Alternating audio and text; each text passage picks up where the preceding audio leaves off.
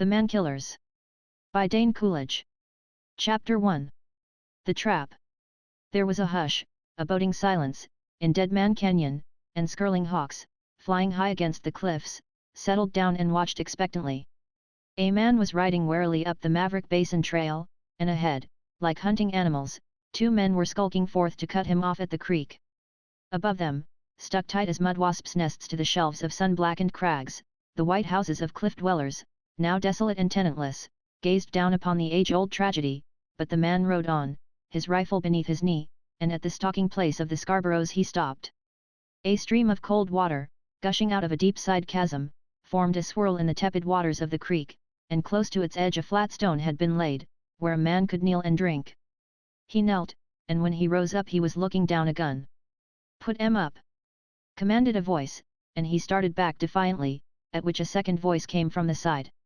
"Right quick!" it added, and as the stranger obeyed Isham Scarborough stepped out from behind his rock. He was tall and slim, as befitted a Texan, with a red, freckled face, lips swollen by the sun, and eyelashes bleached yellowish-white. A huge, black hat made him tower like a giant as he glowered down insolently upon his captive, and after a long, searching look he jabbed him in the ribs and reached out to take his gun. But the stranger stepped away with waspish quickness, and at the look in his eyes Isham flinched and drew back while his brother rose up to shoot.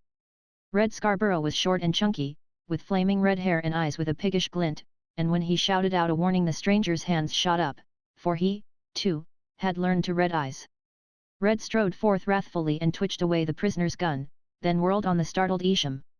"You're going to get killed," he warned, "if you don't quit monkeying with these fellers." "Hey, hey!" scoffed Isham, and swaggered up to the man. He regarded him with his head on one side. "You're bad, now, ain't yet?" he demanded. "Well, we'll soon break you of that. Where d'ye think you're going with that horse?" The stranger blinked and regarded him intently, then drew down his lips to a line. He was dark and slender, with flashing black eyes and the high cheekbones of a fighter, but now he was ominously calm. "I am going," he said, "to Maverick Basin. Is this a hold-up, or what?" "It's a hold-up," replied Isham, "and your dad burned lucky it didn't turn out a killing. I had my 6-shooter on your heart, and if you'd ever went for that gun, we'd have left you here for the buzzards. What takes you over into Maverick Basin?" "That is my business," replied the prisoner, suddenly matching his arrogance, and Isham glanced meaningly at his brother. "Oh, it is, he observed, reaching over behind a rock and fetching out a rawhide rope. "Well, I'll damn soon show you that it's mine." He shook out a loop, flipped it back into the sand, and then, with the practiced skill of a cowboy, snapped it over his prisoner's head. Before he could move, the stranger's arms were pinioned, and as the rope was jerked taut, Red caught him from behind and tied his hands hard and fast. "Now," cursed Red, "come through, Mr. Man, are you going in to join them sorry blacks?" "Never heard of 'em," answered the man, and Red's sunburned lips drew back in a hateful, distorted grin. "I know that's a lie," he said, "so we'll just cut you off right here." He motioned to Isham, and, with their prisoner between them, they toiled up a trail to the east. The canyon wall was low on that side of the creek, and at the base of the cliff there was a row of cliff dwellings, strung along under the overhang of the rim. It was from behind their loopholed walls that the Scarboroughs watched the trail, to cut off such chance travelers as he, and as the prisoner climbed up his lip curled scornfully at the sight of their elaborate precautions. In spite of their bluster, something still seemed to tell him that they were not as bad as they looked, although often, as he knew, the most hideous crimes have been committed by cravens at heart. They entered a low door and passed on from room to room until at last he was thrust into a dark and noisome space and bound with his back against a post. It was one of those black holes which the cliff dwellers themselves had apparently used as a prison, and against the square of light which poured in from above he saw the heavy lattice of bars. Wooden bars, and something else, and as he looked again he saw the sinister outlines of a loop. It hung from a beam like the slack body of a snake, and there was a hangman's knot on the end. "Now," began Isham Scarborough, "perhaps you can talk. You ain't the first sorry horse thief that has tried to hold out on us, but they danged sure talked, or hung. So you never even heard of the sorry blacks?" "No, I never did," answered the prisoner stoutly, and Isham shook down the loop. "Say, now listen," he warned, "we know doggoned well that you ain't no friend of ours. We're from Texas, see, and back where we come from no white man rides a saddle like that. So you're ditched at the start by that center fire rigging and the danged fresh way you've got, but before we stretch your neck we'll give you a chance to tell where you got that horse. He paused and opened up the hangman's loop, and the prisoner found his tongue. I bought him in Bowie, he declared in a passion, and I've got the bill of sale in my pocket. But I swear I never heard of the blacks in my life, and I don't know what you're talking about. Well, the Bassett gang, then. Broke in Red Scarborough roughly, ain't you never heard tell of the dirty black Bassets? Well, that's the outfit we're talking about. Well, why didn't you say so? Demanded the prisoner resentfully. Of course I've heard of the Bassets. But is that any reason for holding a man up and threatening to hang him for a horse thief? You must be some of the Scarboroughs, but they informed me back in Tonto. Well, what did they inform you? Prompted Isham hectoringly, and the prisoner drew himself up. I was informed, he said, that the Scarboroughs were southern gentlemen. Jeered Red, but Isham stood silent. Well? He inquired. And as a southerner myself, went on the prisoner, but Isham cut him off short. You ignorant, black rascal, he burst out in a fury, don't you dare to open your mouth and say a word agin the Scarboroughs or I'll kick your doggoned head off. You've got Injun blood yourself, if I'm any judge, and I know for a certainty you're going into the basin to throw in with them dirty, black Bassets. No, you are mistaken, answered the prisoner firmly. I'm just looking for a certain party that I know. Oh ho! Exclaimed Red, stooping to feel for his badge, so we've picked up an officer, have we? No, again, replied the prisoner. I am looking for a friend, and your quarrels are nothing to me. Well, who is this friend? Inquired Isham suspiciously, but the stranger shook his head. I cannot tell you that, but I give you my word of honor I am not going in to join the Bassets. And now, if you'll kindly untie these ropes. Don't you think it? Raged Isham, not after what you did. You murdering black hound, you started to grab your gun and gut shoot me before I could pull. You're a Bassett gunman and you'll never get past here, so you might as well say your prayers. Come on, Red, let's string him up. Nah, leave him wait. Answered Red impatiently. I want to keep my eye on that trail. Let's get that other Jasper and throw him in here too, and then, if they don't come through, we can hang 'em. They withdrew hurriedly and as he listened to their footsteps the prisoner ventured the ghost of a smile. It was very impressive, with the hangman's knot and all, but in spite of their bluster he still doubted their big words and their threats to take his life. And as for this other prisoner, he dismissed him with a shrug and turned to inspect his cell. But as he gazed at the blank walls he heard a scuffle without and the thud of heavy blows, and then a hoarse voice burst out in frightful oaths which were smothered as the struggles increased. You ain't man enough! It roared, suddenly blaring out again. No, you can't put me in there, the two of you! There was a rush and a slapping of feet, choking curses and a chorus of grunts, and then Isham plunged through the doorway, heaving away at a rope, while his brother fought the prisoner from behind. The rope, which had once been thrown about the prisoner's neck, was clutched back by a huge, hairy hand, and as Red pushed him in the other hand swept out in a last, bear-like swipe at his head. But the Scarboroughs were powerful men, accustomed to roping and tying steers, and despite his efforts they dragged him to a post and tied his hands together behind it. Oh, we can't hey! They taunted, and the prisoner panted angrily as he shook back his tumbled black hair. You danged, ornery cow thieves, he began in measured tones, I know what's the matter with you, you're jealous. You want all the stealing for yourselves. You ain't satisfied with taking what comes your way, you want to hog it all. But I'll see you in hell first, you low-down Texican polecats, before I'll... Shut up! Broke in Isham, giving him a boot in the ribs, and as he burst out in wicked curses they crawled out the doorway and closed it with a huge flat stone. There was a hush, as their footsteps clumped away into silence, and then, beneath the shadow of the hangman's knot, the prisoners sat and stared at each other. Chapter 2 Meshakati. The man-trap of the Scarboroughs had caught a wampus when it snared this second rider of the trails. He was huge, and bearded like Olympian Zeus, a black, curling beard which stood out in bunches beneath strands of long, tow-sled hair. His nose was small and snubbed, his mouth a cavern of noise, and the rolling blue eyes revealed a depth of ferocity which argued him near to the brutes, yet as he gazed at his fellow prisoner the savagery fell away from him and his smile was almost human. Hello there, partner, he greeted with a nod, so they've got you in here, too. Well by grab, I never thought, after all I been through, to get caught with a bait like that, but when I sees that rock I piles off my horse and drops down to get me a drink, and I'll be shot if Isham Scarborough wasn't right behind that boulder with his Winchester ready to shoot. I surrendered, I had to, or the dirty Texas cowards would have killed me like beefing a steer, but you wait till I get out of here, and if I don't lift their hair my name ain't Meshakatee, that's all. I'll throw in with them if I have to, because the Bassets are no better and I don't aim to die by hanging, but it's getting pretty rank when a man can't ride this canyon without being roped and tied. How'd they work it to pick you up? The same way they caught you, confessed the other. I got down to take a drink and when I looked up I was covered. If there hadn't been two of them. Yes, nodded Meshakatee, I know how you feel, I reckon you're a man of some nerve. But them boys would have killed you without batting an eye. By the way, what did you say your name was? My name is Hall, replied the stranger after a silence, and the giant bowed to him gravely. Glad to meet you, Mr. Hall, he responded cordially. You might have heard of Meshakatee? No? Well, that's the name I go by, the same as yours is Hall, I got it among the Apaches. Wahoo Meshakatee, but some ignorant old wallopers still insist on calling me Jinglebob.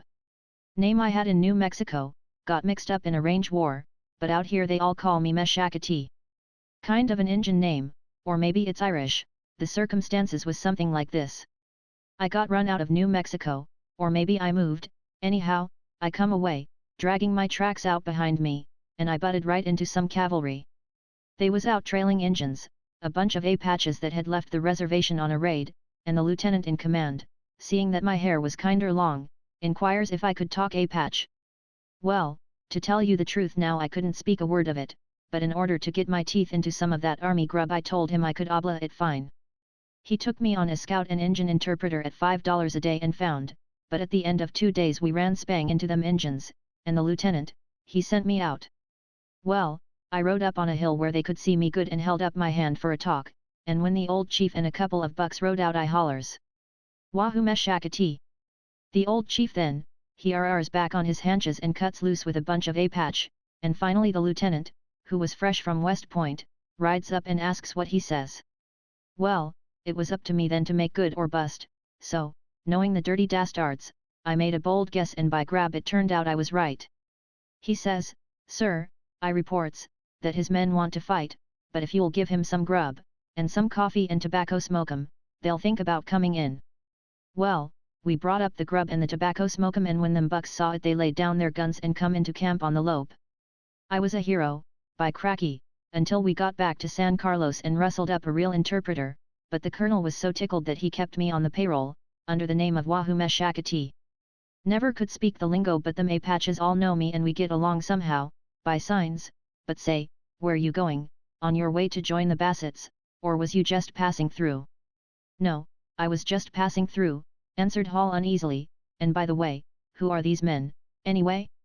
I'm a stranger in this country and I can't make out yet why they take so much interest in my business.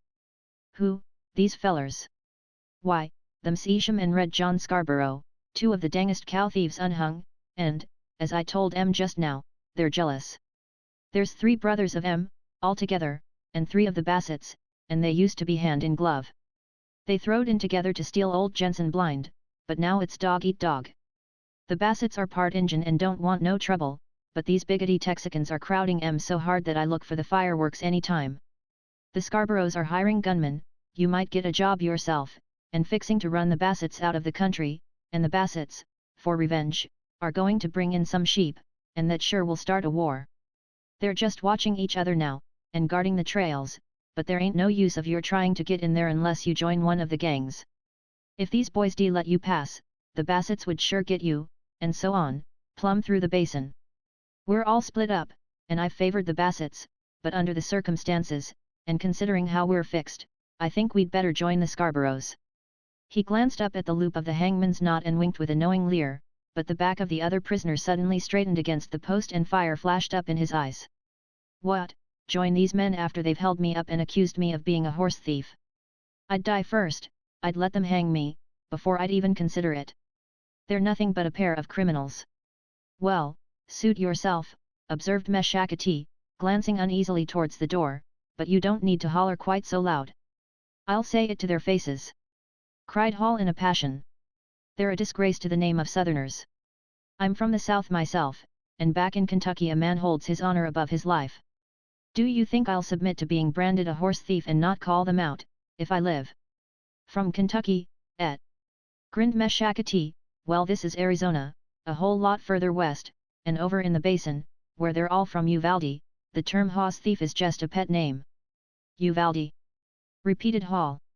I don't quite understand you. Uvalde University. Didn't you ever hear of Uvalde? That's a school for Texas cow thieves. The teacher in this college is an old, busted-down cow puncher that's spent half his life in the pen, and his schoolhouse is a corral full of dust. He starts them boys off at drawing brands in the dirt, and then he puts 'em to work altering 'em, and when a boy can burn every cow brand in Texas he sends him out west with his diplome. The diplome? Oh, that's just one of these here running irons, to use on his neighbor's cows. Yes, I see, responded Hall, smiling absently, and fell into a ruminative silence. Is it a fact, he asked at last, that over in Maverick Basin the people are as desperate as you say? I can understand this feud, but I can't conceive of a community where a man will let you call him a thief. Well, they're Texicans, you know, explained Meshackety glibly, ain't supposed to have no morals, no how. They're a cowardly bunch, too, just look how they roped me, I never did see but one brave one. He's dead now, the rascal, but they called him One-Eyed Tex, I was there when he got his name. It was over in New Mexico and he got into a shooting scrape and the other feller plugged him through the eye. Bullet went plumb through his head and blew out part of his brains, made him feel kinder dizzy for a spell. Then he come to himself and drilled his man dead center, after which they took him to the doctor. The doctor wouldn't touch him till they told him it was Tex, and then he sewed him right up. Said a feller from Texas never would miss his brains nohow and he'd heal up and grow hair in a week. Well, Tex he got well, and I will say for him that there was one sure enough brave Texan. He'd take on anybody and give 'em the first 2 shots and get off for self-defense. He come on over to Bowie, or I believe it was Lordsburg, but anyway his reputation had preceded him. He was known to be bad, and he sure run it over them Mexicans.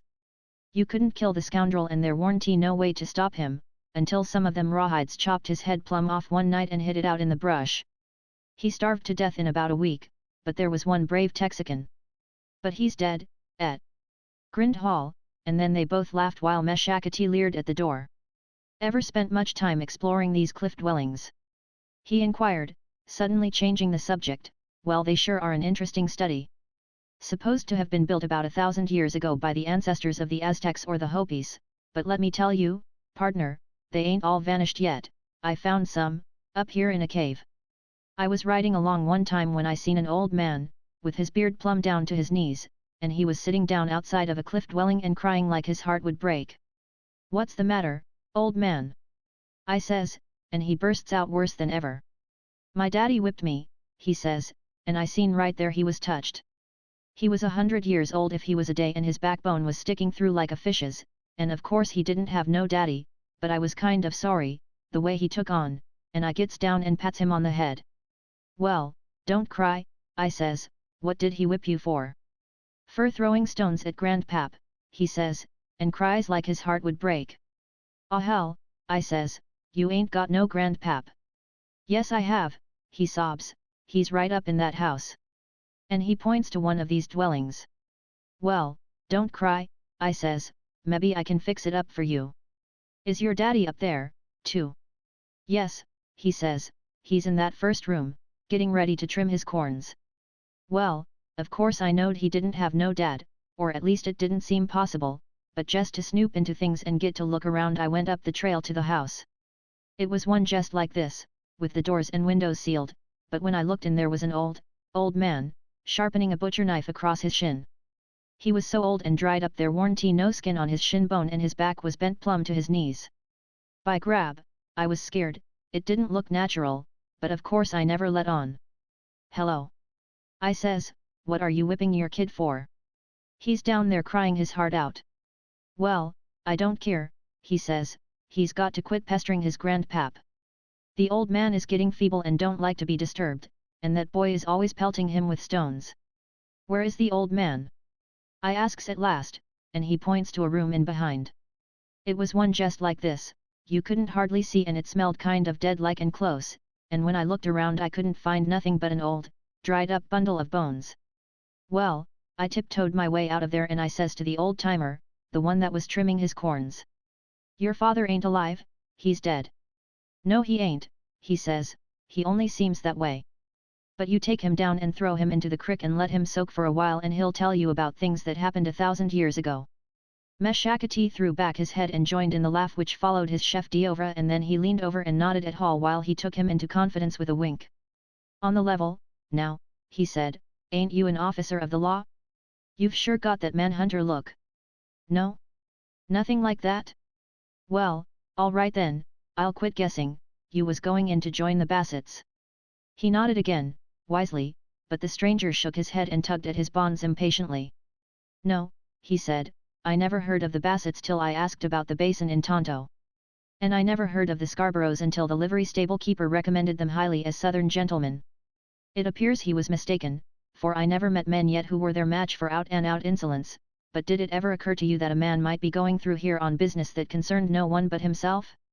You have been connected with the Bassets, and the Scarboroughs have trapped you. Very well, join whichever side you will. But I for one will never join either, for I know what these family feuds lead to. I have seen whole counties plunged into a war that has lasted for 20 years, I have seen brave men, yes, and women and children, too, shot down and their murderers unpunished. I left my own home to escape just such conditions as these Scarboroughs are trying to bring on, and, without professing any knowledge of the rights of the matter, I maintain that both sides are wrong. Whatever their differences they should endeavour to reconcile them before things have gone too far, for after the first shot, after the first man has been killed, his blood will cry out for more. Then brother must avenge brother and fathers their sons, and so on forever, as far as I know, or until God performs some miracle. And you, my friend, if you will take my advice, will withdraw from this quarrel now, because after the first bloodshed it will be too late, you cannot desert your friends. I know whereof I speak, for I come from Kentucky where there is never an end to these wars, and so I entreat you, for you seem a good man, to flee from this feud while you can. For cripe's sake, muttered Meshakati, we must have caught a preacher. And then he raised his voice. It's all right, boys. He bellowed. Come on in and turn us loose. He's nothing but a Christian gentleman. The stone against the doorway was thrown back with a thud and the Scarboroughs stepped in again, grinning. Chapter 3. The Neutrals. It was the evident purpose of the Scarboroughs to gloss over their misdemeanors by an affectation of jovial good humor, but the victim of the jest sat back with narrowed eyes while he glanced from them to Meshakati. Oh, I see, he said, with a mirthless smile, this is supposed to be a joke. That's the idea, responded Meshakati, but it didn't work out. We thought all the time you was a Basset. And if I had been? Inquired Hall, and Isham looked up from where he was untying the ropes. We'd a stretched your damned neck, he replied succinctly. Plain shooting is too good for them rascals. And what now? Went on the stranger, do I get my horse back, with an apology for all this rough treatment, or must I? You do not. Returned Isham. We don't apologize to nobody. You're lucky to get off alive. Very well, answered Hall, and the tone of his voice suggested reprisals to come. What do you mean? Flared up Isham. You're pretty danged fresh for a man that's just saved his neck. Perhaps so, he assented. Am I still your prisoner, or am I free to go? You'll wait until I ask you a few more questions. And Isham beckoned his brother to one side. They talked together with their eyes on their prisoner, and then Isham Scarborough returned. Though he was the leader of the gang, both Red and Meshakati seemed to regard him with scant respect, yet he was their spokesman, being by nature loud and boastful, while Red was watchful and silent, and he began with some general remarks. Now looky here, my friend, he said, stepping closer and looking his prisoner in the eye, you don't want to think, just because you're bad, that anybody around here's afraid of you. The hombre don't live that can make me apologize, and you'd better not make any threats, but if you'll answer a few questions and act like a gentleman we'll let you go into the basin. Now, who is this feller that you're looking for so hard, and does he belong to the Bassets or the Scarboroughs? Not to either, that I know of, he may not be in the basin, but I give you my word that this mission of mine has nothing to do with your quarrel. Yes, but what's his name? Persisted Isham shrewdly. If we knowed who he was we could danged soon find out for you. I cannot give his name, answered the stranger firmly, and Isham reared up his head. "Ah, let I'm go on," broke in Red John impatiently. "But say, what about that horse?" "Well, make your own talk," replied Isham sulkily, and Red came over with a grin. "That's all right, partner," he said, "sorry to make you any trouble but we've got to keep watch of these trails. Now about that horse, he's got a New Mexico brand on him and that's liable to get you into trouble, but I've got a big bay that everybody knows, and just to ride him will get you by anywhere. I'll trade you the bay and $10 to boot." "No, I'm sorry," returned Hall, "but my horse is a pet and I couldn't consider a trade." "Give you $25. Urged Red John eagerly, but the stranger shook his head. "No," he said. "And now can I go?" "You can go," spoke up Isham, "but I'll have to send along a guide to protect you against the Bassets.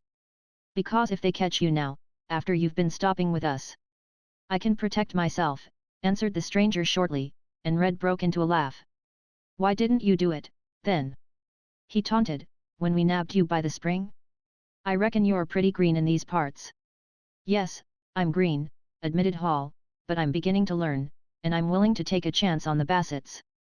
"Oh, you think they ain't so bad, eh?" broke in Isham intolerantly. "Well, let me tell you a few things about the Bassets. They're a cross between a horse thief and a digger Injun squaw, and they's more than one man that's dropped suddenly out of sight while he was riding across their range. They're the most treacherous dastards that ever was born and them that knows 'em best trusts 'em least.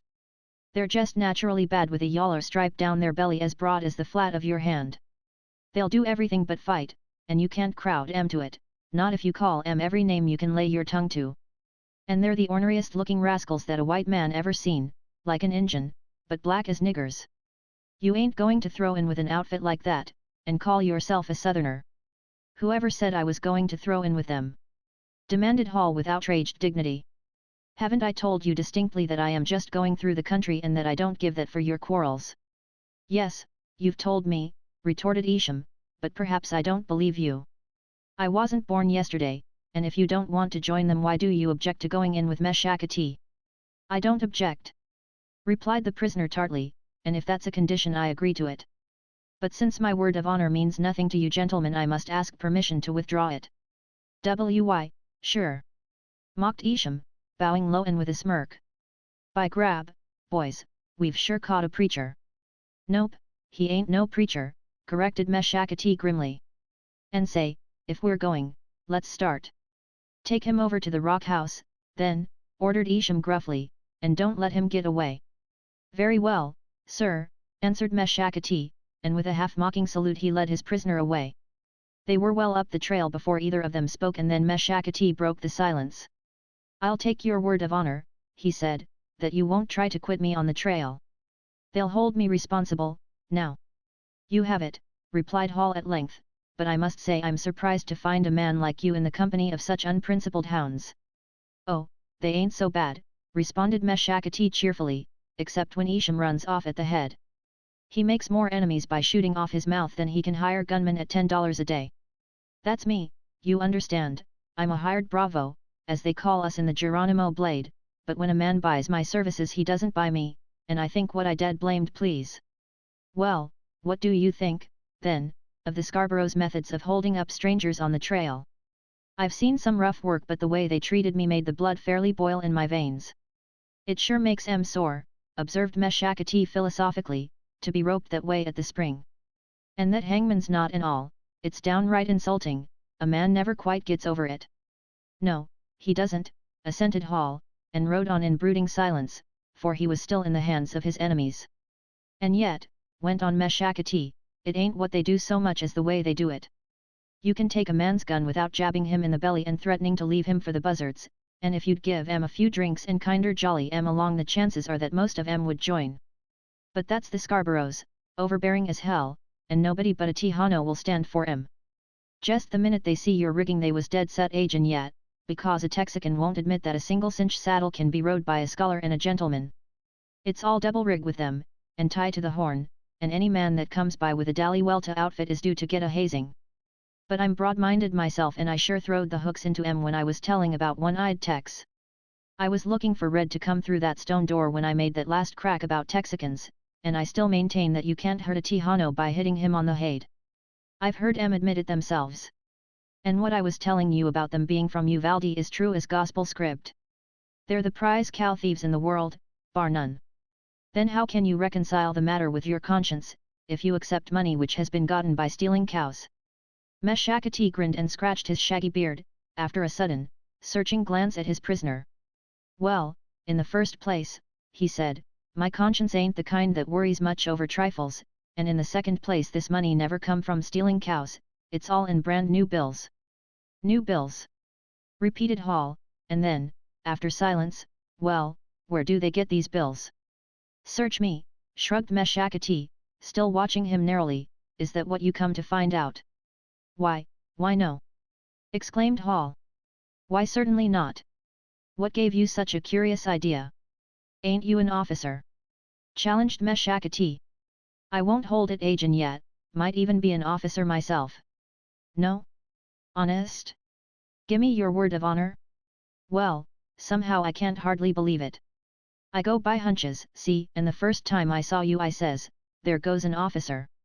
But if you ain't, and I know it's danged unhealthy for an officer that's caught in these parts, but it's the common report that this money of the Scarboroughs was taken from a government paymaster. I see. Nodded Hall, and his eyes flashed sudden fire though his face remained fixed like a mask. Yes, went on Meshakati after waiting for him to speak, and the government never forgets. Somebody robbed the ambulance and shot 2 or 3 soldiers, right up on the Camp Verde road, and you're the kind of man, if I was picking 'em out, that I'd send in to look the matter up. Nevertheless, returned Hall, I must beg you to believe that I have nothing to do with such work. I am a private citizen and the mission I am on will not injure a human being in the world. I admit there was a time when I was drawn into a struggle that left a certain mark on my face, but that time is past, and someday, I trust, the marks will be less apparent. In brief, while I may have the look of a fighter, I come into this country with malice towards no man. I intend to remain strictly neutral. Neutral, sniffed Meshakati, shifting his ponderous bulk and striking back the hair from one ear. Do you see that little mark on my ear? Well, that broke me of being neutral. Hall looked, and the lower lobe of the ear had been sliced down and left dangling by a segment. That's what the cowmen call a jinglebob. I got that, went on Meshakati, in the Lincoln County War, when Billy the Kid was still working for Chisholm and branding every cow brute he could rope. He'd ride along the road with a bunch of them tough cowboys, take the oxen out of them Mexican freight teams and brand 'em while they was still in the yoke. That was Billy the Kid, but me, I was neutral, I wouldn't have no truck with such doings. Well, one night I was camping with another outsider when this outfit rode up, drunk. Who ya fur, they says, and I speaks my little piece. I'm neutral, I says, and they ropes me. A neutral's a maverick on this here range, they says, and I'm a doggoned Mexican if they didn't jingle bob my ears and burn a big fence rail on my ribs. Don't believe it, hey? Well, take a look at that and tell me if you're still a neutral. He tore open his shirt and exposed a long, red line, burned deep into the tender flesh, then struck back the hair from his ears. That's the old Chisholm brand, he nodded grimly, and they ran it on my partner, too. He was a revengeful sort of cuss and tapped 2 of 'em, later, but me, I just let my hair grow long and moved on to Arizona. But I've switched my system now, and whichever side is on the prod I throw right in with them. It's the only way to do, ain't it? The innocent bystander that always gets shot in the neck? There's no principle involved, one's as bad as the other, so what's the use of being a fool? I'm out for the ready money. I'm a hired bravo, drawing my $10 a day and doing the heavy thinking for the gang, and if you want to join in with us while you're looking for this party I'll see that you get a job. Don't even have to stay with us if you don't like Isham's ways, go over and join the Bassetts and you'd be worth that much more than you would be sticking around with the gang. But whatever you do, for cripe's sake don't stay neutral. You can see what happened to me. He brushed back the hair over his slit and mangled ears and a steely look came into his eyes.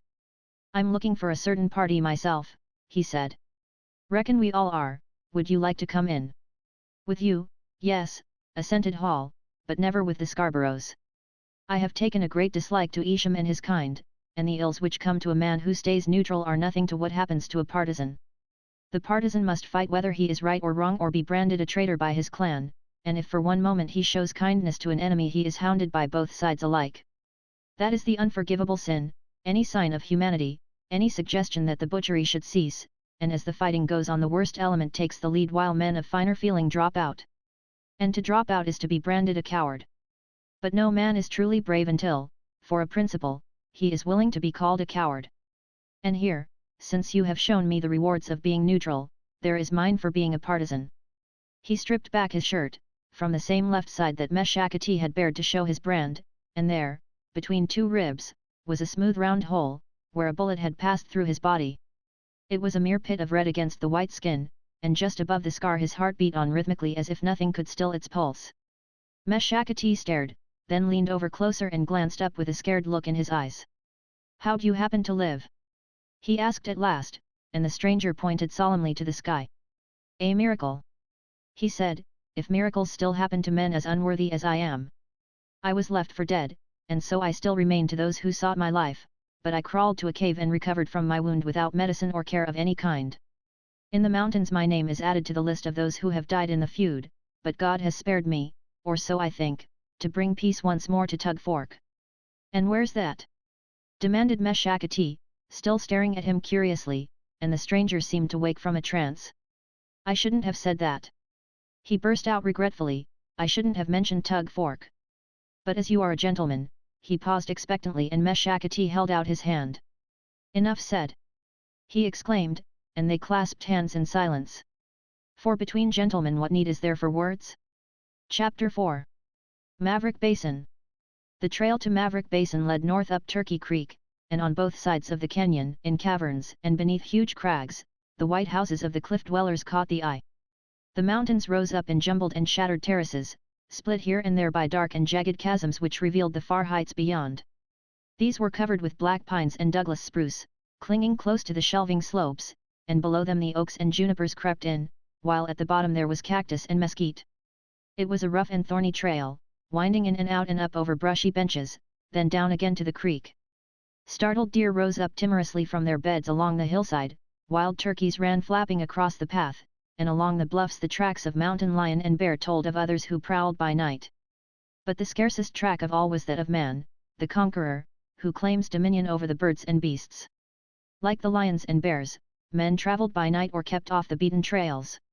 Meshakati rode ahead on a buckskin Indian pony which seemed to totter beneath his great weight, and, across the saddle in front of him, he balanced a repeating rifle with a bore like a buffalo gun. Behind followed Hall, still mounted on the blue roan which had so taken Red Scarborough's eye, and, scouting on before them, went Meshakati's spotted dog, always seeking yet silent as a spectre. The canyon opened out into wide, oak-clad flats with sycamores along the banks of the creek, and then the hills fell away to the east, giving a view of lone pinnacles beyond. They rode further and the flats opened out into parks where deer and wild cattle grazed, and the high cliffs to the west came down nearer and nearer, as if to cut off their way. Then the trail left the creek and swung over towards the cliff, and at jump-off point it climbed the western rim and led north across Juniper Flats. They set off at a gallop, heading for a distant divide, and as the sun was sinking low they topped the last ridge and the basin lay smiling before them. It was a wide and grassy valley, circled about with oak-crowned hills, and beyond it like a line the great rim of the Mogollons stood out blue against the reddening sky. Tall pines, like half-stripped sticks, marked the edge of the unseen forest which covered the sloping plains beyond, and under the rim all the caved-off, lesser rims were smothered in a dense growth of trees. All else seemed shut in, overwhelmed and obscured, but Maverick Basin lay set like a jewel within the curve of the golden-brown hills. It was a cowman's paradise, well watered with meandering streams and sheltered from north winds by the rim. Its grass was all a-ripple, a wooded river bottom flanked the east and live oaks made shade along its slopes. Yet here was where the Scarboroughs had settled down to make a little hell of their own. Hall looked at it in silence, taking in its placid beauty and the roofs of peaceful houses among the trees, and as he followed down the slope he sighed. "Getting tired?" inquired Meshakati. "Well, it ain't far, now. See that long house, off to the west? That's the famous rock house that the first settlers built to stand off the bloodthirsty Apaches, and now, by grab, it's got a bunch of Texas gunmen that could give 'em cards and spades. It's the Scarborough headquarters, and over to the east is the big log house of the Bassetts. It was built for Injuns too, with loopholes and all, but it's too doggoned close to that hill. The rock house stands out in the middle of the plain, where you can't shoot it up from cover, but sure as hell, if they's ever any trouble, the Bassetts are going to get ambushed. They're right on the bank of Turkey Creek, too, where you see all them cottonwood trees, and a bunch of men could slip up through that brush and catch 'em in the door at dawn. The other house, over north, it's the old Jensen place, they're using it now for a store. That's the first real house that was built in the basin, he went on with garrulous pride, and it's sure seen doings in its day. Right there is where Jens Jensen made his start in the cow business and give the basin its name. Them first ones might have been mavericks, but the kind they're getting now have been stole from as far as New Mexico. Old Jens was an honest old Jasper, in a way, as honest as they let 'em get in these parts, but the bunch that come in later would rather steal a cow than have their breakfast in bed. They was so good with a running iron they could write their names with it, and every one registered a brand that would burn spang over Jensen's. His iron was JJ and the Scarboroughs put pot hooks on it that made it look like SS, the Bassetts just altered the last J to JB connected and changed the first J to suit. Sharp's Bassett worked it over into an S, like the Scarboroughs, and Winchester changed it to AW, and Bill, the black rascal, burned as pretty a WB connected as you ever see in your life. Oh, these boys get so good they take a pride in blotching brands and figuring out real elaborate bums, like that feller back in Texas that altered it into a 5-pointed star and a cross. He was offered $10,000 to show how he done it, and now they ain't a cotton picker this side of Uvalde that can't burn it over in his sleep. But that was back in Texas where the competition is strong. Out here they was still in the ABC class, where a man used his initials for the brand. Well, they pulled off of Jens until they got halfway ashamed of themselves, he was such a peaceable old duck, and then Judge Malcolm comes driving into the basin with 1,500 head of cows. The judge had bought this stuff up in the San Juan country somewhere, or traded for it some way with them Mormons, and he come right in here, without by your leave or nothing, and turned them out on the range. All right, here was where the big doings began, because the Bassetts and the Scarboroughs claimed to control the whole basin and wouldn't let no settlers come in. That is, not unless they acknowledged their authority and gave 'em 100 or so, but the judge, say, he was a freeborn American citizen and knowed it was public land. It was open to anybody and he turned his cows out on it, hiring a gunman or two to take charge, and the whole cussed outfit tied into him. The Scarboroughs and Bassetts was thick as thieves while they was running off the judge's cows, and the first thing he knowed he couldn't gather 500, and not a one of 'em under 2 years old. Say, the picking was so good they heard about it back in Texas, and ever since that time, going on to 2 years now, these tough Texicans have been drifting in. Are they tough? They're so bad they'd have me scared if I hadn't seen Billy the Kid, but there was a killer that had 'em all beat, and he come from New York City. Never said nothing either, always smiling and polite, and yet the doggoned little shrimp had them bad Texans all buffaloed when he unlimbered and went to shooting. Oh, the judge? Well, he was a lawyer, all right. When he see he couldn't stop 'em, and a couple of his gunmen got shot, he took the matter into court, but the whole basin rode down there, drunk and disorderly and loaded for bear, and swore out a warrant for him. That made the court judge sore, because the county was poor and he see it was a neighborhood row, so he dismissed all the charges against everybody. This county is about as big as the state of Pennsylvania and mileage fees pile up quick, and the whole doggoned outfit was nothing but a bunch of cow thieves, so what was the use of it, anyhow? Well, so far, so good, the wild bunch comes home and Malcolm he takes the big think. He's a lawyer, like I says, and them are the boys that know how to pull the right string. He sends for the Scarboroughs and offers 'em 100 head more, if they'll turn state's evidence and railroad the Bassetts. Well, the Bassetts are Injuns, and they'd made a little trouble when the Scarboroughs tried to run off some cows, so Isham and Red seen their chance to get shut of them and they took the 100 cows. They went down to Tonto and turned in their testimony, enough to send the Bassetts plumb to hell, but they talked so much they incriminated themselves and the judge throwed the case out of court. But by now the Bassetts had got blood in their eyes and they come back a-charging, spent all their money on a lawyer, and had the Scarboroughs up for perjury. That sent Tonto County broke and court adjourned, but before they left town the judge or somebody gave the Maverick Basin crowd a quiet tip, the county was bankrupt, it was 3 days hard hiring for an officer to come up from Tonto, and the E-day was they'd better keep out of court and settle their little differences with a Winchester. Oh, no! Exclaimed Hall, surely they didn't say that. Maybe not, shrugged Meshakati, but they's one thing I know, there hasn't been an officer up here since. Hall shook his head sadly and they rode on in silence, Meshakati with his eyes on the rock house far below them and Hall with his head bowed in thought. In his mind he was picturing the two contending factions and the battle that seemed certain to come, and when he looked up there was a strange light in his eyes and he gazed far away across the plain. But the other people, he suggested, there are other settlers, too, could nothing be done with them? What do ye mean? Inquired Meshakati, and Hall threw out his hands in a gesture of sudden appeal. Can't you see? He cried. This quarrel must be stopped before it has gone too far. Oh, them!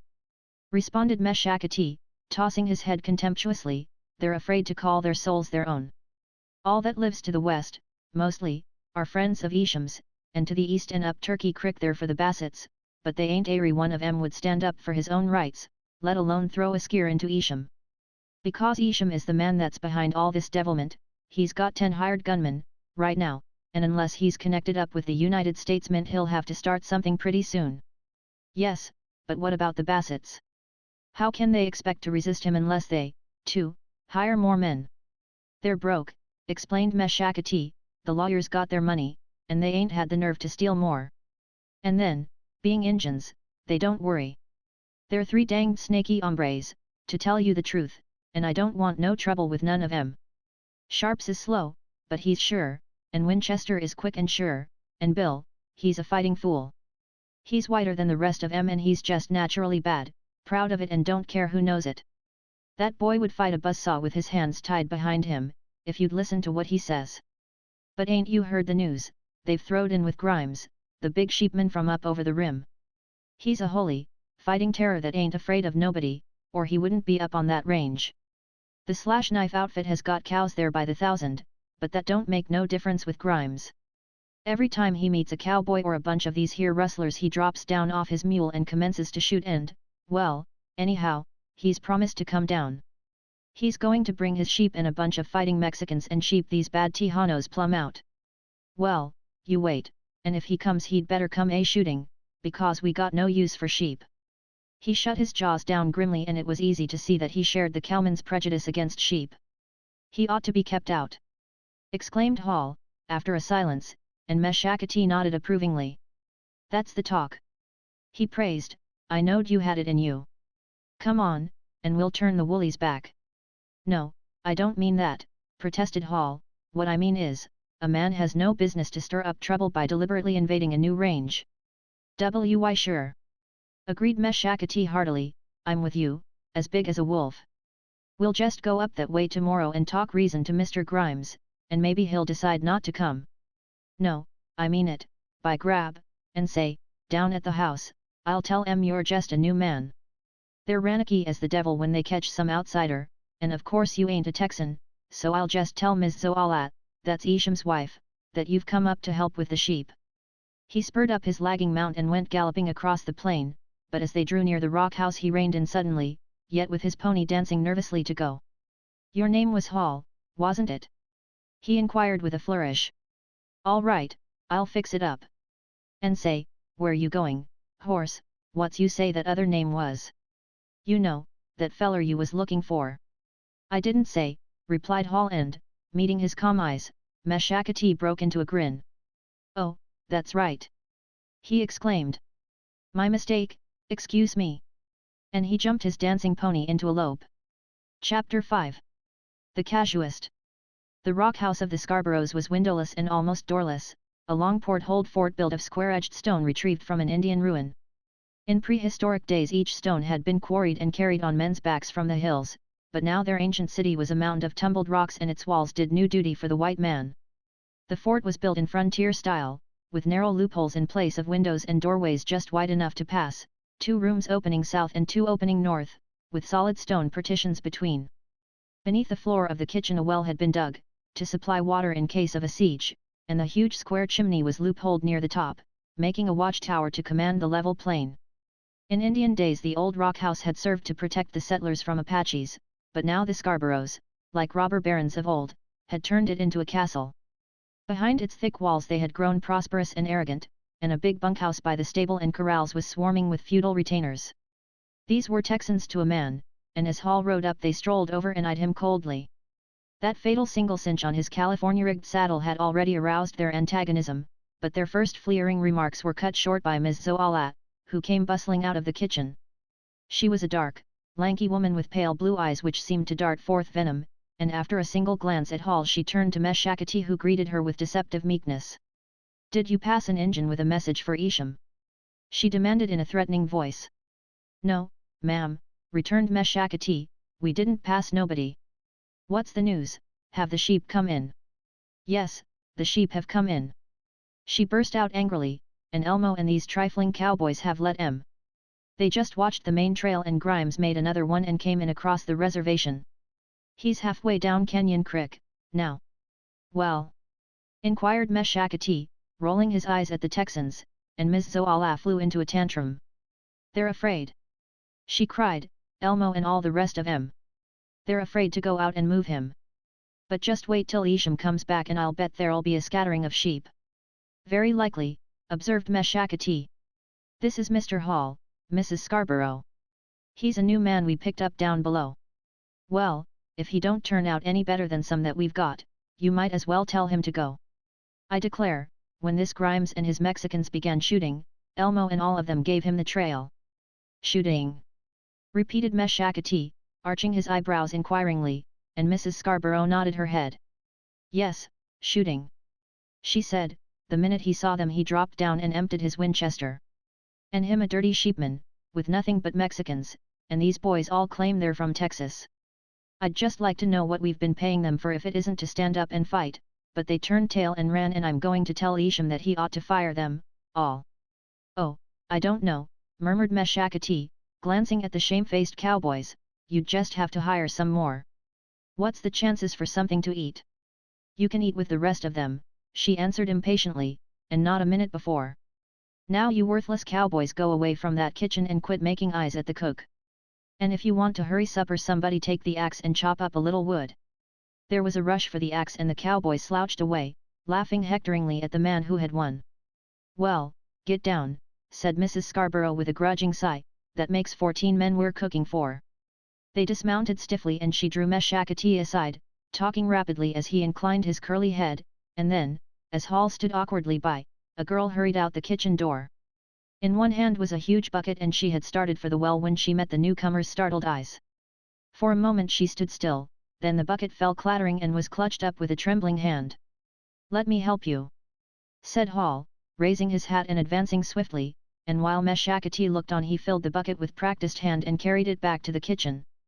There was a murmur of disapproval from the gunman by the bunkhouse as he did not emerge immediately, and Mrs. Scarborough glanced around suspiciously, but he returned to his horse without meeting her eyes and Meshakati grinned to himself. The kitchen was forbidden ground at the ranch, hence the rush to chop and bring in the wood, but this stranger had shown himself adept indeed at invading the sanctum sanctorum. He had met Mrs. Scarborough's niece, and filled her bucket and whisked it back into the house, in about the time it would take a Texan to spit out his chew of tobacco. But that dropping of the bucket, was Miss Alifair so flustered, or had it been done with a purpose? He listened gravely to Ms. Zoala as she asked him questions and then guessed at the answers herself, but all the while his keen eyes were on Hall and his mind was seeking out the cause. For there is a reason for everything, if one can piece facts together or even jump at the facts, and Meshakati was by nature a casuist. But something of the furor that was going on in his mind seemed to be communicated to the vigilant Ms. Zoala, for she stopped in the middle of a spiteful tirade and turned her pale eyes on the stranger. Who is that man? She demanded suddenly, and then she advanced and faced him. Haven't I seen you before somewhere? She questioned sharply, and Hall seemed to rouse from some dream.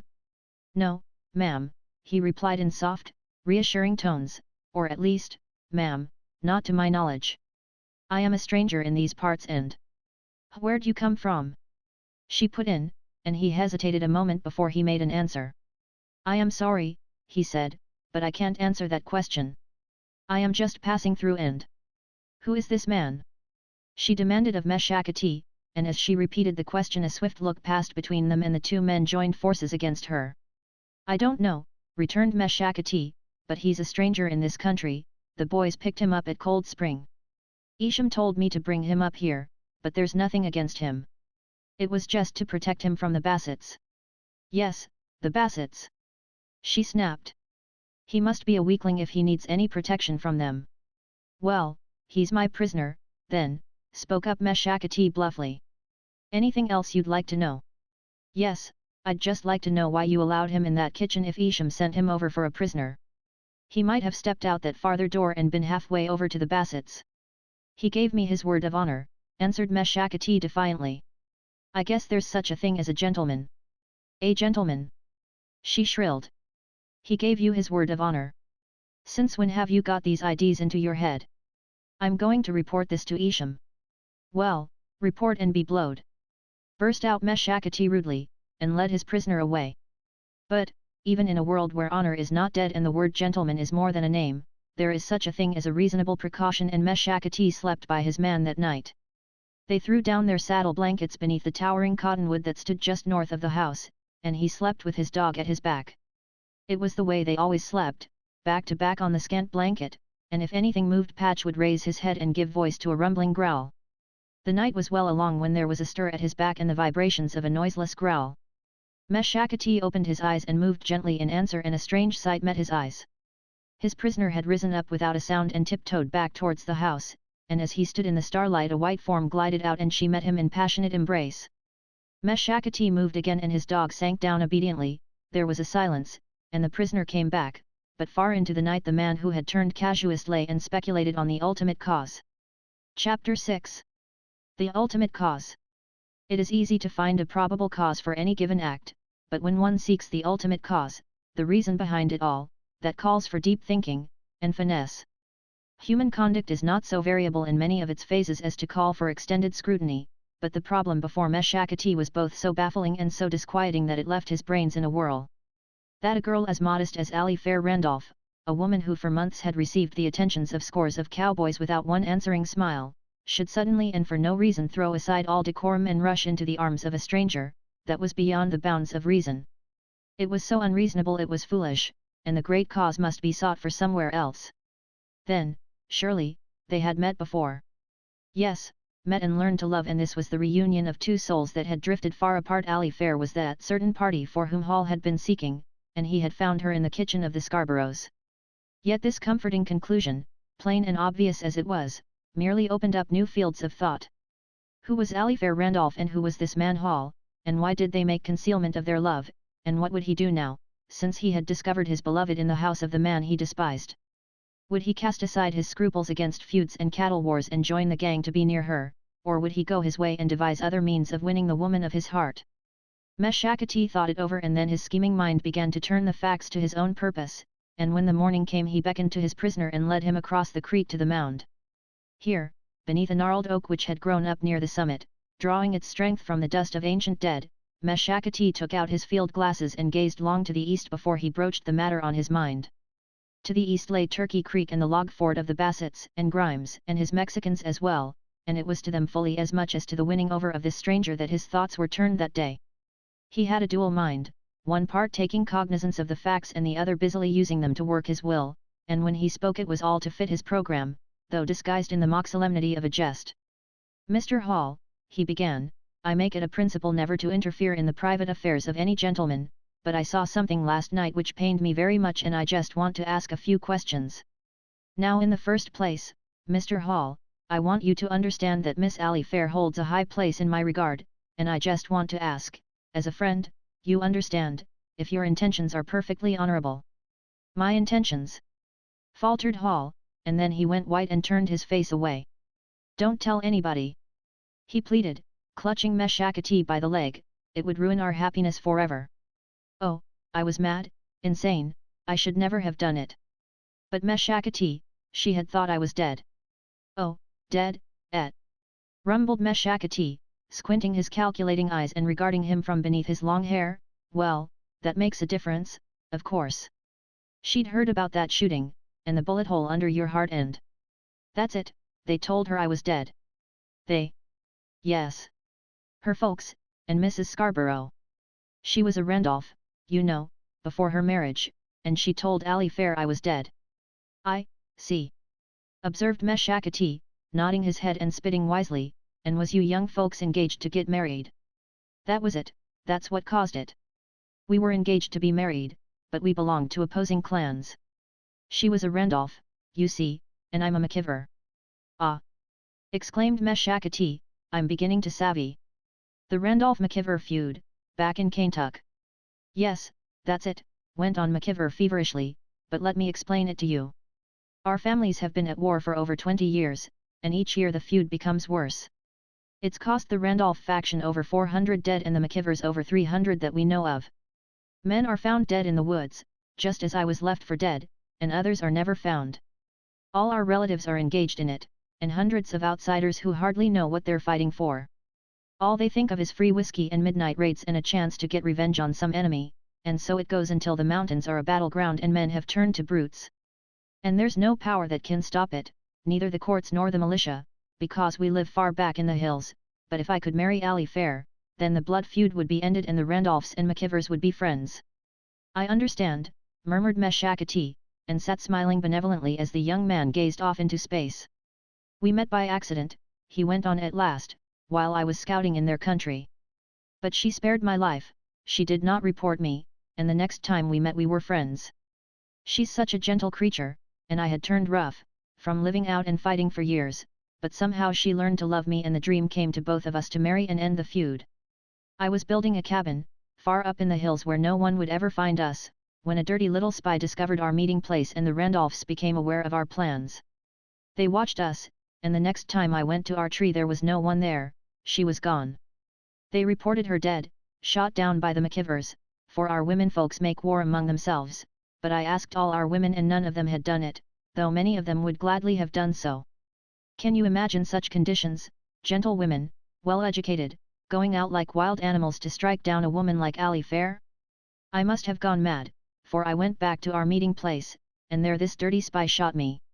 He shot me clean through the heart, or so it appeared, but the bullet went low and after they had left me I came to life and crept to a cave. There I lived on pure water for 11 days and as my body became purified I had visions and dreams, such as no man ever had before. And when I was well I crept up by night and listened at a camp of the Randolphs. That was where I heard that Allie Fair still lived and had been sent out to her aunt in Arizona.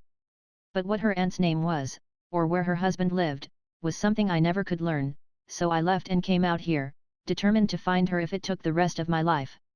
Well, you've found her, observed Meshakati, apparently unruffled by the harrowing tale of his friend, so what's the next thing now? They'll kill her. He groaned, they'll actually kill her before they'll consent to her marrying a McKiver. So if you want to kill me too and ruin both our lives, just tell who I am to the Scarboroughs. Oh, no. Oh, no. Replied Meshakati reassuringly, that won't be necessary at all. Of course I'm working for Isham, and when I take a man's money, I aim to give him my best, but it won't be necessary, that is, always provided you're willing to help me out. I'll do anything. Promised McKiver, if you'll just keep our secret and help me to meet her again. Oh, since I have seen her and learned she still loves me I feel I could do anything, anything.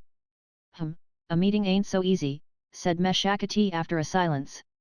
Ms. Zoala sure keeps a close watch. But you leave it to me, boy, and meanwhile stay away from her, I ain't the only man that has eyes. Them Texas toughs are jealous, they see you go in there yesterday, so keep plumb out of that kitchen. And the look in that gal's eyes when she see you at the well gave the whole business away, to me. You're kind of daffy now, don't notice where you're going or answer when other people speak to you, so the best thing for you is to go away a few days and let this excitement die down. Now I've got a little job, if you think you can do it. Oh, I can't leave her, now. Protested McKiver broken-heartedly, but Meshakati tapped him sharply on the knee. You're going to leave, see? Right now and no danged fooling. You're going over to hunt up them sheep. The sheep? Repeated McKiver, and Meshakati smiled grimly as he took him gently by the arm.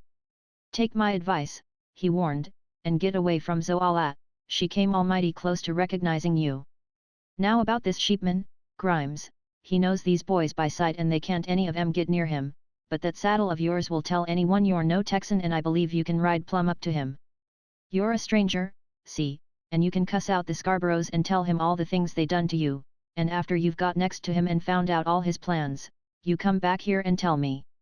Do that, and you'll get to see Allie Fair. Well, it's treacherous, observed McKiver at last, but I've been that, and worse, before now. And if this man is coming in to stir up a war perhaps I can turn him back. This is what will turn him back, returned Meshakati, patting his pistol, and, believe me, nothing else. That hombre is a fighter, he comes on a charging, and nothing but a bullet will stop him. But leave that to me and this bunch of inbred Texans, and by the way, that's Isham coming. He pointed to the canyon down which they had come, and 2 horsemen, riding fast, flashed around a point and came galloping across the plain. "You'd better wait," suggested Meshakati, "you're supposed to be a prisoner, and maybe he'll have other plans." "I'm not working for him," declared McKeever, obstinately, "I'm doing this work for you." "Fair enough," agreed Meshakati, "but I'm working for him. So try to stand in on the play. Come on, we'll go down to the house." They arrived just as Elmo, the youngest of the Scarboroughs, stepped out from where he had been sulking. He was short and sandy, with a slouchy wool hat and 2 guns hung low on his hips.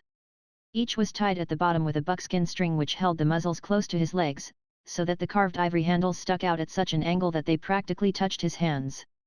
Both holsters were cut away until they barely held their pistols, and the whole was arranged so that he could draw and shoot in the shortest possible time. But the boy himself, for he was hardly a man, had on his face such a look of both weakness and reckless deviltry that McKeever looked him over again. He was sullen now, after his defeat by the sheepman and the tongue-lashing that Zoalaya had given him, but he stepped out to meet his brothers with such a purposeful swagger that Mrs. Scarborough allowed him to pass. "Well, they've come, boys," he announced, "Dave Grimes and 20 Mexicans, and nigh onto 10,000 sheep. They got in behind us, come across the reservation, and now they're headed for the basin. Let 'em come," challenged Isham, dropping down off his horse.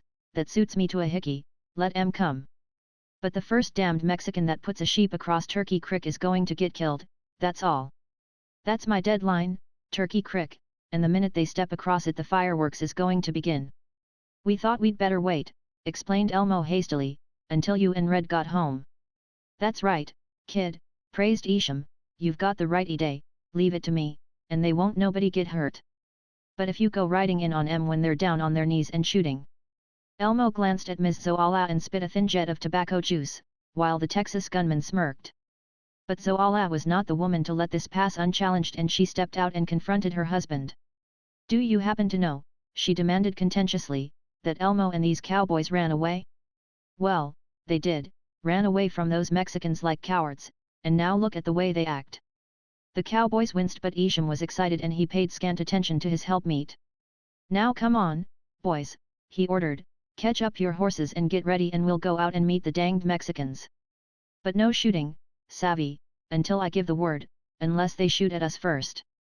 He paced up and down while they ran to saddle their horses, and Ms. Zoala assailed his ears with complaints, but he only glanced at her absently, slapping his boot with his quirt and staring off towards the Bassets. "Where are them sorry blacks it?" he demanded of Meshakati. "Have you seen 'em around this morning? The dirty, half-Injun bastards, they may be laying in wait for us, better send somebody over to the store." "I'll go," volunteered Elmo, making a run to mount his horse, but Isham motioned him back. "You look out, kid," he warned, "them Injuns are treacherous. They're liable to shoot you from the bresh." He turned to Meshakati, and as they consulted together Hall felt Isham's eyes fixed upon him. Beneath their bleached, white lashes they regarded him coldly, as if appraising his worth as a spy, and at last, as Meshakati drove his point home and nailed it, the chief of the Scarboroughs beckoned. But McKeever stood firm, his mouth grimly set, his eyes far away on the hills, and Meshakati understood. "I'll tell him," he said, and half an hour later McKeever rode forth over towards the store. Chapter 7. A Showdown. The trail to the store led across the level valley, tramped broad by the passing of many horse herds, and as McKeever left the rock house and rode out into the open, more than one watchful eye was upon him. Yet he jogged on at a fox trot, never turning to look back at the gathering clan of the Scarboroughs, and as he neared the store a single horseman left the Bassets and rode warily over to meet him. It was the first move in the great conflict which was sure to take place, when the Scarboroughs and Bassets, after years of petty bickerings, would meet and fight it out. Time and again they had swooped down and challenged each other, only to withdraw with loud boasts and threats, but now that the sheep had invaded the basin it was war, and war to the knife. For as cattle and sheep cannot live together, but one or the other is sure to take the range, so the Bassets and the Scarboroughs could not live in Maverick Basin, and the first blow would start a bloody feud. All this McKeever sensed, for years of mountain warfare had made him quick to read the minds of lawless men, but their battles were not his, and as he approached the shabby store he dismounted and left his rifle on his horse. The store was a log cabin, set off to one side from the foundations of a house which had been burned, and within its loopholed walls there was everything for sale, from horseshoes to cornmeal and whiskey. The storekeeper came out smiling and wringing his hands, a cringing little man with mouse-colored hair and a nervous, insinuating smile, but as he wrapped up his few purchases McKeever did not fail to notice that his eyes never left the door. There was a thud of hoofs without, a long, tense silence, and then a shadow fell across the doorway. He came in sideways, a thick-set, swarthy man with a sparse black beard and mustache, and as Hall looked up he met a pair of glittering eyes that searched him through and through. "Good morning," he said, but the man did not answer and McKeever went on with his buying. "Oh, Sharps," stammered the storekeeper, whose name was Johnson, "this is Mr. Hall," replied McKeever without looking up, but the storekeeper was not to be discouraged. With all his fawning ways he had a name as a busybody and now he was starting to live up to it. "Oh, yes, Hall," he cringed. "You're new in the basin. Are you staying over at the Scarboroughs'?" "No," returned Hall, and the Indian eyes of Sharps Bassett seemed to stab him in the back for a liar. "I'm just going through," explained McKeever at length, and instantly the storekeeper asked where. Then, without waiting for the answer, he darted to the doorway, and Bassett stepped out behind him. Hall followed them quickly, for they were gazing to the south, and as he looked down the trail he saw the gunmen from the rock house riding in with the Scarboroughs at their head. They came on at a gallop letting out shrill yips and yelps and rollicking about in their saddles, and as they thundered up to the store Sharps reached for his rifle and put his broad back to the wall. "Oh, here you are!" sneered Isham as Sharps faced him stolidly. "Well, you sorry, black bastard, I want to warn ya for the last time not to bring them sheep into this basin. This is a white man's country and you've got no business here nohow, but if you bring in them Mexicans we'll run them out first, and then we'll run you out. What did ya think you was going to do, shoot this man in the back while he was buying a plug of tobacco? Well, we've got you, Mr. Injun, this trip." Sharps grunted contemptuously and shifted his eyes and as the Texans followed his glance they saw two other horsemen, riding rapidly in from the east. They came on at a gallop, then reined in their fine horses and trotted gracefully up to the store. It was Winchester Bassett and Bill. Bill was nothing but a boy, lighter complected than his brothers but with the same heavy, half-Indian face, and as he rode up beside Sharps he stuck out his chin and made a mouth at the swaggering Elmo. "Hello there, squirrely!" he hailed insultingly, and Winchester told him to shut up. Winchester Bassett was tall and slenderly built, with a heavy black mustache and a lightning-like quickness of eye, but as he reproved his younger brother he had a smile of easy tolerance, and young Bill was by no means abashed. They both dropped to the ground and as they lined up beside Sharps the Texans reined their horses away. It was a challenge, a defiance to the whole Scarborough clan which had ridden up and surrounded their chief, and as the Scarboroughs gave back Winchester smiled again, for he saw that their bluff had been called. They had galloped over to the store to catch Sharps by himself and worry him as dogs do a wolf, but Sharps had stood them off and now they had joined him, 3 men against 15, but determined. And 3 men on foot, with the firm ground to shoot from, might easily come off the victors, for the horses of the Texans, being wild and half-broken, would jump at the very first shot. But no shot would be fired, or not at that time, for Isham had given the word to stand back, and as the gunman grinned and weakened even Sharp's snake-like eyes took on a glint that was Indian for a smile. He was all Indian, this eldest of the fighting Bassett tribe, slow and stolid but immovable as a wall. No matter what the odds, Sharps Bassett would never run, and his old battered rifle had killed more bears and lions than any other gun in the country. He stood there now like a grizzly bear at bay, and Bill, seeing the Texans filing in for a drink, turned his eyes to the smart aleck Elmo. "Put down that gun," he challenged, as Elmo began to roll his pistol, "and I'll come over there and whip you." "I don't have to," retorted Elmo, raising his pistol with a flourish and riding out past a tree, and as he whirled his horse he put 6 shots into the tree trunk, coming by it on the gallop.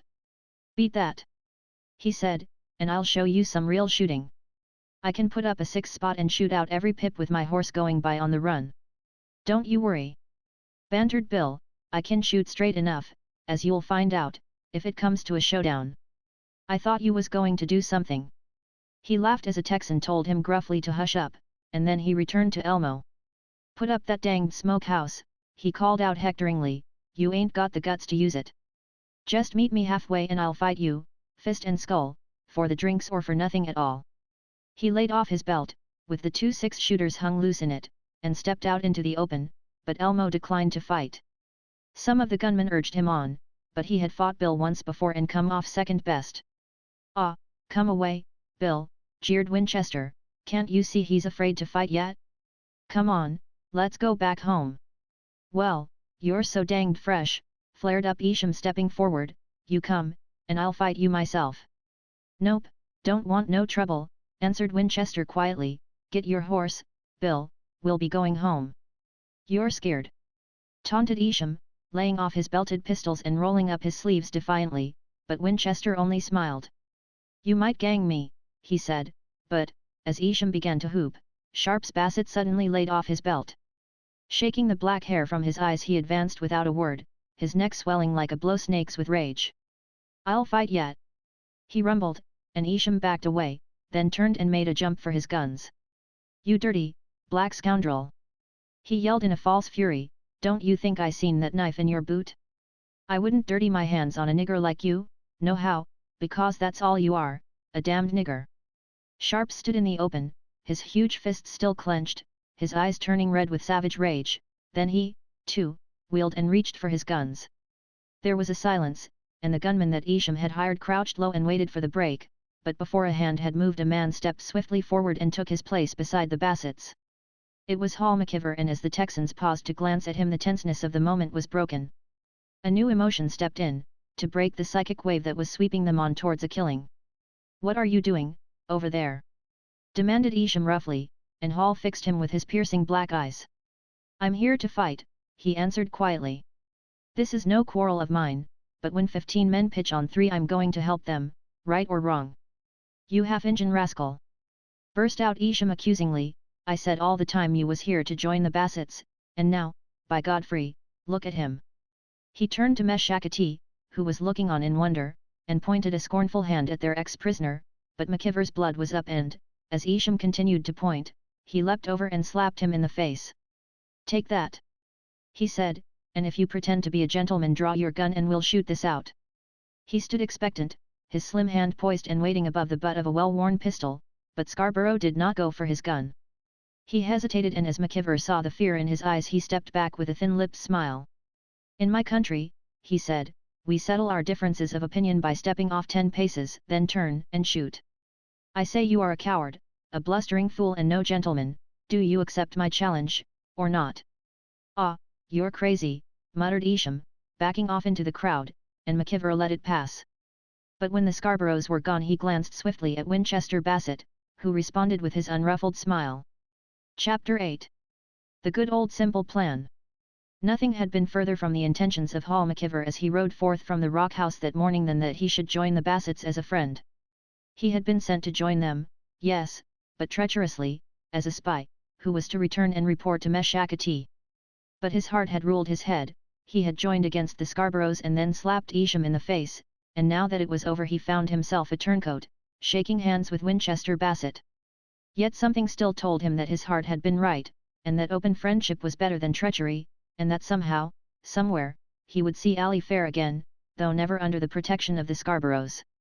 Yet protection he must have, if he was to remain near her at all, and he sought it under the roof tree of the Bassetts.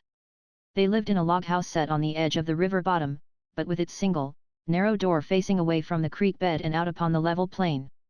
Its timbers were square-hewn, with loopholes in place of windows, and the fireplace at one end was as massive as the Scarboroughs, with holes near the top for a lookout.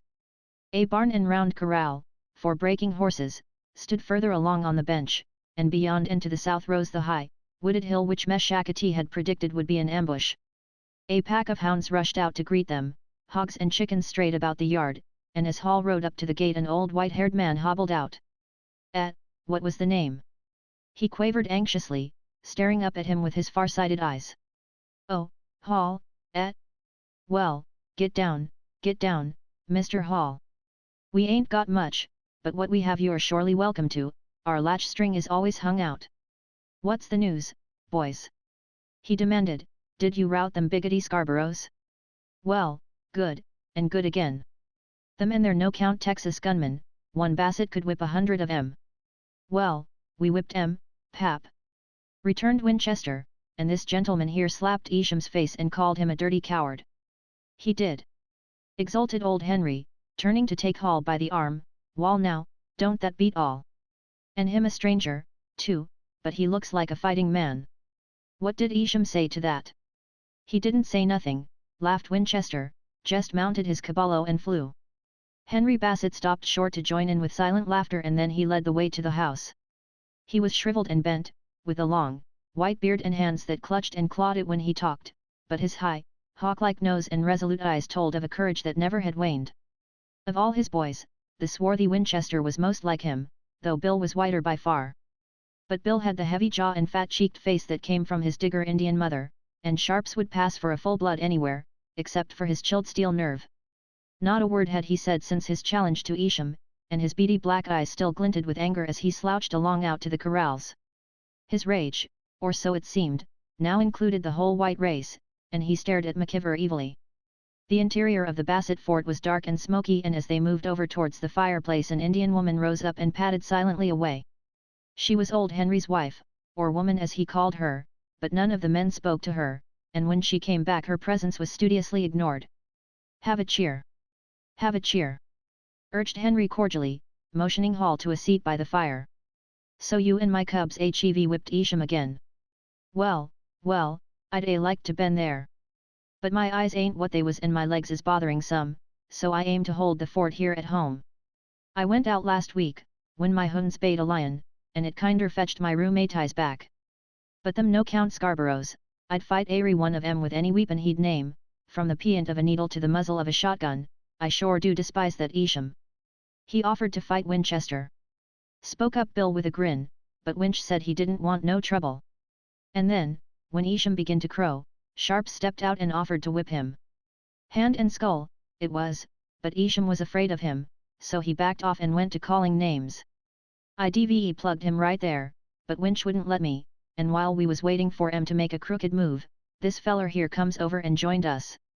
He says the Scarboroughs held him up down in Dead Man Canyon, and threatened to hang him for a horse thief, and he don't allow no man to treat him like that, so he challenged old Isham to a duel." "He did?" shrilled old Henry. "Well, what did Isham do?" "He just said, 'You're crazy,' and backed away outer that, before all four of us blowed him full of holes." "Well, well," beamed Henry, "you must be a southerner, I reckon, to be talking of fighting a duel. It ain't done much out here, they run more to bushwhacking and shooting a man in his door, but back in Tennessee, where I was born and raised, they had duels every court day. I've seen two mountain men grab the ends of a handkerchief and cut and slash away with their bowie knives till one or the other dropped dead, but these Texans are that treacherous they'd sure shoot you in the back before you'd stepped off 5 paces. A duel is for gentlemen, but I don't count them Scarboroughs as human, and I told 'em so piantly one time. They've abused me and my boys till we won't stand it no more, and some day they's going to be a killing. I'm a peaceable man, but I can't get no justice, leastwise I can't get it in the courts, and when they went to hiring gunmen they said my hand and I had to throw in with them sheepmen. Don't like sheep, I reckon, any more than you do, but Grimes and his Mexicans are fighters. They'll sure put a torch under them Texas bad men that'll burn 'em off the face of the earth. Me and my cubs ain't robbed no bank, nor paymaster's wagon neither, and we ain't got the money to hire gunmen, but after Grimes has got through with 'em I reckon the Bassets can clean up on what there is left." He winked and nodded wisely and, as the boys went on out, the squaw after a silence came timidly in and went on with cooking the dinner. She was still strong and vigorous, though her hair was turning grey, and from time to time, as old Henry ran on, she glanced up at him with grave, adoring eyes. "Yes, they call me a squawman," he confessed confidentially, when his wife had left them alone, "but I've had other women and they was never a one of 'em that suited me as well as this one. I thought I'd get rid of her when I come to this country, taking Sharps and Winchester with me, but she located me somehow and come 1,000 miles overland, bringing Bill along on her back. That's faithfulness, I say, and I let her stay with me, and she sure thinks the world of old Hank." He smiled complacently as she came back to her kitchen, the hearth and hobs of the fireplace, and squatted down to look into the Dutch ovens, and when she was gone he jerked his head knowingly and lowered his voice again. "Don't you worry," he said, "she savvies what's going on, understands every word I say, but you can't get her to speak English, not unless the house catches a fire or a horse gets down in the barn. She's afraid of them Scarboroughs, she claims they're bad medicine, all same snake in the grass, but this sheepman, Grimes, will sure crush their head, though their head may bruise his heel. That's what the scripture says, according to Grimes, he's religious, some kind of a Jack Mormon. Calls brother when he's among and sons of dogs when he's away from the same as all these other danged sheepmen. I never did like a sheep, to tell you the truth, but what else is they to do? If I don't bring in Grimes, them Scarboroughs are fixing to get me, and run me and my boys out of the country. Ain't a man got a right to protect his home? They crowded me to it, that's all. The old man spent the day denouncing the meanness of the Scarboroughs and justifying his alliance with Grimes, but when, in the evening, Grimes himself rode in, Hall could see he was none too welcome. He was cordially received, for that was their custom, but after the first greetings the talk died down to nothing and the sheepman cast about for a listener. He was a big, burly man with a Scotch turn to his tongue, and when he talked he thrust out his head vehemently and showed the bloodshot whites of his eyes. A month's growth of beard did not add to his appearance, and the hair lay in a mat on his chest, and he seemed to be mad all the time, with a primal, caveman rage. I'll show 'em, the dirty cowards! He burst out vindicatively, addressing his harangue to McKeever. Did you ever see a cowman that would stand up to a Winchester? Well, I haven't, and yet I've seen lots of them. That slash knife outfit now is reputed to be a bad one, and they lay claim to the whole upper range, but here's one sheepman that they've never moved yet, and what's more, they never will. I can ride across there any place and they'll give me the trail, they know me as far as they can see me through a telescope. And these herders of mine, though they're nothing but Mexicans, are proper fighting fools, every one. I won't have 'em otherwise, and the first man that weakens I make him walk back to town. We're coming here tomorrow with 10,000 sheep under a lease from Henry Bassett. That gives us a right, don't it? We're running them on shares, and this has always been his range. But if any of them smart gunmen, like they tried to do yesterday, ride in and interfere with my herders, I ain't saying nothing, I'll just drop off my mule and shoot the matter out, right there. That's your privilege, conceded McKeever, but wouldn't it be better to stay on the east side of Turkey Creek? One side or the other, it's nothing to me. This is government land, see? And I'm a U.S. citizen. These deadlines don't go with me. McKeever nodded and fell silent, for he knew the Scotch blood, but Grimes was pacing the floor. They'll draw deadlines, will they? He demanded menacingly, they'll tell me where I'll go and not go? I'm a free agent, see? I know what's my rights, and I don't give a damn for the Scarboroughs. Didn't I meet their men yesterday, up on the Kenyon Creek Trail? Yes, and the whole suffering outfit rode over the top of a mountain to get away from my gun. You couldn't see 'em for dust, they were that anxious to escape me, if they'd had a feather in their hand they DVE flew, and now they send word that they've made a new deadline, only this time it's Turkey Creek. I'll show 'em a deadline, and I'll go out and kill a cow every time they kill one of my sheep. There's no law here and I know it, so we'll get back to first principles and fight it out man to man. If you ever read any poetry you may remember those famous lines about Rob Roy and the good, old simple plan. That they should take who have the power. And they should keep who can. That was the plan back in Scotland for many a long year, and it's the plan out here today, and I, for one, will never speak against it, for it has served me well so far. Apparently so, replied McKeever, who was beginning to turn against him. I suppose every man follows his own nature. What do you mean, my friend? Demanded the sheepman truculently. Don't you think I'm within my rights? Well, what do you mean then about following my own nature, are you one of these cowmen, too? No, responded Hall, I am a stranger in these parts. But after what I have seen of feuds and family wars I should certainly hesitate to start one. Oh, you're a stranger, eh? Well, I believe you, there, because any man that knows the Scarboroughs will tell you they'll never fight. You don't believe me, eh? Well, I'll see you tomorrow, be back with a big band of sheep, and if I don't pasture them sheep in the middle of that plain I'll buy you a $10 hat. Very well, sir, bowed Hall, I see you are determined. But I don't need a hat that bad. Chapter 9. Ambush. The night was filled with the drumming of horses' feet and the rush and challenge of the hounds. They gathered by the gate and bayed and barked continuously, racing far out across the open plain, and when at dawn the Bassets looked out, the basin was stripped bare of stock. Not a cow or horse was left for Grimes to wreak his vengeance on if his sheep were shot up and scattered. The stage was cleared and set for the play, which promised to be a tragedy. The Bassets peered out warily, using their glasses through the portholes as they scanned the neighbouring hills for gunmen. Then the old squaw ventured out, to bring in wood and water and cook their bread and coffee on the hearth. As the sun rose higher the oak door was thrown open, giving an unobstructed view of the plain, and at last the Bassets stepped out into the open, for the hour for ambushing had passed. There are crimes that stalk by noonday, and others that fear the light, but the men who shoot from ambush creep up in the night time and kill at the first peep of day. Or, failing of their victim, they skulk off through the brush, before they, too, are marked down for revenge. All this the Bassets knew, as well as that strange crotchet which keeps murderers from shooting down women, and so they stayed close till the hour for tapping had passed, sending their woman out instead. She plodded about stoically, apparently busy with her duties, but every possible hiding place was carefully scrutinized before she consented to let her menfolks come out. They stood now in the sun, rolling a smoke and looking northward for the first of the 4 bands of sheep, and as the clamor of their bleating came faintly down the wind, old Susie, the Indian woman, came out. First she glanced at Bill and Winchester, who were talking and laughing together, and then at sullen-faced Sharps, and then she, too, looked away to the north where the sheep were beginning to move. "No good!"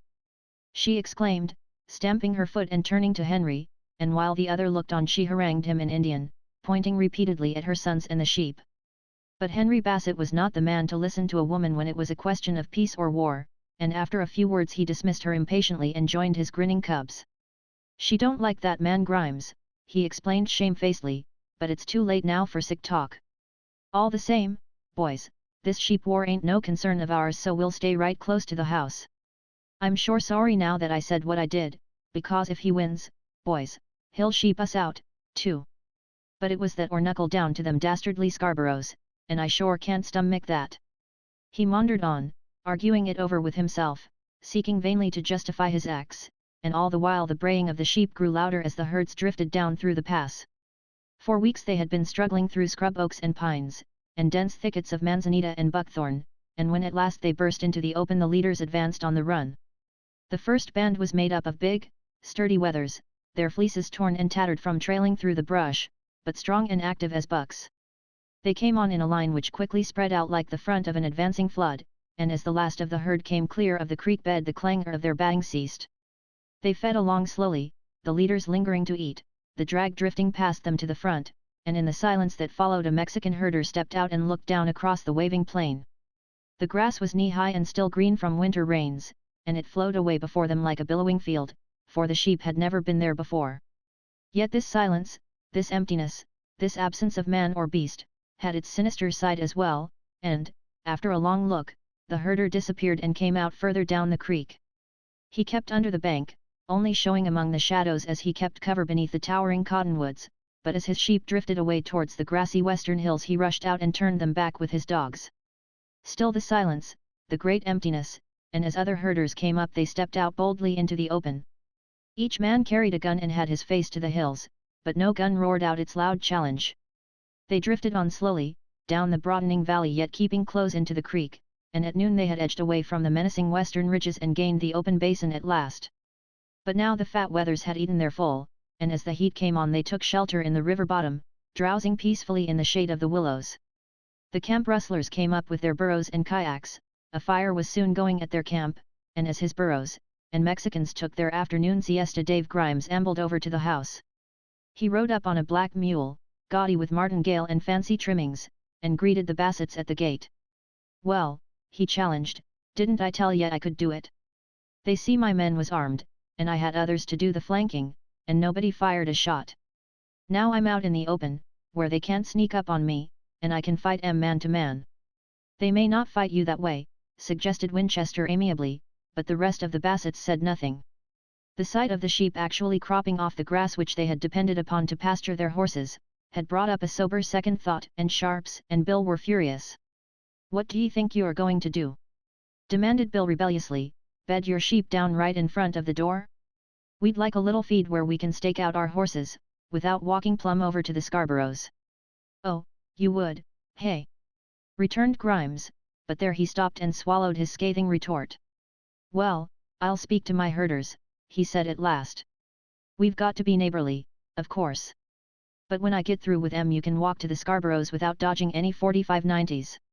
I see they've gathered all their cattle and drove 'em off west, and their gunmen are over there, too, but the first danged man that takes a shot at my sheep will find I've got a 45, too.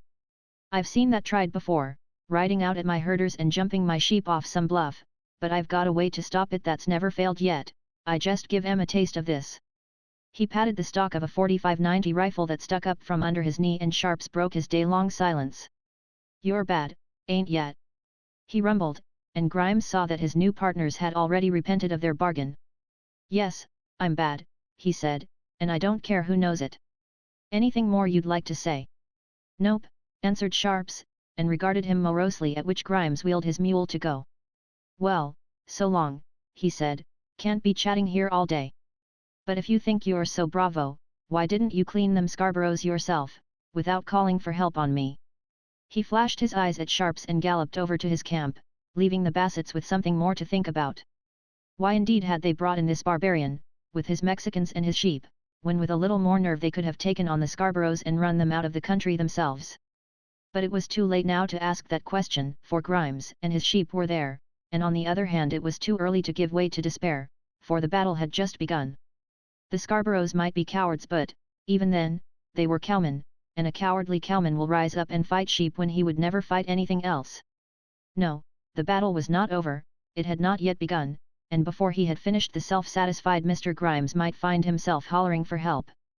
But help he would never get, not from the Bassets and their clan, for they had seen his raw work and he had tipped his own hand.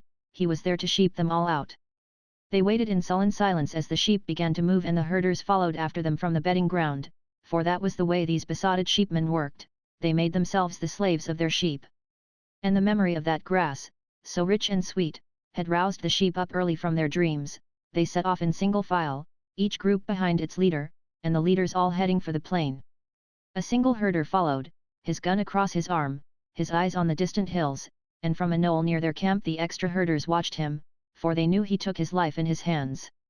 What they feared they could not say, more than the treachery of the cowman who had disappeared so mysteriously into the hills, but they watched him nevertheless, and as they followed his squat form suddenly he staggered and dropped down in the grass. And then the answer came, a single shot in the silence, and the sheep broke into a run. There was a volley then, from the rolling plain in front of them, and from a thin line of willows which marked the course of a dry stream the smoke rose up in white puffs. The sheep, which had rushed one way, now turned and rushed another, and as they went down in sudden rows the survivors stampeded, running frantically away from the smoke. The heavy bang of cowmen's rifles, shooting 90 grains of powder, added the final touch of panic to their flight, and as they scooted across the plain the big, 45 caliber bullets plowed through them until they dropped by scores. It was the vengeance of the Scarboroughs for the invading of their range, but the Bassets did not rush for their guns. They looked on in stony silence, for it was no quarrel of theirs, and Grimes had tipped his hand too soon. Chapter 10. The Sheep War.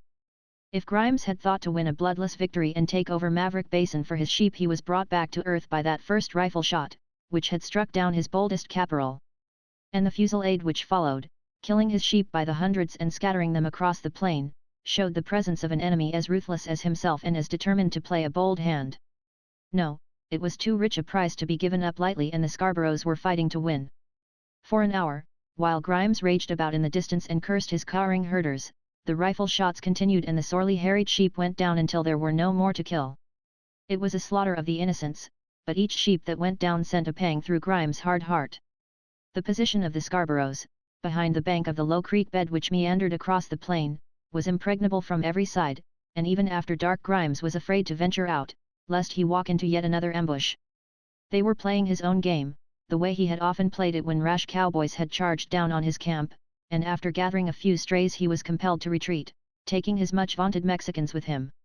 Out of 3,000 sheep he did not have 50 left, and his fighting caporal lay dead on the plain, shot down by a cowman's bullet. But Grimes had made his boast that he would show the Scarboroughs, and the next morning early he came riding down the creek bed at the head of more than 20 armed Mexicans. They were ferocious-looking creatures, each armed with a rifle and a pair of 45 six-shooters, and as they rode past the house they charged the Basset dogs and put them to flight with their ropes. Then they galloped on, laughing, to join Grimes and the rest, who had dismounted and tied their mules in the brush. The Bassets watched them through loopholes, not without muttered curses for the bravos who had lashed their pet hounds, but when they saw the Mexicans start up a stream bed to the west they paused and reserved their judgment. It was the mouth of that same wash which had sheltered the ambushed Scarboroughs when they had shot down the herder and his sheep, and if the Scarboroughs were still there, they waited in tense silence, but no battle sprang up on the plain. All was quiet and still, and at last Grimes himself walked out to the body of his caporal. The Mexicans followed after him, they carried the body back, and then for a long time not a head was seen above the cut bank of the wash.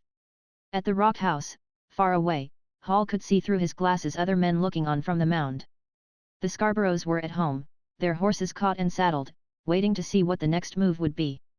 The sun mounted higher and the Bassets stepped forth, the better to watch the grim drama, and then, from the north, there came the faint bay of sheep. Grimes was throwing another herd into the basin. They came on at a trot, urged along from behind by herders and racing dogs, and as the first band left the brush another followed behind it, and after that a third. In long, bleeding columns they strung out across the plain, heading straight for the guarded creek, and while the Scarboroughs ran to mount the bands swung to right and left and were held close along its bank.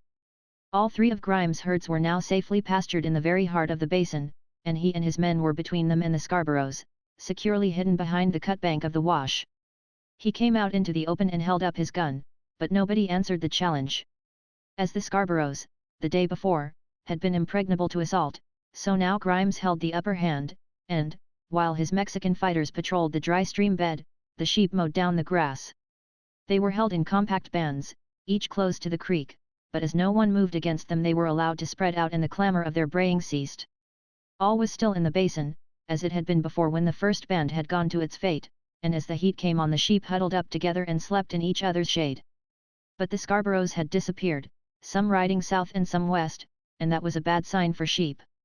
At the log fort of the Bassets they watched in patient silence, now scanning the hilltops for any signs of riding men, now turning again to the sheep. These had roused up from their drowsing and drifted out across the grasslands, anxiously guarded by 3 pairs of crouching herders, but if Grimes had hoped that the Texans would charge him he was disappointed again. They were playing a waiting game, or planning some new ambush which would mean fresh disaster to his sheep, and as the afternoon wore on Grimes scouted about uneasily, finally returning to mount his black mule. He started back towards his herds, then changed his mind suddenly and galloped up to the Bassett door. "What, hiding in the house?" he hailed in mock surprise. "You'll get white from not seeing the sun. Or, well, I mean no disrespect, but where is that man Sharps, that misdoubted I would ever win my point? Will you look out there now and see my bands of sheep, feeding along like the beauties they are? And where are the Scarboroughs that were going to wipe me out if I dared to assert my rights?" "They're hiding in the hills," answered Winchester grimly, "and you'd better get off and come in."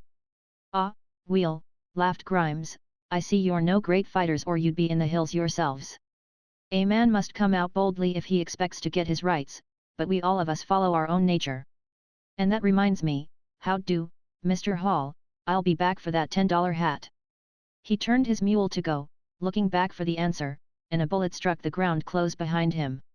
"Yes you will," called out Bill, as the mule cringed his tail and Grimes dropped down quickly with his gun.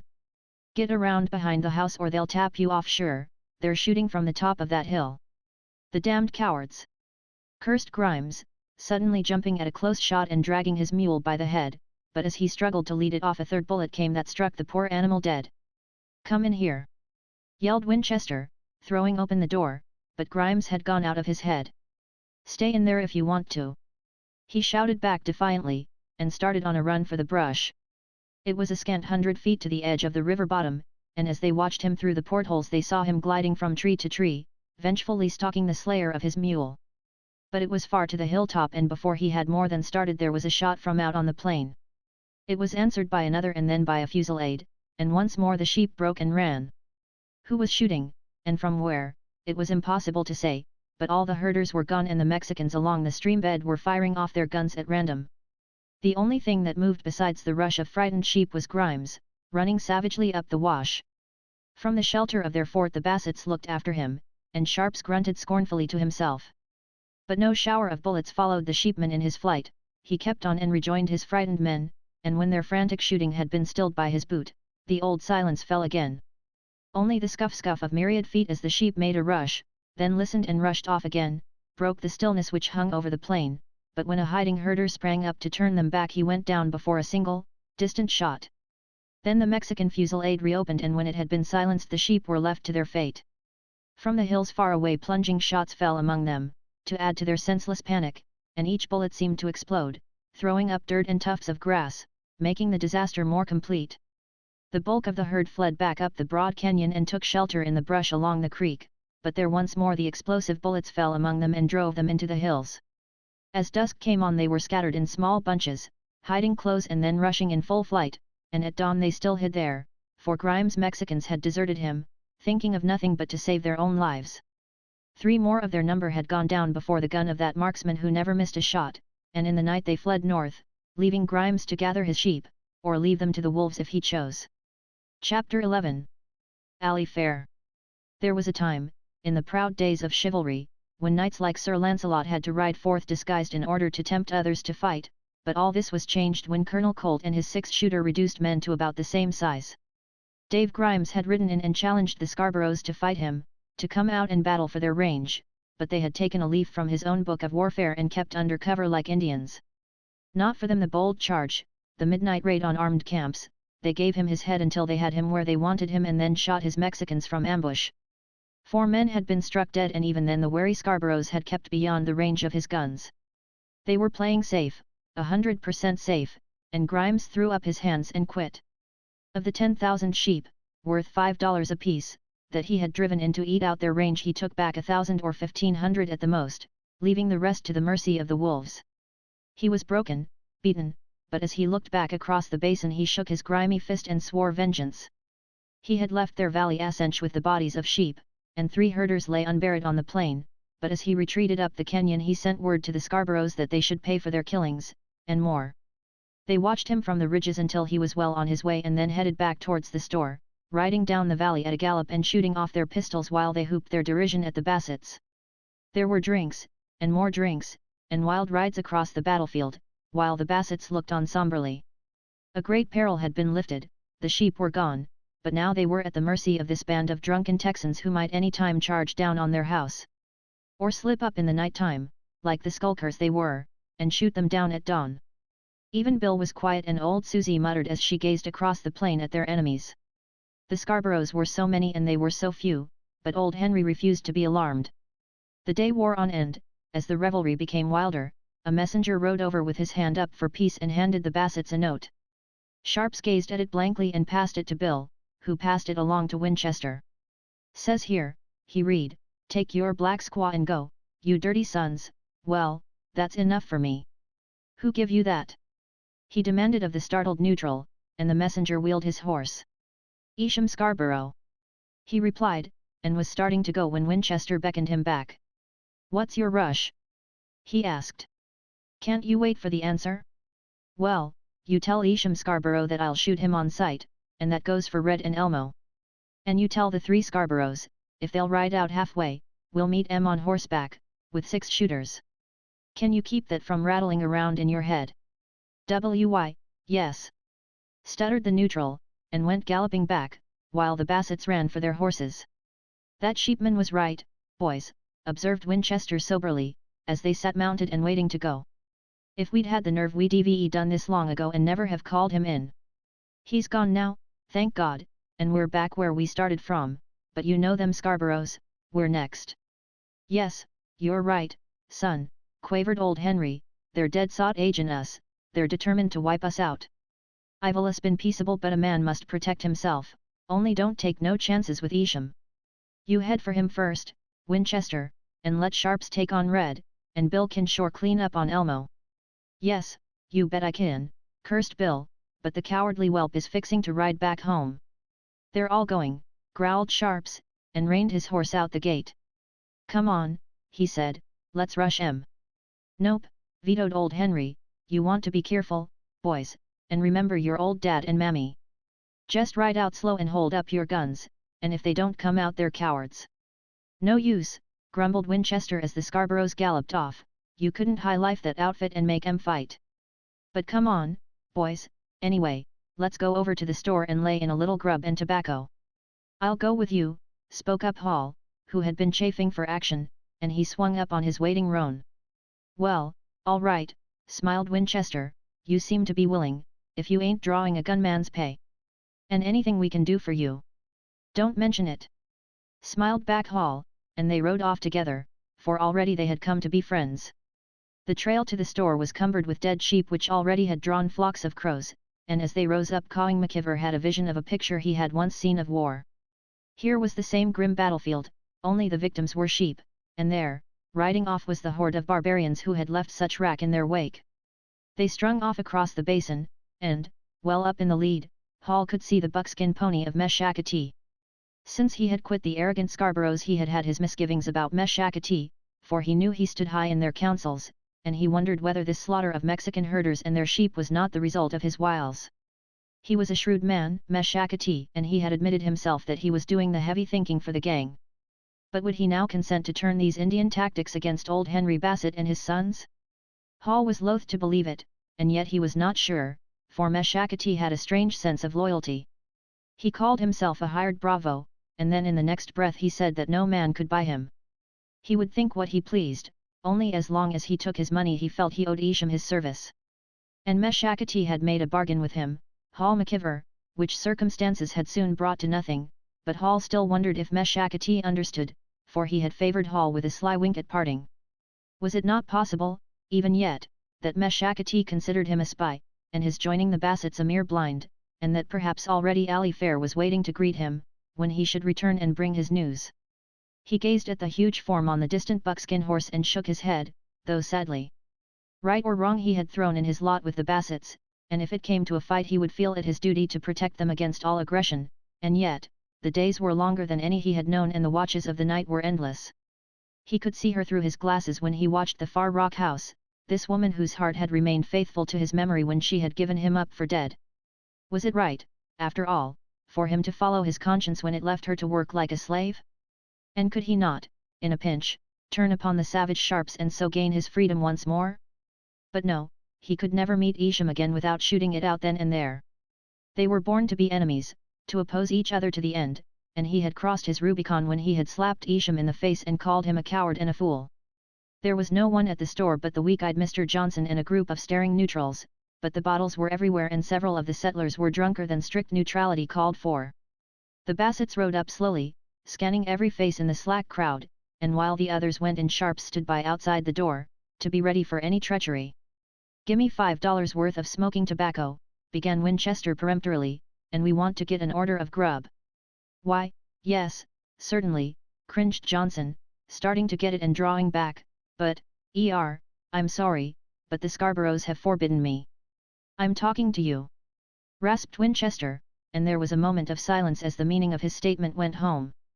"But they said they'd come back," protested Johnson in desperation, "and tear down my store if I did." "I'll tear it down right now," answered Winchester, "if you don't shell out that grub." The storekeeper shelled out, but he showed a mean spirit and Winchester tapped on the counter with his gun. "Mr. Johnson," he said, "have you joined the Scarborough gang?" "Oh, you ain't, eh? You're a neutral. Well, try to act the part then, or we'll come over and clean you out. Good day, and keep your mouth shut." They rode back heavy laden with supplies and tobacco, for the Bassetts looked forward to a siege, but no siege came and they went to slaughtering hogs, oblivious of the Scarborough's threat. It was Winchester who took the lead, for the banter of the sheepmen had stung him to the quick, and day or night he rode forth boldly, gathering horses or riding to his hounds. If old Henry disapproved he did nothing to show it, and Bill and Sharps worked on stoically, but the Indian woman sat where she could always see the hills and Hall watched the rock house through his glasses. A week went by and no storm broke upon them. The Scarboroughs had gone west to work their cattle, and then in the night Hall heard the hounds rush out, and a woman's voice called for help. The Bassetts sprang up and ran to their loopholes, for their first thought was always of treachery, but Hall recognized the voice and rushed out through the doorway, striking the hounds aside as he ran. "Ali Fair!" he cried, gathering her close into his arms and lifting her up from the dogs, and as the Bassetts stood staring he carried her into the house while the hounds followed meechingly behind. Chapter 12. The Man-Killing Bassetts. She stood trembling and holding close to him, her eyes on the swarthy Bassetts and the old squaw who was stirring up the fire, but when they had retired and left the lovers to themselves Ali Fair whispered swift words into Hall's ears. "They're coming," she warned. "I know it for a certainty, because Meshakati told me himself. And they're going to kill all the Bassetts." He gripped her and sat still, his eyes on the weak blaze which was lapping the black stones of the fireplace, and then he inclined his head. The Bassett boys were near, lying stolidly on their beds, which they had dragged back a little into the darkness, but he knew that some of them were listening. The jealous-eyed Sharps had never ceased to watch him since the day he had come to the house, and, seeing him now with this niece of the Scarboroughs, his ears would be straining for every word. "They're strangers," she whispered, "some slash-knife men that Isham sent out and hired secretly. And when they ride up and catch the Bassets off their guard, they're to draw their guns and shoot." He gripped her again, for she was whispering too loud, or so it seemed to his jangled nerves, and then he sat waiting in the silence. It pressed in upon him, as oppressive as the darkness, as fearful as the thoughts it brought up, and the stir of their breathing, even the beating of their hearts, took on a terrible distinctness. But her message was not finished, and as he held her close she whispered very softly in his ear. "We must go," she said. "He told me to tell you. He'll be waiting with horses, down the creek." He nodded, and his mind slipped back into the past and then leapt forward to the future. In a whirlwind of dancing visions he pictured their flight down the dark canyon, and Meshakati waiting with the horses, and then his mind struck back and he could see the Bassets, and the slash-knife men riding in. He imagined their short parley, the secret signal, the flash of guns, and then these men who lay about him now would be shot down and left like the sheep herders. "I can't leave," he whispered back. "I've got to stay and help them." "But you..." She clutched him again and was whispering earnestly into his ear when Sharps rose up from his bed. It was just a fold of blankets, laid down on the dirt floor, and as he rose, Bill rose up too. "What are you folks whispering about?" demanded Sharps, advancing in his stocking feet from the gloom, and Winchester sat up suddenly. "Oh, you mustn't tell!" pleaded Ally Fair, frantically. "I promised him I wouldn't, you know." "Promised who?" inquired Sharps, and as she shrank away from him Hall laid a soothing hand on her head. "She came," he said, "to deliver me a message. A friend has offered to help us escape. We were engaged to be married and I came up here to find her, but she has been held a kind of prisoner at the Rock House." "Yes, but didn't I hear her say," challenged Sharps, still unconvinced, "that someone was coming to kill the Bassets?" "You bet you did," put in Bill, "because I heard it myself. This here don't look good to me." "If you gentlemen will just step back," suggested McKeever quietly, "and let us talk this over a minute." "All right," spoke up Winchester, coming quickly to the front, "get back, boys, we know he's our friend." "Well, I don't," grumbled Sharps, but he made room, reluctantly, when Winchester shoved him away. They gathered in a knot in the back part of the room, arguing angrily among themselves, while Hall talked in low tones with Ally Fair. "I am in honor bound to stay," he ended gently, "so you will have to go back, and wait." "What, back to the Rock House?" she protested indignantly. "And leave you here to be killed?" "No, Hall, I am going to stay." "Well, that is your right," he responded, after a silence. "God knows I'll protect you, if I can." "How many did you say there were?" "Oh, were you going to fight them?" "Why not leave it to, but no, I know you too well. There are 8 or 10 of them, Hall. And since your life and mine are involved in it now, you can tell them," she consented, and sighed. The Bassets listened grimly as he told the brief story of Isham and his slash-knife killers, and then Winchester held out his hand. "Don't you worry," he said, with a smile to Ally Fair, "we'll take care of you, lady, and him. All we needed was to know their little game." He stepped out jauntily as he laid her abed by the fire and then took his brothers outside. What he said Hall never knew, but when they came back even Sharps had a friendly smile. They slept till daylight, or lay in their blankets, and at dawn there was a man at every loophole, searching the country for the first sight of the gunman. The sun was just up when they appeared in the north, riding down on the Turkey Creek trail, but as they left the brush 2 men fell behind and disappeared in the creek bed. "One of them fellers was red," announced Bill, who was looking through the glasses. "I'd know that wool hat of his anywhere. There's 8 of 'em now, altogether." "Let me look," demanded Winchester, and after peering through the porthole he passed the glasses on to Sharps. "All Tejanos," he said. "Well, boys, this means business, and we might as well shoot to kill. I'll meet 'em at the door, and when they go for their guns, well, you know, don't wait too long." Sharps grunted and caught up his rifle impatiently. Bill watched them as they rode down the valley, and when they turned off and took the trail to their house he too dropped down by a porthole. As for Hall, he led Ally Fair to old Susie's room and leaned his carbine against the left side of the door. This opened to the right, as most doors do, and there was a boxing that just hid the gun. "What's the day?" inquired Winchester, with the old, carefree smile which seemed to come to him in moments of danger, and Hall smiled back, though soberly. "I'm left-handed," he explained, "that is, with a rifle, with a pistol I use the right hand." "Well, they'll be watching my right hand, but I'll reach in with my left and have my carbine before they know it." "And then?" suggested Winchester, but Hall only shrugged and glanced back significantly at Ally Fair. Already she had left the room in the rear and was looking on with growing alarm, for the horses were outside the door. There was a rush of hounds, a curse and a yelp, and then a voice hailed the house. "Well?" inquired Winchester, opening the door about a foot and looking them over coldly, and the leader of the cowboys spoke roughly. "We're lost," he said, "been riding all night. What's the chances for something to eat?" "I guess you've come to the wrong house," returned Winchester politely. "That's the Scarborough place over there." He opened the door and pointed off across the plain, but the Texans were not to be denied. They were Texans, every one, and there was a wild look in their eyes as they reined in their horses and sat waiting. Winchester noted it, but his manner was calm. "Well, all right," he said, when they protested ignorance of the Scarboroughs, "we ain't running no restaurant, but if you'll wait outside a while." "Outside?" snapped the leader, quick to snatch at some offense, and his men ranged in behind him. "We have ladies in the house," explained Winchester, still suavely, and Ally Fair appeared behind him. "Well, tell 'em to come out of that," ordered the boss cowboy threateningly, "and get us something to eat." "Take her away," whispered Hall, brushing Winchester aside and stepping in front of Ally Fair. "Good morning, gentlemen," he said, "I hope you'll excuse us." "Send the women out," snarled the cowboy, glaring at Hall in a fury. "You'd better, if you know what's good for you." "What do you mean?" demanded Hall, and, as Winchester came back and stood in the door, the killer gave the signal to shoot.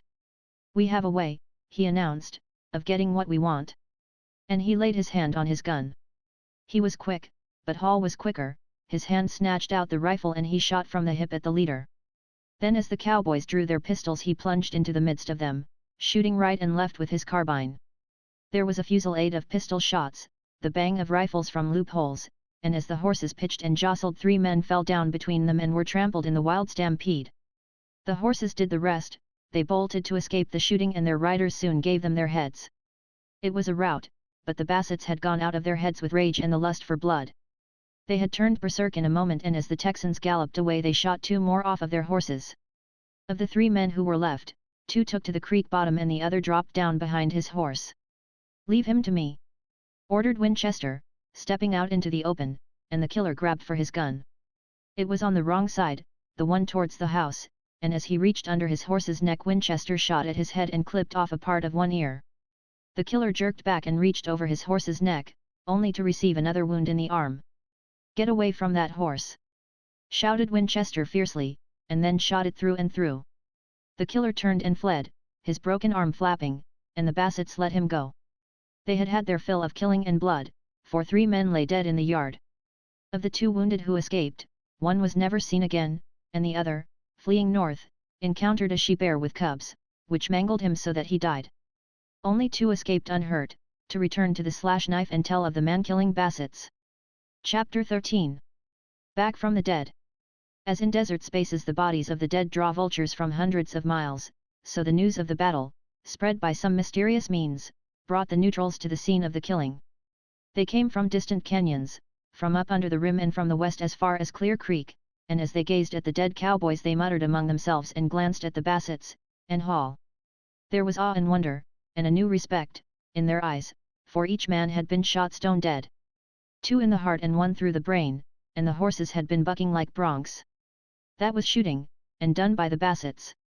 The story of Winchester's duel passed from lip to lip, how he had put an underbit in Tucker's left ear and broken his arm when he reached over. He it was who had shot Payne through the heart, unless the preacher man had beat him to it, and Bill and Sharps must have got the rest, because the wounds had all been made with a rifle. And so these were the half-Indians that the Scarboroughs had been so scornful of and had called the dirty black SOS. They gazed and rode home, and their neighbors returned just to look at the fighting Bassets. Then they gathered at the store, and what they said there was carried to the crestfallen Scarboroughs.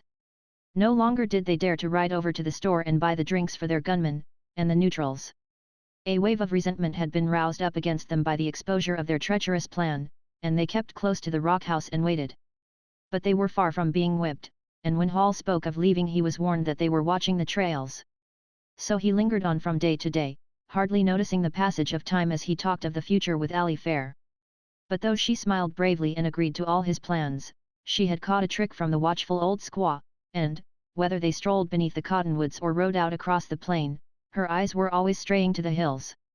Perhaps it was presentiment, a premonition of coming bloodshed, or perhaps, having lived with the Scarboroughs so long, she sensed what was going on, but each day she grew more watchful, more apprehensive of danger, though she passed it off with a smile. As she passed through the doorway she glanced instinctively at the bullet holes where the slash-knife men had shot up the house, and the dark, bloody stains where 3 men had died sent a shudder through her body as she passed. Old memories leapt up of other days when her own kinsmen had been shot down at their doors, and when the man at her side had come prowling back at night to shoot down even more. He had killed her own kin, and her brothers had killed his, and now, like a nightmare, another feud rose to thwart them, for the Scarboroughs would shoot him on sight. For it was Hall, leaping out into the midst of the killers, who had defeated them by spoiling their aim, and she, by running away and revealing the plot, had added fresh fuel to their hate. But they would not kill her, even the Scarboroughs had their shame, all they would do would be to shoot down her lover. And so she waited, and trembled. For a week and more the Bassets had kept close, sensing the mischief in the air, but as the days wore by and the Scarboroughs did not strike, their vigilance at last relaxed. None of the Scarboroughs had been killed, it was not a blood feud yet, but only some sheep herders on the side of the Bassets and some cowboys employed by the Scarboroughs. The old enmity remained and the Scarboroughs were implacable, but the Bassets were still for peace. They had proved their worth as fighting men par excellence and were content to let sleeping dogs lie. So, as all remained quiet, Winchester rode out across the range, and the next day was Sharp's turn to go. There had been a rain in the night and the morning was crystal clear, all the hills stood out clean against the sky, and as the sun rose up higher without revealing any ambush the men took their ropes and stepped out. It was Sharps who went first, heading straight across the flat to where his night horse was circling its stake, and Winchester and Bill had started after him when something called them back. Hall ventured forth last of all, for Ally Fair had delayed him, and halfway to his horse she called him again. He turned, but too late, there was a volley from the hills and he and Sharps went down. There was a silence, an aching moment when even the horses stood still, and then, as Ally Fair sprang out to run to Hall, a strong hand hurled her back. The door slammed behind her and as the bar fell in place she heard Winchester's voice in the darkness. "It's them Scarboroughs!" he cursed. "Don't you step outside the door or they'll shoot you down like a dog. Bill, take that far loophole, they're up on this first hill, and Dad, you watch the door." He fumbled for his gun and hurried off to guard a porthole, and old Henry took his post by the door. Within the darkened house there was silence again, except for the wailing of Susie and the muttering of the startled men. They were taken by surprise, and as they scanned the empty landscape they imagined enemies springing up everywhere. Bill watched the creek bed and Winchester the south hill, and old Henry, his voice plaintive, gave way to senile laments as he gazed at the body of Sharps. He's alive, boys," he quavered, as he saw the huge bulk move, and before they could stop him he had unbarred the door and dashed out into the open. The assassins on the hilltop seemed to hesitate from shame, or perhaps they were waiting to make sure, but as he passed out the gate a heavy rifle roared and the old man tottered and fell. "Come back here!" shouted Winchester, snatching Ally Fair as she fled, and, while he was dragging her back, old Susie eluded him and ran screaming to bring in her husband. He had risen on his knees but as she stooped to lift him up a second bullet, aimed deadly straight, almost tore him from her arms. Old Henry was struck dead, but she would not believe it, she dragged him back anyway, crying out against his murderers, while the men on the hilltop laughed. "That's 3 of 'em!" they yelled, and Winchester barred the door again, for he feared that his mother would be next. The Scarboroughs had come to make good their boast and kill the last of the Bassets, and the old Indian woman was no more to them than one of his barking dogs. They had come to kill them all, and even the gentle Ally Fair could not pass out that door and come back. They were killers, after all, these cowardly Scarboroughs, whom he had allowed to live too long, but killers in their own way, the sneaking, stealthy way of the Apaches, who hunted men down like game. 3 men already had fallen before their guns, but he knew them, they would not fight in the open. They would not rush the house, and, while Bill kept a lookout, Winchester stood with his hand on the door. Outside, on the plain, Hall McIver lay limp where he had dropped at the first fatal volley, but Sharps, groaning and grunting like a huge, wounded bear, was clawing the earth with his hands. He did not call out, but inched feebly towards the house, and Winchester turned away. The men on the hill were letting Sharps live in order to trap both him and Bill, for before they could reach Sharps the Scarboroughs would shoot them down, and then they would finish him. It was a part of their system, figured out to a nicety, but Winchester and Bill did not go out. They stayed by their loopholes, searching the hilltop for some movement that would reveal the cunning ambush of the enemy. The sun came out hot and Sharps sank back exhausted, his black head heaved, and he was dead. Of all the Bassets, the Scarboroughs had feared him most, and now that he was gone they hooted. Winchester and Bill, by their loopholes inside the house, still watched the hillside, so ominously barren of life, but not a man moved and they did not fire a cartridge, for they would need them all, if they lived. They were outnumbered and surrounded, and when night fell their enemies would creep down close. They would slip up to the house, which two men could not guard, and fire it or break down the door, and then the Bassets, if they lived that long, might hope to avenge their dead. In the corner old Susie sat swaying back and forth while she mourned over the body of her husband, and at the loophole by the door Ally Fair gazed out through her tears at the form which had once been her lover. He lay on his face in a shallow hole, where the hogs and rooting had dug out a wallow in a slight depression in the ground. Her first madness was gone now and she knew better than to go near him, for before she could rush out and bring in his body they would riddle it again with bullets. It was better to wait, though it wrung her heart to do so, until night should bring its black shroud, and then she could go forth and take him in her arms and weep out the anguish in her breast. She closed her eyes in prayer, though for what she did not know, since all that she lived for was lost, but as she looked out again she thought she saw his body move, his hand draw slowly back. She stepped to the door, which had been barred against her, and pulled it open to see. Yes, his body had moved, but at the snouting of a huge hog which even now was grunting in his face. With a cry she flung the heavy door wide open and dashed out to save his dear body. To be mangled by hogs, and within sight of those who loved him, her anger swept her forth before she knew it. So swiftly did she run that she had reached down and caught him up before the first shot rang out, and, knowing their purpose, she shielded him with her body while the bullets smashed spitefully all about her.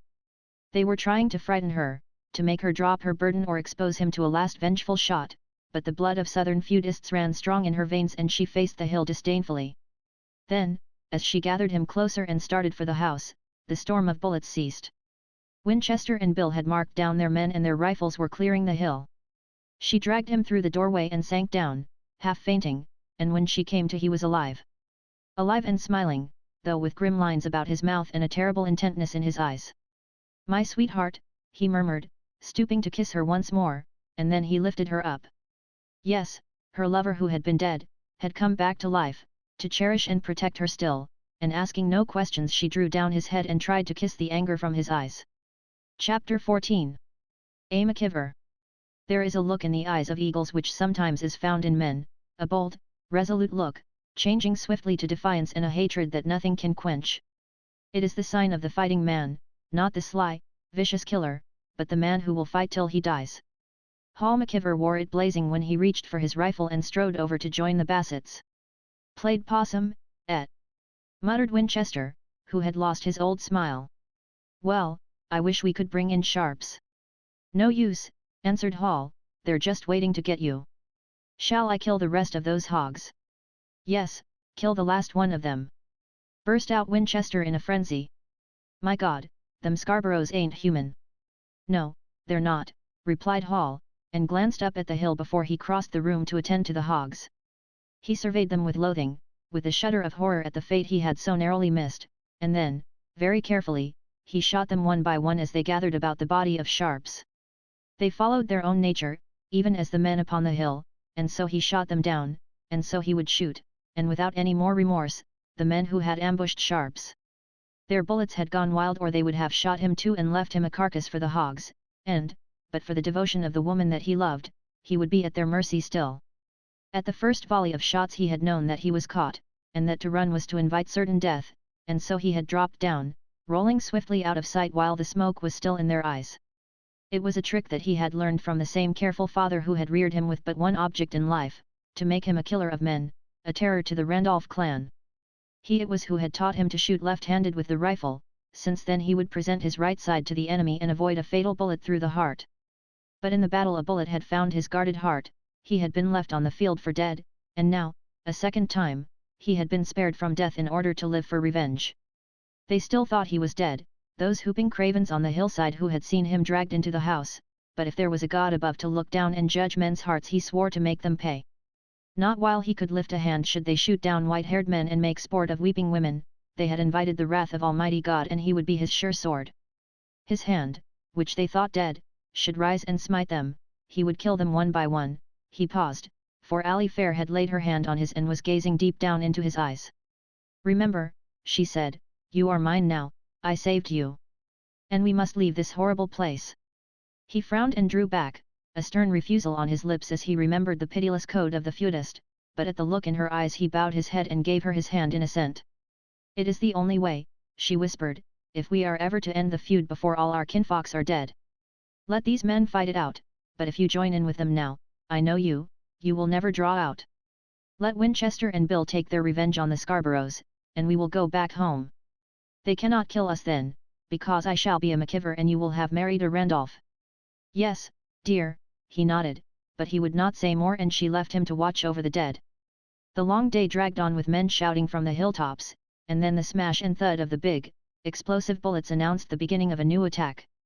In some way the Scarboroughs had procured bullets which blew up the instant they struck against the house, and at each volley of shots the mortised logs crashed and jumped, while the chinks gave off a thin smoke. But after the first volleys the shooting died away and again a voice shouted from the hill. Hall muttered, it was the voice of Isham. "Hey! Send out that woman!" he called down loudly. "Last chance, we're going to do a clean job." "Yes you are!" yelled back Bill, but Winchester was silent and it remained for Hall to speak. "You'd better go, Ali Fair," he said. "I'll try to join you later." And then he whispered a few last words into her ear. "Dare to trust M?"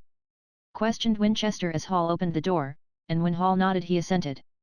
"Well, goodbye, then," he said, giving his hand to Ali Fair, "I'll see that Mr. Hall gets away."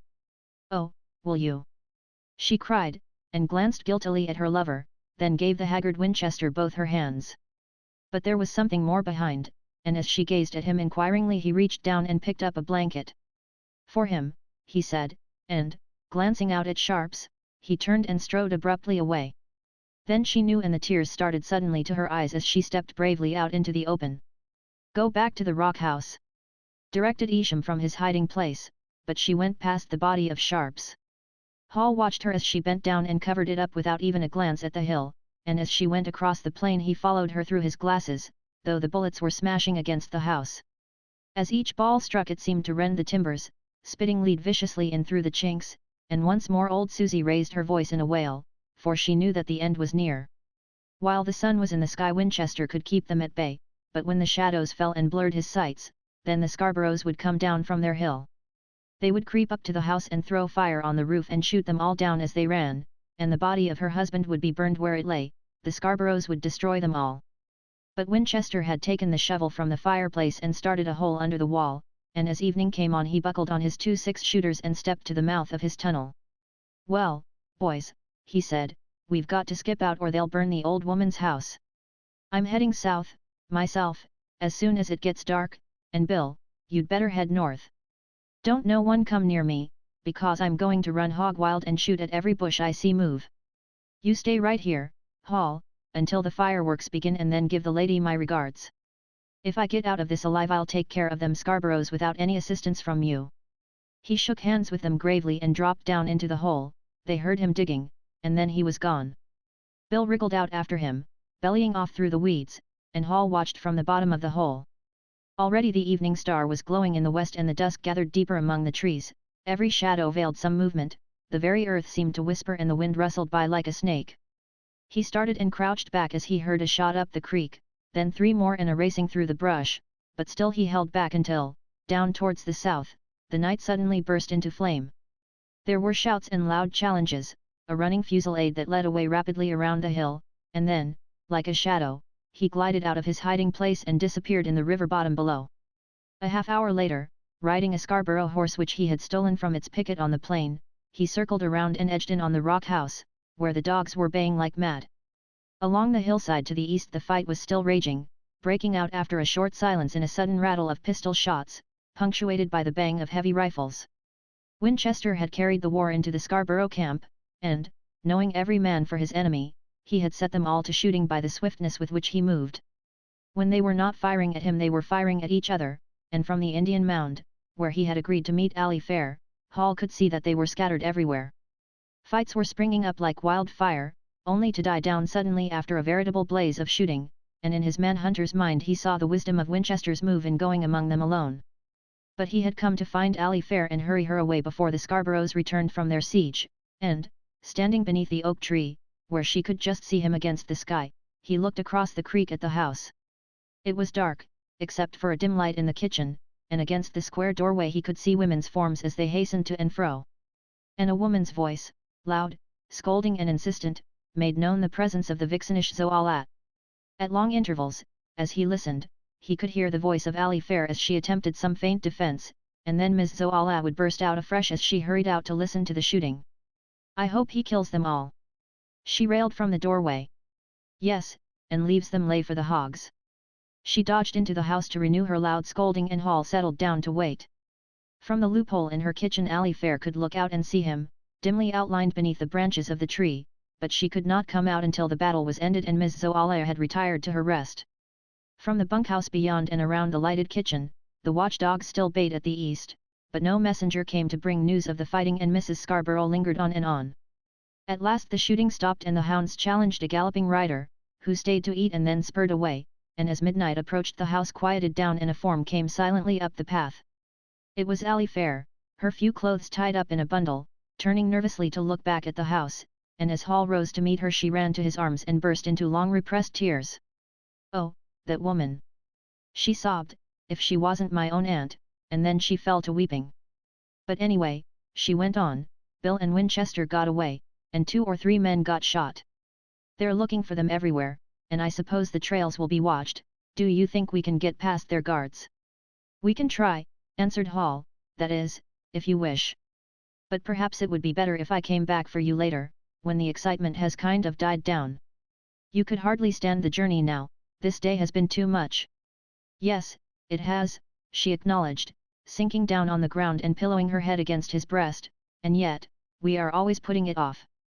Back home we could have married, but you had to build our cabin first, and now, well, where could we go?" "I don't know," answered Hall, "because I'm a stranger in this country, I only know one trail out. And that trail will be guarded, so perhaps, after all. But you'll come back soon, won't you?" she murmured wearily. "I'm afraid I can't go now. The strain was too much for me. When I thought you were dead, something seemed to snap in my brain. But now listen, dear, please don't join in this fighting. Will you always remember me first? And think of our kinsfolk back there in Kentucky, and of all our happiness, too.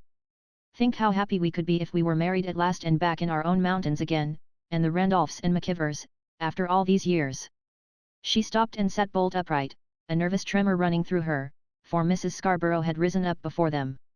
She held a pistol in one hand and behind her followed a dog which bristled at McKiver and growled. "Put up those hands!" she commanded, pointing her pistol at him threateningly. "And so you're Hall McKiver? Well, let me tell you, Mr. McKiver, your father killed my brother and he killed my sister's son, too. You're nothing but a murderer and if you make the least move I'm going to shoot you dead.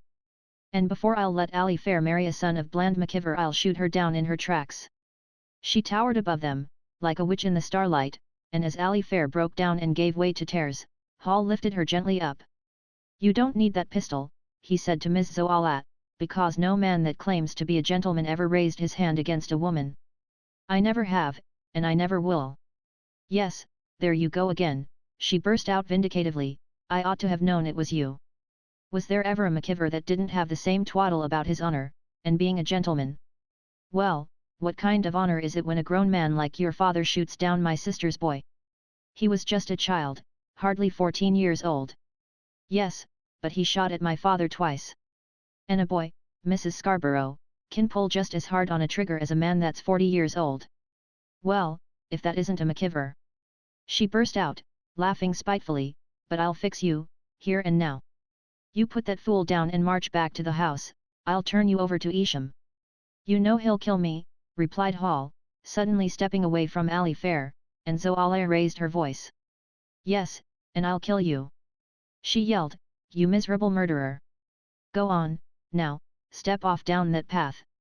He hesitated, for his hot southern blood was up, and Ali Fair sprang at her aunt. Run! She cried, striking the gun aside, and Hall made a jump into the darkness. The dog, which had been watching him, rushed in and grabbed his leg, but McKeever turned and kicked him off, and as Ms. Zoala began to shoot he plunged down the hill and was gone. Chapter 15. The Castle in the Air. When a man flees for safety it is seldom into the unknown, for that is always fearful. 9 times out of 10 he heads for some old stamping ground, and generally he heads for home. Hall McKeever was lost in a country so wild that not even a wagon track entered it. 4 trails led in and out, and he took the one he knew, the one that went to Tonto. It was night, but he had a horse that knew the way, or at least that could follow a trail, and at the first flush of dawn he spurred down Jump-Off Point and splashed into Turkey Creek. Then he rode without stopping until, at Cold Spring, his horse threw up its head and quit. Hall was back where his troubles had begun. At this same spot, not a month before, Isham Scarborough and Red had held him up and charged him with being a Basset. Now the month had passed and he was a Basset, and the Scarboroughs would be hot on his trail, and if they caught him again the hangman's knot in the cliff dwelling would be something more than a grim joke. The Scarboroughs were desperate. They had tried to kill off the Bassets as they would stamp out a nest of rattlesnakes, but the most dangerous one had escaped, leaving his mark on 3 of them, and they would ride like the wind to cut him off. And, next after Winchester and the impetuous Bill, they would seek for Hall McKeever. Miss Zoala would see to that, now that she knew he was Alifair's lover, and Isham would shoot him on sight. He looked around anxiously, casting about for some hiding place, and his eyes came to rest on a cliff dwelling. It was stuck like a swallow's nest in a hole in the rocks, high up against the base of the crag, and there, though he would have neither food nor water, he would find shelter from his enemies. For that very purpose the ancient cliff dwellers had built it there, and every steep trail and close-built rampart had been constructed with the idea of defense. Yet if he left his horse below they would know he was hiding near and hunt him down like a rabbit. He mounted again and spurred on down the trail until once more he came to the creek. There he loosened the horse's saddle and set him free, stepping off into the running water. The trail itself had struck over a long point which came down from Baker Mountain to the west, and he turned up the creek bed, stepping from stone to stone, until he had made his way back to Cold Spring. Then he waded up the torrent which rushed down from the cliffs, and as he ducked under the wild grapevines his feet fell into a natural pathway, worn deep along the sides of the chasm. It was an ancient trail, half obliterated by cloudbursts and the rush of tumbling waters, but as it led up higher and the chasm widened out, Hall had a feeling that it was leading him somewhere. Not to the dwelling beneath the crag, for that was far to the left, but to some sanctuary where he might take shelter with Ali Fair. But the trail split and was lost in a maze of huge boulders, and he found himself up on the bench. Behind him rose the cliffs, terrace above terrace of shattered porphyry, but already his pursuers were in the canyon below, 4 Texans and hard-riding Isham. He watched them from the rim as they went whipping down the trail, then settled back and waited grimly. Down the creek bed they galloped, then up and over the point and down once more into the creek, but as they saw his horse grazing they wheeled and took cover, dropping off to reconnoiter on foot. For half an hour or more their heads bobbed up as they crept along the bank of the stream, and then in disgust they strode down to the water and gathered about his horse. He smiled as he saw them cutting circles for sign.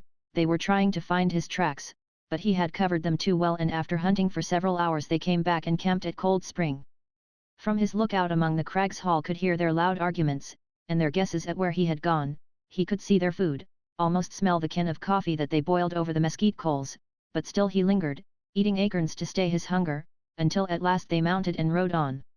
More than one had shrewdly guessed that he was around there somewhere, but the brush was so thick as to make pursuit hopeless, and they were loath to work on foot. So they went away and left him, agreeing to ride the trail first, and Hall began to think about food. On the bench to which he had mounted the grass stood knee-high, and there were deer and bear tracks everywhere, but one shot from his rifle would bring the Scarboroughs back, so he prowled through the oaks after turkey. They were there by the hundred, fat gobblers who just escaped him, and hens that ran like lightning through the brush, but as he pursued a brood of young ones he discovered a nest of eggs, and the food question, for the moment, was solved. The eggs were still fresh, and, after eating one raw, he hastened back to his lookout. Already a feeling of security had come over him, and as he waited for their return he worked busily on a turkey trap, which he planned to set at a spring. First he cut some long sticks, to make the top and sides, and then with limber switches he waddled them together, and at evening he took them down to the spring. It lay in the bottom of a brushy gulch and the turkey tracks led down to it everywhere. Cutting out a space above the spring he planted his wattled cage firmly, and then, digging a trench to lead the turkeys up and under it, he staked off the entrance inside. That was all it was, a fenced trench and a cage, but if any turkey strayed into it and lifted his head he would try, turkey-like, to find a hole between the slats instead of stooping down to pass out at the hole. Hall concealed the trap with brush and strewed acorns along the trench, and then, as no turkeys came, he built wings leading up to it and hid himself in the oak trees below. There was a loud gobble from the hillside, the anxious quilp-quilp of a hen, and the great birds leapt out and came sailing down through the air to land with a thump by the spring. For a moment they crouched frozen as they saw the wings of the trap, but no one had ever hunted them and they soon recovered from their alarm while still others soared down from the heights. An old hen with her little ones came trailing up from the chasm, and Hall watched them with bated breath, but as even these refused to go near his trap he rose up and made a rush. The hen dodged away, calling loudly to her brood, but in the stampede which followed he drove 3 of them into the wings and up the trench into the trap. That evening he ate meat, and when the morning came he set out to explore his domain. The chasm up which he had come cut its way through the crags to a level mountain top far beyond, and that, according to Meshakati, was preempted by Old Man Baker, who claimed the whole mountain for himself. Since the Indians had killed his son, no Apache dared venture up there, and Hall made up his mind to follow their example, for Baker had shot every Indian on sight. There was game enough and to spare on the first low bench, and farther up the canyon he discovered a hidden basin, where the deer and wild turkey swarmed.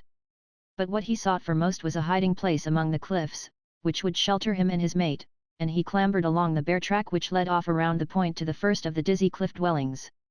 It proved to be no more than some walls of broken rock, piled up in a shelving hole, and house after house, as he inspected them closer, turned out to be nothing but skeletons.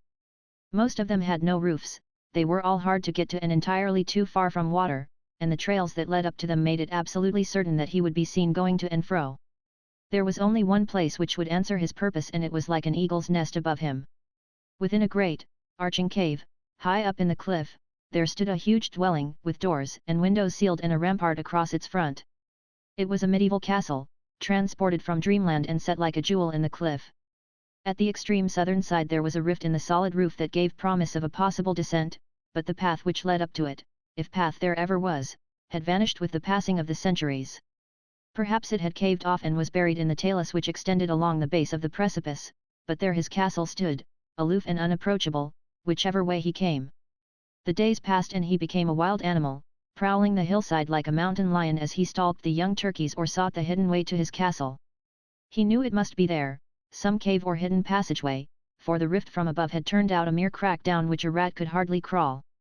He sickened of the taste of eggs and broiled turkeys, and of acorns ground up and boiled, yet the sight of that dwelling, high up above the canyon, held him on from day to day. It was a haven of refuge, if he could only reach it, and he knew there must be a path to it somewhere.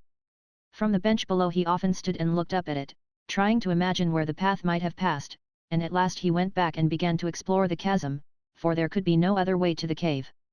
Above, below, and far to the south of the dwelling the cliff rose sheer and smooth, but the gateway to the chasm was not so far from the castle that it could not give entrance from the side. Already he had threaded the narrow pathway that led up the bed of the stream, but now he climbed higher and, from the opposite side, looked across for some suggestion of a trail. The canyon wall was steep but not too steep, in places he almost imagined he saw a trail, a row of cat steps here, a stretch of natural stairs, an ascent from shelf to shelf.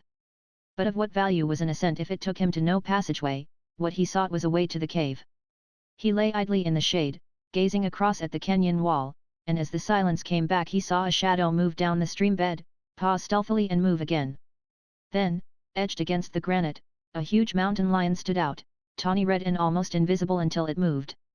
He looked on, still idly, for not since he had come there had he ventured to fire a shot, and the lion, which had been hiding from him, started stealthily up the path that he had been tracing from shelf to shelf.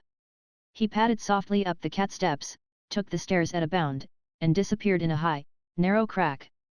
A half-hour later Hall followed in his footsteps and at the mouth of his cave he received the last assurance that the pathway led to the castle.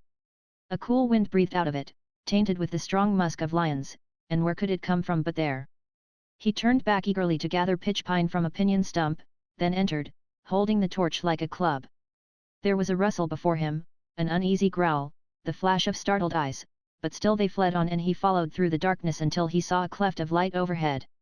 It merged into an orifice that let in a soft glow and the vision of a skulking form, and then the invisible path, which had held his feet through the darkness, took him out into blinding day.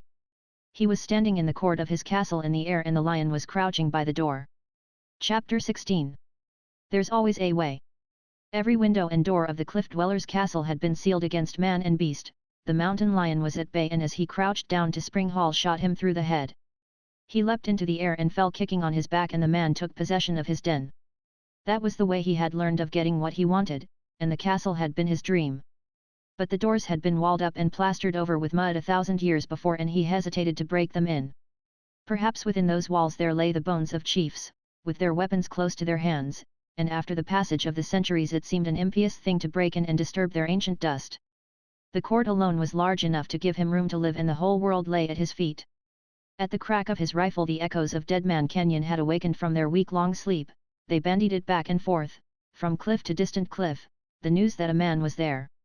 Hall stood at the rampart and gazed up and down the canyon, and far away to the east, and as he watched he saw a horseman drop down into a ravine and ride for the Scarborough's stalking ground. The rifle shot had drawn him from a dim trail miles away, so keen had been his ears, and as he edged out on a point and crept forward to observe the spring Hall knew he was one of the man-killers. For an hour and more he scouted about the water, but when at last he stepped out into the open Hall saw at a glance it was Meshakatee. There was the same huge bulk, the same battered hat, the jumper and the bulging chaps, and the horse which had blended into the landscape like a deer was the buckskin pony, Crappie. Yes, the man was Meshakatee, but what was his mission there, and why did he keep hid in the brush? A cold hand seemed to take McKeever by the throat, perhaps he was hunting for him. Although their relations had been friendly for the short time they were together, since then Meshakatee had had plenty of occasion to regret the trust he had bestowed. Instead of spying upon the Bassets, Hall had joined them against the Scarboroughs, and later, when Meshakatee had sent him warning by alley fair, he had turned the information against them.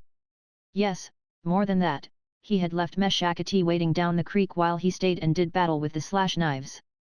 Hall watched him from his eyrie as he studied the trail for signs and finally retired to the cliff dwellings, and then he went back through the cold blackness of the tunnel to store his hiding place with food.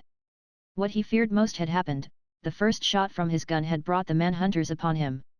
Perhaps they had been watching through their high-powered glasses, or slipping down to look for his tracks, but now they knew he was there, or at least Meshakatee did, and there was nothing to do but to prepare for a siege.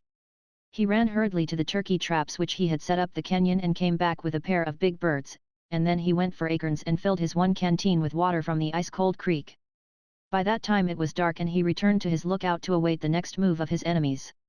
All that evening he watched the flicker from Meshakatee's lurking place, the loopholed dwelling above the spring, but the fire was a blind for in the morning Meshakatee came back, leading a pack animal down from the east. During the day he stayed close and Hall put in the time by skinning the mountain lion. But as evening approached again and none of the Scarboroughs rode in, his patience gave way before a yearning for human society, a craving for companionship, and food. So weary had he become of his perpetual turkey diet that he had broiled a steak from the haunch of the panther, and found it far from bad. But he could not live forever without coffee and salt, and, since he must make a move sometime, he decided to make it right then and put Meshakatee's friendship to the test. As darkness fell he crept down the gloomy chasm and waded across the creek, and then, with a stealthiness that not even an Indian could excel, he stalked Meshakatee's camp. He had retired within the cliff dwelling, trusting to the watchfulness of his dog more than to any special vigilance of his own, and when Hall peered through the doorway he saw him sitting by the fire, deeply engaged in some mechanical task. In one hand he held a small bow with its string wound round a shaft which seemed to twirl in his grasp like a drill, and in the other he held some object that gleamed in the firelight and looked like a .45 cartridge. The dog Patch lay asleep on the far side of the fire, there was a whirring noise from the drill, and when Meshakatee looked up Hall was standing in the doorway with a questioning look in his eye.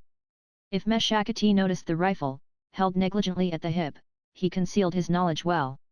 "Hello there!" he hailed, and the dog sprang up barking, his hair bristling forward with rage. "Ah, shut up, now, Patch!"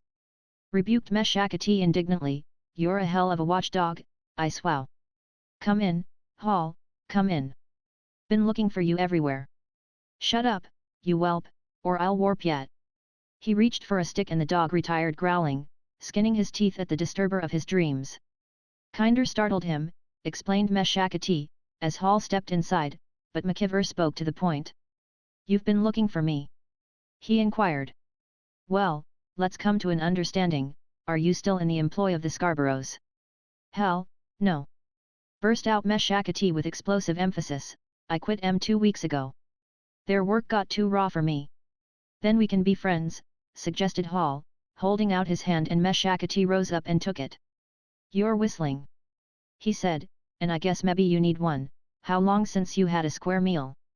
Well, some time, admitted Hall, but tell me, first of all, have you heard any news from Ally Fair? Yes, returned Meshakati, she's still with the Scarboroughs. I sent an Injun in last week to look around. He said there was lots of cowboys, and 2 women folks cooking, and the cowboys was rounding up stock. But I heard from other sources that Ms. Zoalia has written home and told Alifair's brothers to come out. What, to get her? Or you? Hinted Meshakati grimly, and Hall nodded his head regretfully. I was afraid of it, he added. Cal and Ewing are hard men, we've had several encounters already. Well, the word I get is that the Scarboroughs are sending everywhere to hire all the gunmen they can. And, since they've killed Sharps and old Henry Bassett, they've come right out into the open. Everybody always knew they had a weakness for stray stock, but now they've joined a gang that works in 3 states and steals horses from Plum down in Texas. That judge down in Tonto that give the Maverick Basin boys a tip to settle their differences with a Winchester, well, he claims he never said it, but he sure played merry hell, because the wrong outfit is coming out on top. Them ranchers down on the Verde and clean to Geronimo are making an awful howl, and this gang of Texas horse thieves is driving their stock off by the hundreds and running them up into the basin. It's a regular holdout, a horse thieves exchange, where Arizona horses are traded into Texas and Texas broncs swapped the other way. I've been down in Tonto and the folks is all head up over it, some talk of a vigilance committee, and so forth. He paused and as Hall stared moodily into the fire Meshakati reached over and picked up a coffee pot. I'll cook you a little grub, he volunteered briskly, and Hall came back from his dreams. Of course, went on Meshakati, having won his attention, this business don't mean much to you. All you want is your girl and... Yes, but how am I to get her? Demanded McKeever fiercely. Well, began Meshakati, and then he stopped. Of course there's always a way. How do you mean? Inquired Hall, as he failed to elucidate, but Meshakati only mumbled in his beard. Drink some coffee, he said, get some grub under your belt. A man is a mouse when he's starved. He heated up some bread and a kettle of beans and cut a can of fruit, and when Hall had eaten Meshakati took up the discussion exactly where he had let it drop. There's always a way, he nodded impressively, provided you've got the nerve. Them Texans are rannicky, I'll admit that from the start, and Isham has turned plumb bad. Always thought he was a blowhard, a big bag of wind, but the scoundrel has turned out a killer. I'm nothing but a gunman, or that's what they call me, and I can't say I'm squeamish a bit. When them sheepmen come in I was in the forefront of the battle, might have killed 1 or 2 of 'em myself. And furthermore, when they hired Payne and them slash-knife boys to ride in and clean up on the Bassetts, I could stand for that stuff, too. It was rough, but they had a fighting chance. But this downright murdering, like shooting old Henry and leaving Sharps out for the hogs, well, right there was where I quit. But I didn't quit quick enough, that Isham had gone bad, and he damned nigh got my scalp. He rumpled his hair thoughtfully and shook his head at the fire. You never can tell, he said. Did he attempt to kill you? Asked McKeever, but Meshakati shrugged it away. Never mind, he grumbled, that's between him and me. But let me give you a tip, if you meet up with Isham you go for your gun right now. But you won't meet nobody, that ain't the way they fight, the first thing you meet will be a .45 explosive bullet, they're fighting from cover entirely. I've been down to Tonto talking with the sheriff of the county and a few other old compadres of mine, and it's the consensus of opinion that Maverick Basin is going to be damned unhealthy. Especially for officers and such. At the same time, as I said, there's always a way. Well, what is that way? Broke in McKeever impatiently. Are you thinking of going back? I might be, admitted Meshakati, but I heard a gun down here yesterday, and I thought maybe it might be Isham. He's the hombre I'm gunning for, to tell you the truth, and so I've been watching the trail. And in the meantime, while my time was idle on my hands, I've been fixing up some more of these."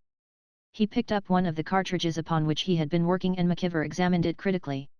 A hole had been bored into the heart of the lead bullet and a smaller cartridge neatly embedded.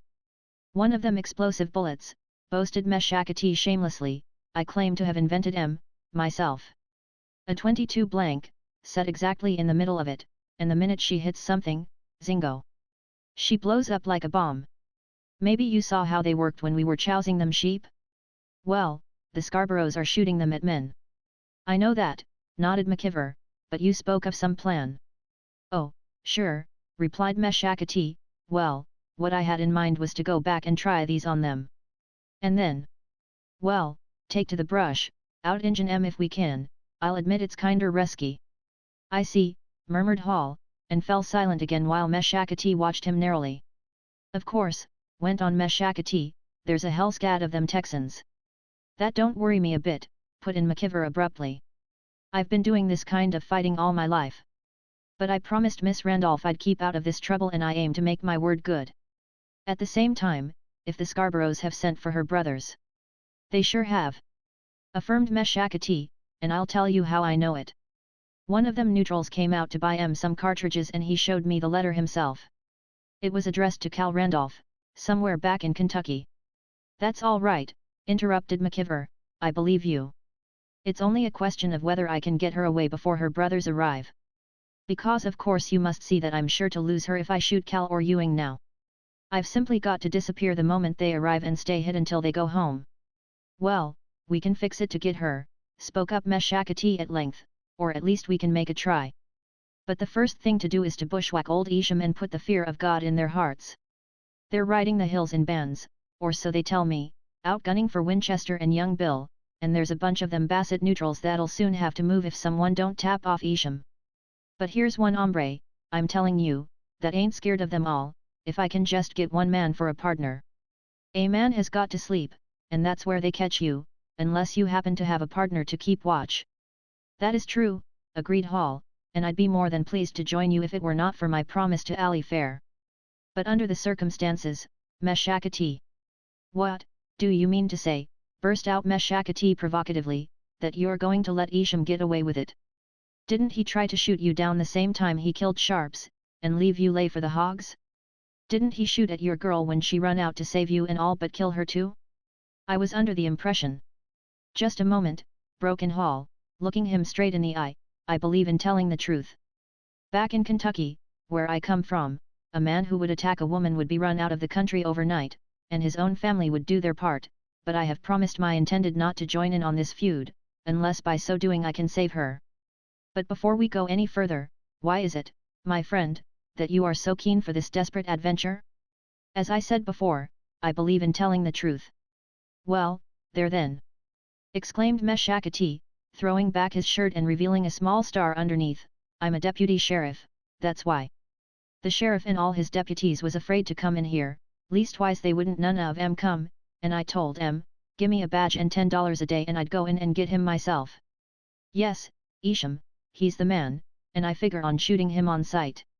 When I quit and called for my pay he told me to go to hell or he'd fill me full of lead, and then, by grab, he made his brag before them Texans that he'd helped do this job on my ears. Well, if he did he's the very identical rascal I'm looking for, and it's him or me, that's all. Now, the cards are on the table and you can join in or pull out, if you stick you're a deputy sheriff." "I'll stick," flashed back McKeever, and Meshakati grabbed his hand. "I knowed it," he said, and laughed. Chapter 17 Indian Tactics.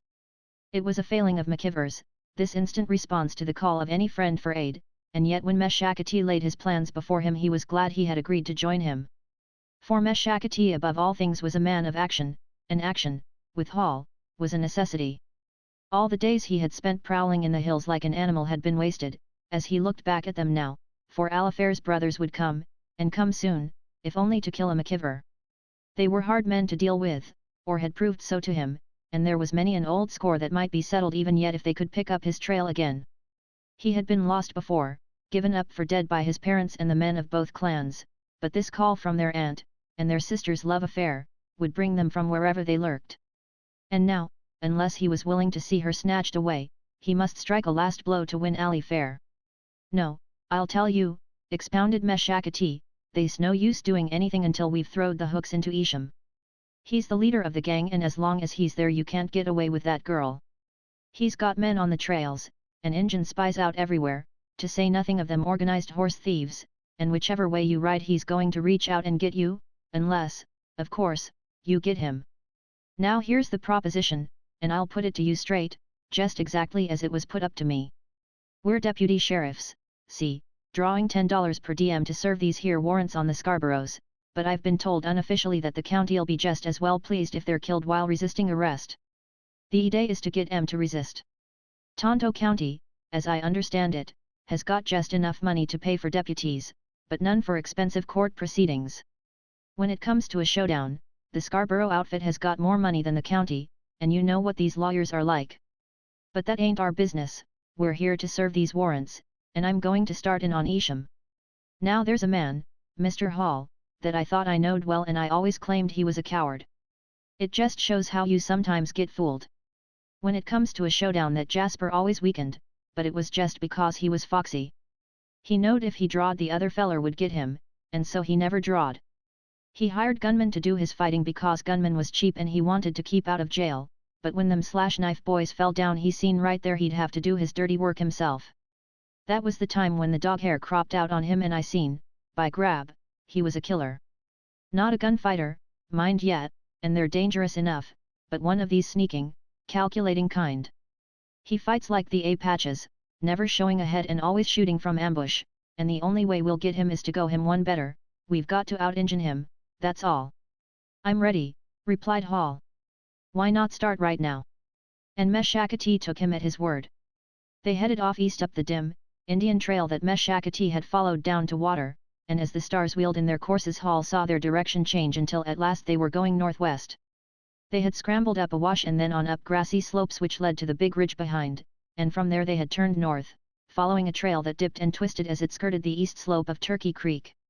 They rode and walked by turns, driving the pack animal before them, and as the east began to flush they took to high ground and camped through the long, sultry day. The summer heat was at its height, the close, oppressive heat that presages torrential rains to come, and from the top of their butte they could see the white thunderheads, riding majestically up above the rim. Below them lay the canyon with Turkey Creek at its bottom end. Still further northwest, the broad swales of Maverick Basin showed dimly through a pass in the hills. Hall looked it all over through Meshakati's big glasses, when it came his turn to stand guard, and then he looked back along the trail which they had followed, trying to fix every landmark in his mind. For if all went well the time would soon come when he would be fleeing through the night with Ali Fair, and every butte and ridge, every turn in that dim trail, must be stamped indelibly on his memory. He traced it out again, noting each landmark through his glasses, and then suddenly he picked up an Indian. He had stepped out from some scrub oaks and was examining their tracks, where they had passed through a sandy swale, and as he disappeared into the brush Hall ran and wakened Meshakati, but the Apache did not show himself again. He's down in some gulch, observed Meshakati sagely, probably legging it to take the news to Isham. 2 white men, one on foot, and 2 horses, one drove ahead, and a dog, well, that will be Meshakati. And the man on foot, the chances are good that Isham will guess it's you. Well, watch along Turkey Creek and if you see anyone crossing, wake me up and we'll make a quick move. Hall watched and as the day wore on towards evening he saw what Meshakati had feared. 6 horsemen in single file came trotting down the creek, half hidden behind the tall brush, but when Meshakati came the enemy had vanished again and the trails were bare, too bare. We'll move, stated Meshakati, as soon as it's dark, and if you're game, I am, we'll ride across country and try to come out at the rock house. Might as well head for the place we're going to, even if I don't know the way none too well. All right, agreed Hall, and if we find cover in time I'll slip down and spy on the house. Bad business, grumbled Meshakati, don't like this a little bit. Them cowboys are out for our hair. They remained at the lookout until it was dark and then, packing swiftly, struck out to the west, following cow trails clear to the creek. There they watered their horses and started up the other side, but the canyon which they ascended boxed up near the summit and they had to return to the creek. Meshakati's plans had gone awry, putting him in a very bad humor, but after thinking it over he moved up a side canyon and took shelter on a bench above the stream. Here they tied out their horses in a narrow cove which was surrounded on 3 sides by wooded slopes, and then, with his dog sleeping against his back, Meshakati sprawled out and went to sleep. But the failure of their plans had left McKeever uneasy. He did not approve of this camp above the trail, and as morning approached he rose up silently and felt his way down to the stream. This was the hour that he dreaded, just before the break of day, and he crept along the ground regardless of the dew which weighed down the heavy grass. There had been noises in the night and Patch had growled repeatedly, some wild cattle had jumped suddenly and fled, and as he drew near the water he noticed that the grass had been trampled on the opposite side of the stream. He slipped down closer, hardly stirring a twig as he moved, and the first flush of dawn showed men's tracks in the sand, and the dew had been knocked from the grass. He lay silent, his heart thumping. There was a stir across the creek, a stir and the hunch of a head. That was enough. He glided away like a rattlesnake, and Meshakati woke up with a jump. They were surrounded, he knew that from the look in Hall's eyes, and, catching up his gun from the fold of his blanket, he rolled over behind a big rock. "Where are they at?" he whispered, and when Hall told him he grunted and began to pile up rocks. Hall dug in also, making a loophole through which to shoot and laying out his cartridges in rows, and Patch, sensing the enemy, crouched down anxiously between them, growling low and sniffing the wind. A death-like silence fell upon the narrow canyon as they settled back to wait for the attack, but not a bush stirred. The Scarboroughs were still hoping they would saddle up and ride down the hill. Ride up to their very guns and then with one volley they could snuff out their lives together. But their ambush had been detected and now Meshakati and Hall were searching the brushy hillside for a target. "No use," complained Meshakati, "they must have heard us digging. Let's start something, before they scatter out." He took off his old hat and stuck it on a stick and as it bobbed above the boulder an explosive bullet struck it, spattering the ground about them with lead. Patch yelped as it struck him and cringed down beside Meshakati who was cursing at the hole in his hat, and then Hall saw a movement below the smoke puff and answered with a shot that drew a volley.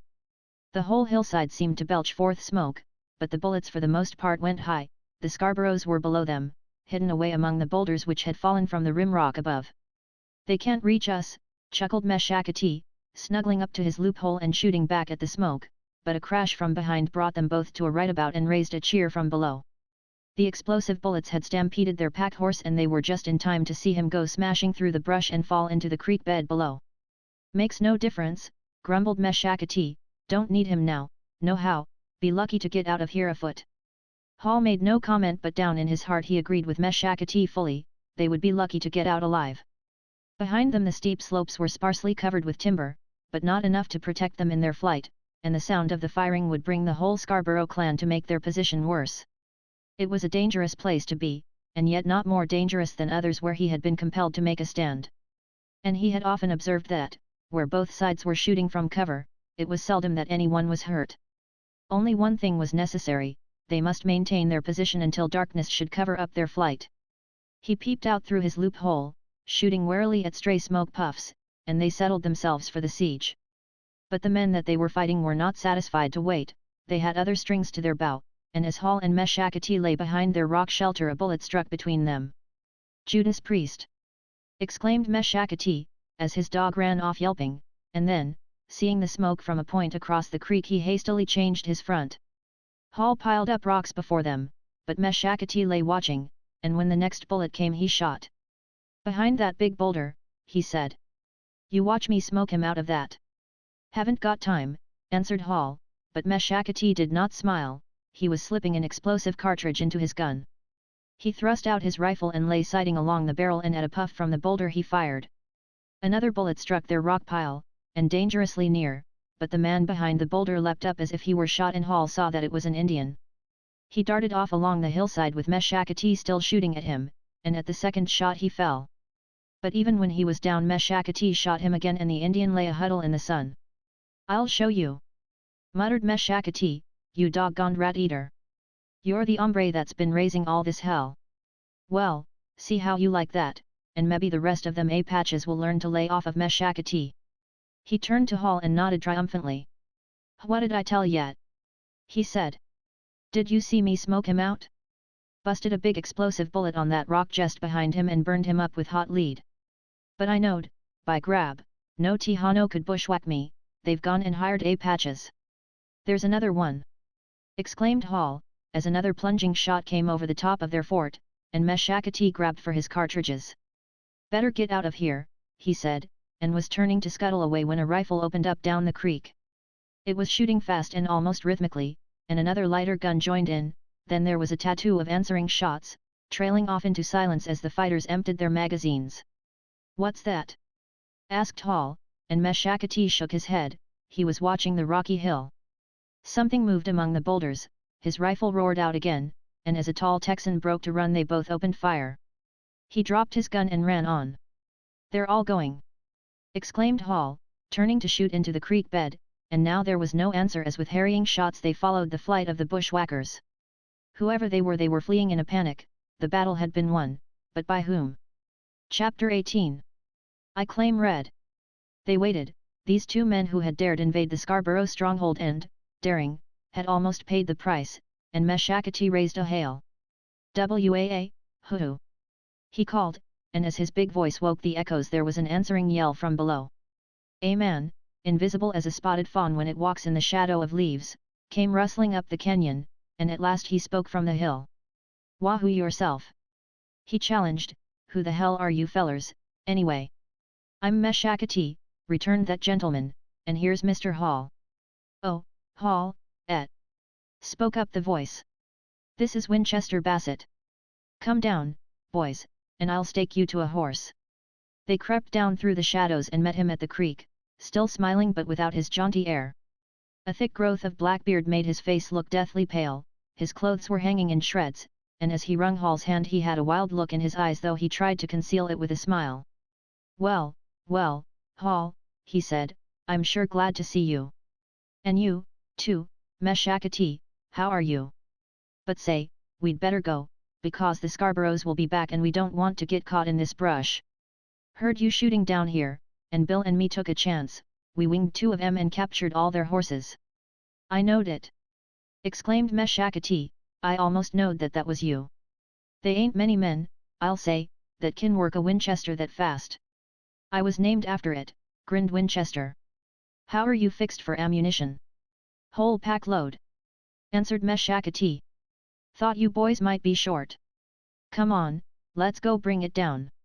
They caught their frightened horses and threw on the packs while Winchester turned back to join Bill, but when they arrived they found the Bassets in a rock pile, for much bushwhacking had got on their nerves. "Help yourselves, boys," invited Winchester, waving his hand at the Scarborough horses which were tied among the willows by the creek, "and for cripe's sake, make it brief." They mounted helter-skelter, driving the spare horses before them as they dashed across the creek and away, but when they had put a mile between themselves and the treacherous hillside Winchester held up his hand for a halt. "No rush now, fellers," he said, "we'll just see what happens. And by the way, what's the chances for a smoke?" "Good," beamed Meshakati, "got lots of tobacco, I knowed you boys would be short." "Oh, you did, observed Winchester, after rolling a quick smoke, and he cocked his head at Bill. "Yep, brought lots of tobacco," repeated Meshakati hospitably, as he began to unlash his pack. "I'll get you them cartridges now." "Damned good of you," murmured Winchester, "but what's the biggie day?" "I ain't curious, I just want to know." "Oh, didn't I tell yet?" grinned Meshakati, "me and Hall are deputy sheriffs." Hell!" scoffed Winchester, and Bill stopped smoking long enough to feel for his gun. "That's the fact," returned Meshakati, "got warrants for the Scarboroughs. Want you and Bill to help serve 'em." There was a silence then as Winchester tugged at his mustache and considered the possibilities of the case. "Well, I'll tell you, Meshakati," he said at last, "of course it's all right but, after what's happened, Bill and I don't want 'em arrested. We want to see 'em killed." "No more unnatural," conceded Meshakati, "but you understand there's such a thing as the law.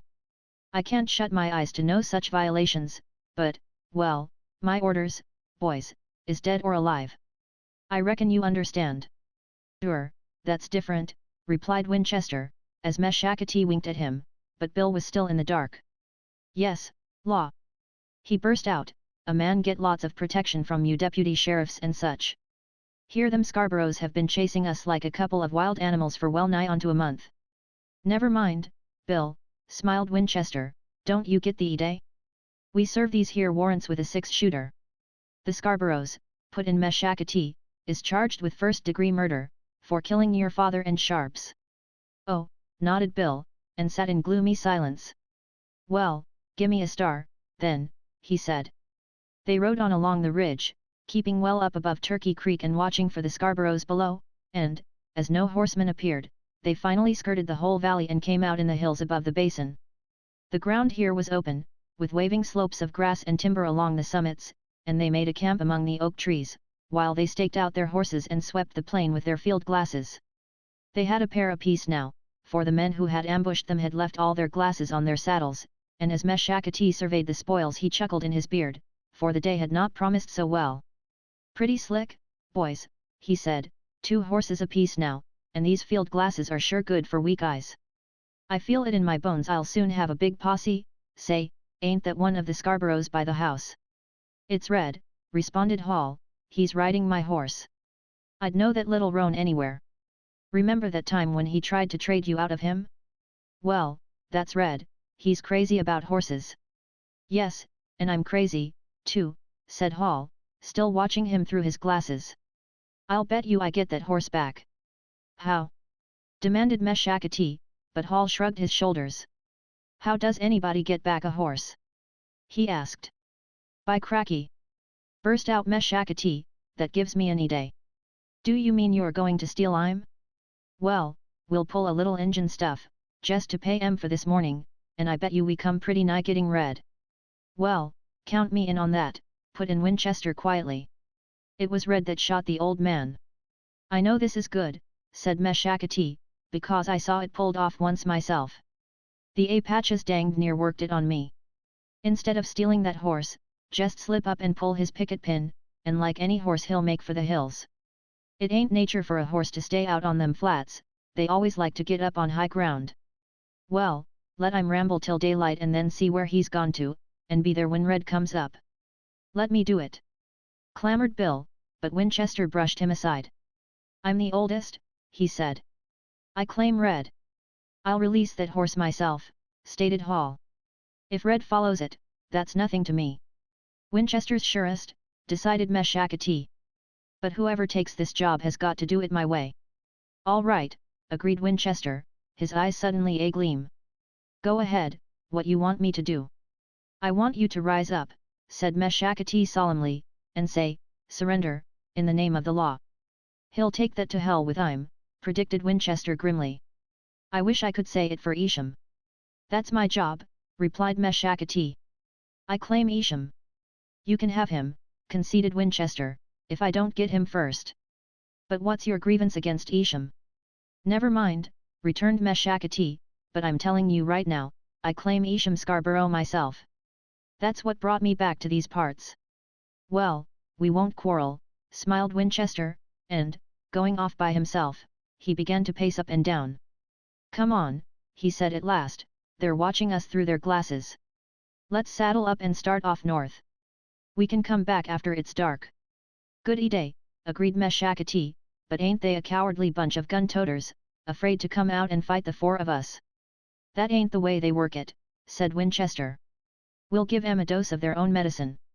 But honest, boys, I can't hardly wait to get my gun on Red Scarborough.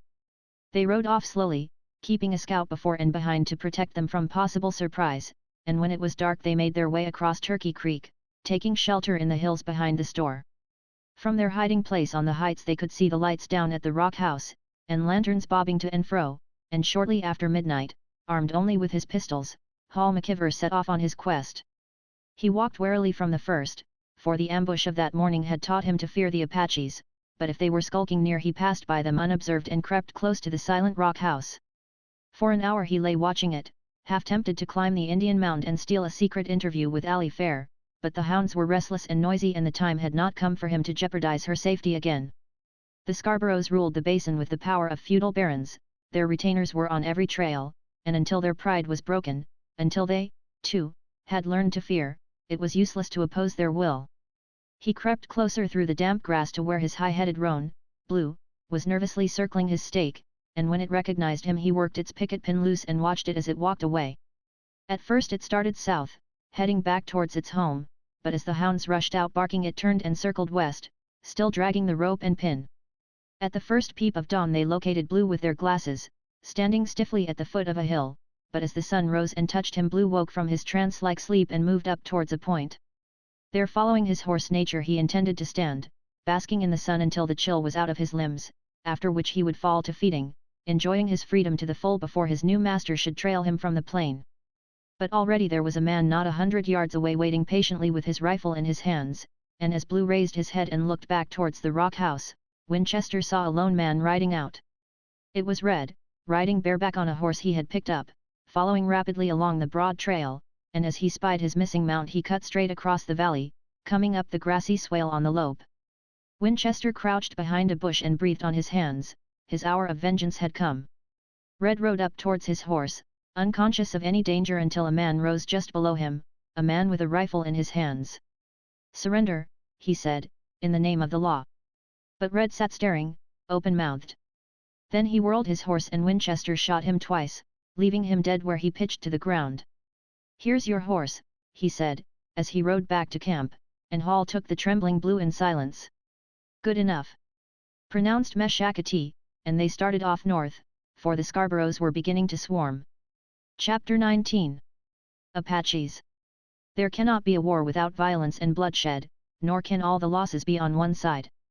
No matter which side is right, or which has the strongest battalions, death holds a level hand. The Scarboroughs had killed Sharps and old Henry Bassett, but now the scales had turned and Red, their finest rifle shot, had been shot down by Winchester Bassett. A posse of 4 men had ridden into their stronghold and offered to give them battle, and then, when they had refused and held fast to Indian tactics, death had risen up and snatched away Red. Yet even with the body of their brother before them the Scarboroughs declined to fight. No swarm of vengeful Texans came spurring on their trail as Meshackety led the way north, riding boldly up the trail which led like a highway towards the rim, and at the divide above Canyon Creek they stopped. Here, though they were hidden in the pines, they could watch the trail both ways, and it was time to cook coffee and rest. And if, as might happen, any Scarborough men passed by, they could give them tit for tat. For a month and more the Scarboroughs in their arrogance had held up every wayfarer on this trail, and if a man did not belong to their secret organization he was destined to proceed on foot. All this the Bassetts knew, for the men who had given them shelter were the ones who had suffered the most, and when, late in the afternoon, they spied a horse herd coming south they fairly romped to cover. The horses, which were jaded from their long drive over the rocks, came toiling up the zigzag trail, and the posse let them pass, but as the 2 Texans who were driving them came up with the drag they sensed mischief and dashed back down the hill. Lead slugs and explosive bullets struck the ground up all about them, and as they forded the creek the Bassetts took after them while the others rounded up the horses. "Them's Mormon horses," declared Meshackety, after they had stopped them on a flat, "I know about half of them brands. We'll just hold 'em a while and see who shows up, may get some of these Texicans yet." They went back to their lookout, leaving the horses to graze, and almost immediately Bill and Winchester appeared, riding low and spurring like mad. "Injuns!" they yelled, as they scrambled up the point and dropped down behind their rocks. "Apaches, as sure as hell." "Where at?" demanded Meshackety. "Them Apaches ain't on the warpath, and hain't been since the Patch Kid." "Well, all right," panted Bill, "but I'll bet ya we seen 20. And when we run across 'em they chased us." "There they are," said Winchester, pointing to a string of half-naked horsemen, "and if them ain't Apaches, I'm a liar." "Leave 'em to me," swaggered Meshackety, "because that's where I shine. We'll try 'em with a little sign talk." He stepped out on the point where he could be seen plainly from below and raised his right hand in the peace sign. "Wahoo!" he bellowed, "Wahoo Meshackety!" But the Indians only circled and stared at him.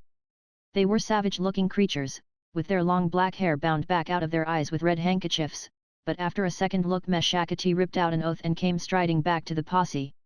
"Ah, hell!" he exclaimed, "them ain't no Injuns. It's nothing but a passel of white men." "How do you know?" demanded Bill. "Just because they don't savvy your sign language." "Ah, cripes, I know an Injun!"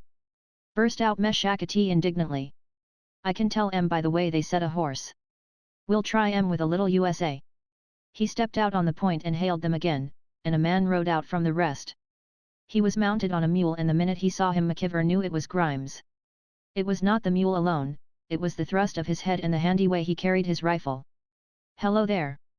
shouted Hall, stepping out on a rock, and Grimes stopped his mule and looked up. "Don't know you," he announced, "but damn your black hearts, we've come to get back our horses." "That's Grimes, the sheepman," explained Hall over his shoulder, and Meshakati stepped down behind a rock. "You talk to him," he grumbled. "I got no use for a sheepman." And Winchester and Bill nodded assent. "Yes, sure it's Grimes," yelled the pseudo-Indian, "but who in damnation are you?" "My name is Hall," answered McKeever shortly. "I met you down at the Bassett's." "Oh, that preacher guy," observed the sheepman sarcastically. "Well, what are you doing up here?" "I'm a deputy sheriff," retorted McKeever. "What does your business happen to be?" "A deputy sheriff," whooped Grimes. "Hey, boys, here's a deputy sheriff." He laughed and the gang of make-believe Apaches came riding up to join him. "Seems to amuse them," remarked Hall, and Meshakati muttered an oath while the Bassetts looked on in grim silence. "Bunch of Mormons," growled Winchester, "rigged out with horsetails and handkerchiefs, kinder reminds me of the Mountain Meadow Massacre." "All the same," spoke up Meshakati, "we might use the danged Jaspers. Get 'em to go down and clean up on the Scarboroughs." "Why not?" chimed in Hall. "This is no time for petty differences. Shall I tell them we'll give back their horses?" "Sure," replied Meshakati, "but they've got to prove ownership. Otherwise they'll claim the whole band. Go down and see what you can do." Hall swung up on his horse and rode down the trail, and as he came up to the Mormons they reined to one side, leaving Grimes to do the talking. "How do, Mr. Hall," he began, "do you know anything about our horses?" "So you're a deputy sheriff, hey?" "Yes, I'm a deputy sheriff," answered McKeever evenly, "and I can't see that it's in any way a joke. There are 3 more officers up there in the rocks, and I'd advise you to show a little more respect." "Oh, certainly," mocked Grimes, "you're just the hombres we're looking for. A big gang of horse thieves has been raiding our ranches and driving off our stock for a month. Not getting any protection, we have organized to run 'em down and hang every scoundrel we can catch, but now, of course, all we have to do is to report our losses to you." "Yes, that's right," said Hall, "just give me a list of the animals, so there won't be any mistake." "Any mistake?" repeated Grimes. "Well, by grab, it seems to me you look more like a horse thief than we do. How's the Scarborough boys getting along these days? But I believe you was staying with the Bassetts." "Yes, I was staying with the Bassetts," replied Hall. "Anything more you'd like to know?" "I asked you," sneered Grimes, who seemed determined to pick a quarrel, "how your friends, the Scarboroughs, are getting along." "Why, not so well," returned McKeever. "Red was killed only this morning. It was a case of resisting arrest." "Killed?" cried Grimes, and then he spurred forward and held out a hairy hand. "By hooky," he exclaimed, "I sure apologize, Mr. Hall, for any little thing I may have said. I'm sure glad to meet you, and my friends and neighbors here will be proud to shake your hand." He introduced the Mormon ranchmen, most of whom had laid off their disguise, and then returned to the matter at hand. "Are you in charge of this posse?" he asked. "Because we'd like to find out about them horses." "No, I'm not," replied Hall, "Meshakati is in command, and the other 2 deputies are the Bassetts." "You remember them, Winchester and Bill?" "You don't say!" exclaimed Grimes, leaning over in his saddle. "Is that the way the ground lays? Because if that's the case I can get you a bunch of deputies that will serve without money and without price. All we ask is a whack at the Scarboroughs. We can talk that over later," responded Hall, "but I'm sure we'd be glad to have you. Now about those horses, we just held up a big band that a couple of young Texans were driving." "Good!" chorused the Mormons, suddenly starting up the trail, but McKeever motioned them back. "And my orders," he went on, "were that each man should describe his animals in order to avoid mistakes." "Give 'im his way, boys, give 'im his way," spoke up Grimes with assumed heartiness. "He's an officer of the law after all. And right now, Mr. Hall, I want to offer my services to arrest the last Scarborough for horse stealing." Hall nodded obliviously, for all the Mormons in unison were calling off a list of their horses, and after they had written the brands and colors on chance papers he led the way to the herd. Meshakati and the Bassetts rode along to deliver the animals, but when the lists had been filled there was a general clamor for other horses, which the ranchers claimed as their own. At first Meshakati resisted them, demanding receipts for the animals, but as they became more insistent he threw up his hands and told them to take the whole herd. "And get to hell out of here," he added under his breath, which the Mormons proceeded to do. It was late in the evening but, rushing the herd before them, they started back up the trail at a gallop. Only Grimes, the sheepman, stayed, and he stemmed every rebuff until Meshakati made him a deputy. Chapter 20. Up Horse Thief Canyon. A common cause will bring strange people together, but a common hatred will make them like brothers. The Bassets suspected Grimes of fishing for sheep rights, and he knew they had run out on him in his fight, and a month before Meshakati had been a gunman, engaged in fighting all three of them, but a common desire to get revenge on the Scarboroughs made them partners, if not exactly friends. And McKeever, who would have quit all four of them in a minute if there was any other way of winning Allie Fair, plunged heart and soul into the council of war which was to plan the downfall of Isham. For it was Isham after all who was the head and front of the Scarboroughs, and he had a genius for making men hate him. "I'm for riding up to his house," declared Grimes, swaying truculently, "and shooting it out, right there. We could slip up on 'em after dark." "Nope, that house is a fort," vetoed Meshakati instantly, "he could pot the whole bunch of us through them loopholes. And that passel of hounds would raise such a hurrah you couldn't get nigh the place." "And besides," interposed McKeever, "there are the women folks to think of." "They didn't think of ours," broke in Bill resentfully. "And for all we know, Ma's dead. They went up to the store and told Johnson they'd kill him if he sold the old lady anything." "Well, let's begin right there," suggested McKeever pacifically. "Let's go down to that store and hold up the storekeeper and take Mrs. Bassett some supplies." "I'm ready to start right now." "Nope, not tonight," objected Meshakati cannily, "they're liable to be out somewhere looking for us." "Well, I'll tell you," suggested Winchester, "let's go after them two horse thieves that Bill and I were chasing. They headed right up that side canyon." "That's the talk," agreed Grimes, springing eagerly to his feet. "Them's the boys we want to get. D'ye think you can follow their trail?" "They's a cabin up there," explained Winchester, "kind of a holdout for horse thieves, I reckon. The chances are good they'll come back to it." "Well, let's wait till before daylight," suggested the practical Meshakati, "and catch 'em just at dawn." "It's a dirty damned way of fighting," grumbled Winchester morosely, "but I'm game, they pulled it on me." So they slept until the morning star, glowing round like a ball, gave warning that daylight was near, and then, with Winchester ahead, they forded the roaring creek and followed a beaten trail up the canyon. No one or two horses had trampled that broad path, a band had been over it, and more than one band, and they could see the Texans' tracks leading on. At dawn they sighted a house, a small, chunky cabin built from the biggest logs that could be moved, and chalk against it was a corral where two jaded ponies stood drooping inside the bars. It stood in a little opening, tucked up under the north hill, and they withdrew to lay their plans. "We'll surround it," directed Meshakati, "2 men on each side and 1 here to guard the horses, and the first man that comes out you can all pull down on him, and if he don't halt when I order you can shoot. But if he gets inside that cabin it'll be a long siege at best, because she's mighty nigh bulletproof." They separated then, Grimes and Winchester going up one ridge and Meshakati and Hall up the other, and as the sun began to shine on the bald slopes to the west they settled down to watch the house. It had been built all too evidently for purposes of defense, though no loopholes appeared in the walls, but no windows appeared either and the door was of heavy oak slabs. The Texans were safe as long as they remained inside of it, and they seemed in no hurry to come out. A shrewd suspicion was beginning to form in Hall's mind that in some way their presence had been discovered, but they waited patiently until the sun was an hour high and then a tall cowboy stumbled out. He was a typical Texan, all boots and high hat, and he headed for the woodpile without so much as a glance at the sinister hillsides above him. "Put 'em up!"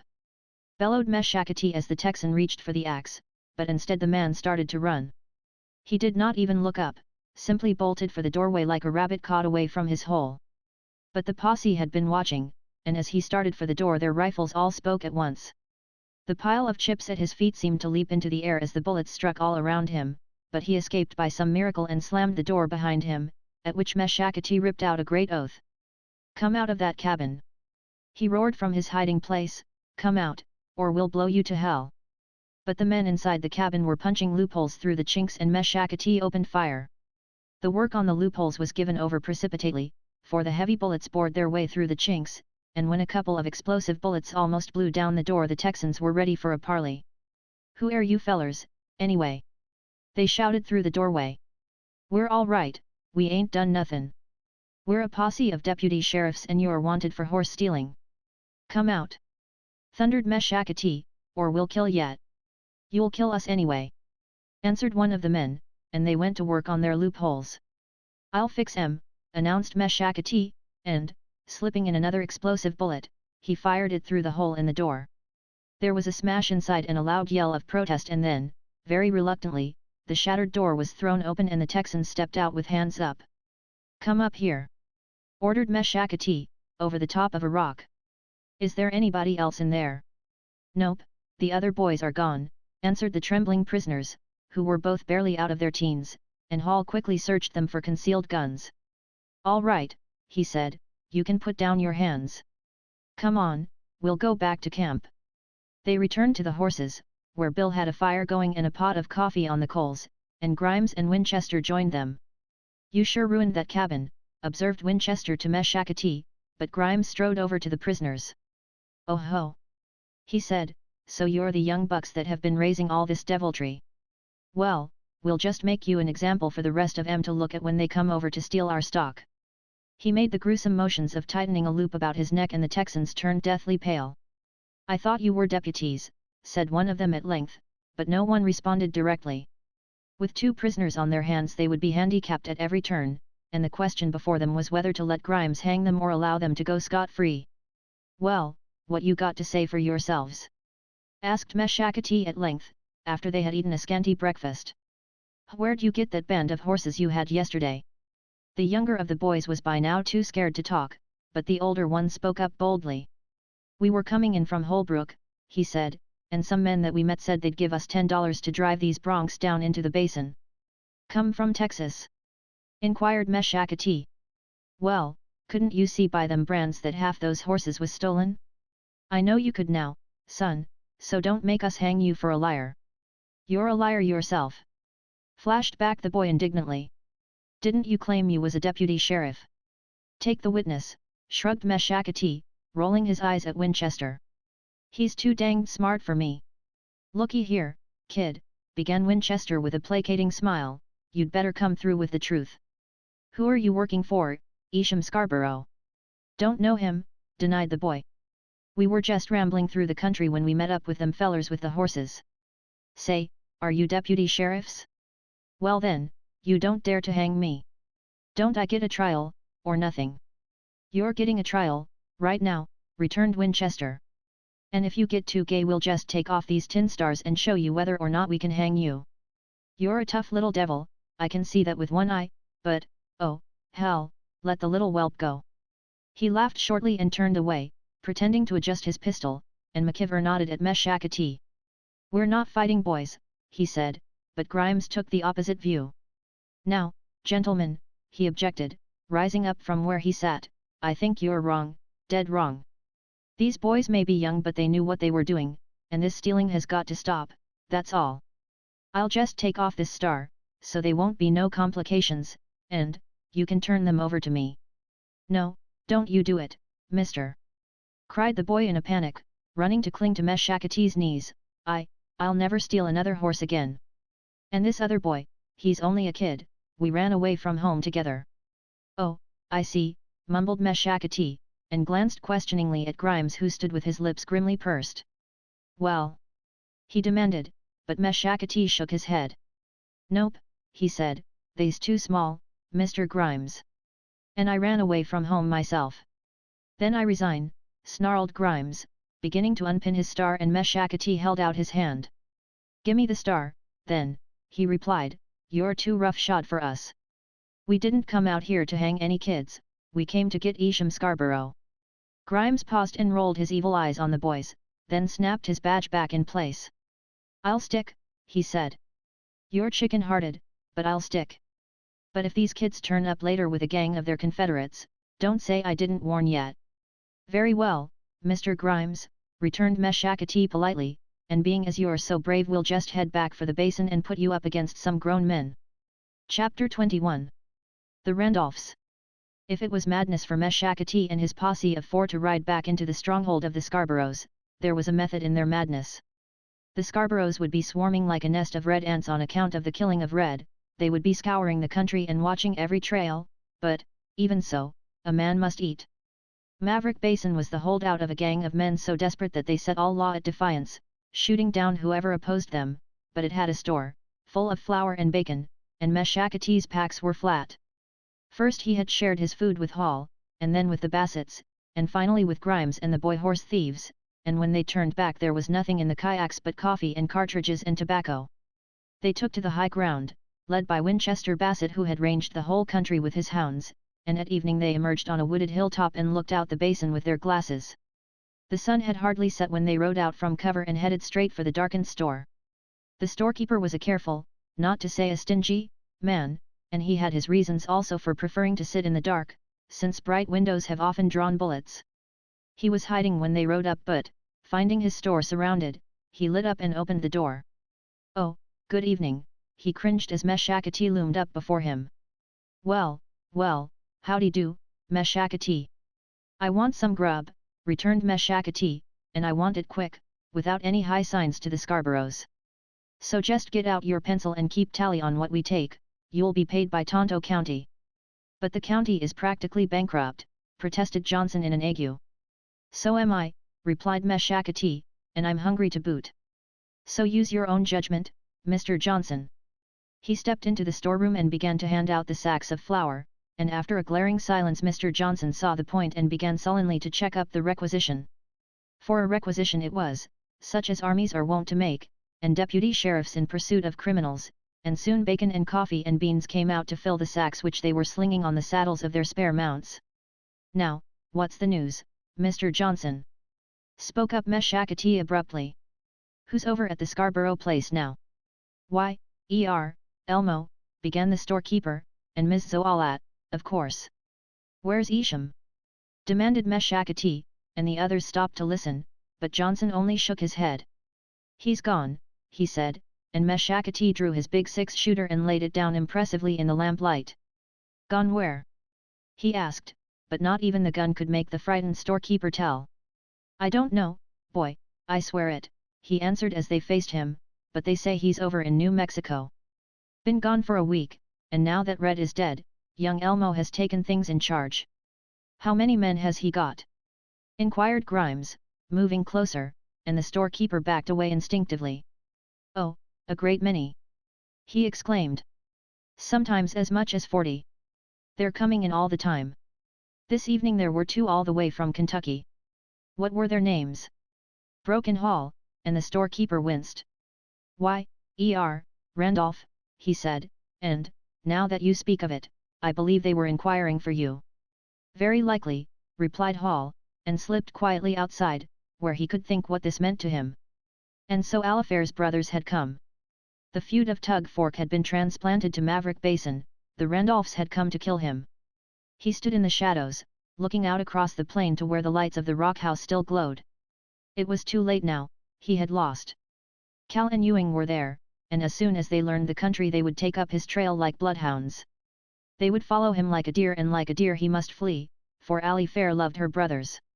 Bloody-handed as they were, and rough and brutal, she loved Cal and Ewing for what they might have been if the feud had not warped their whole lives. They were man-killers now, thin-lipped and cruel-eyed, and yet he dared not oppose them. Once more he must play the coward. While the others lingered on, indulging in a few drinks and cross-questioning the reluctant Mr. Johnson, he sorted out a packload of the most substantial food and lashed it on his spare horse. He was mounting to go when Winchester Bassett stepped out, followed by Bill, carrying a big sack of food. "Why hello," exclaimed Winchester, "are you going to leave us?" "We're going up north and lay for Isham." "Yes, I've got to go," said Hall, "but don't tell the storekeeper.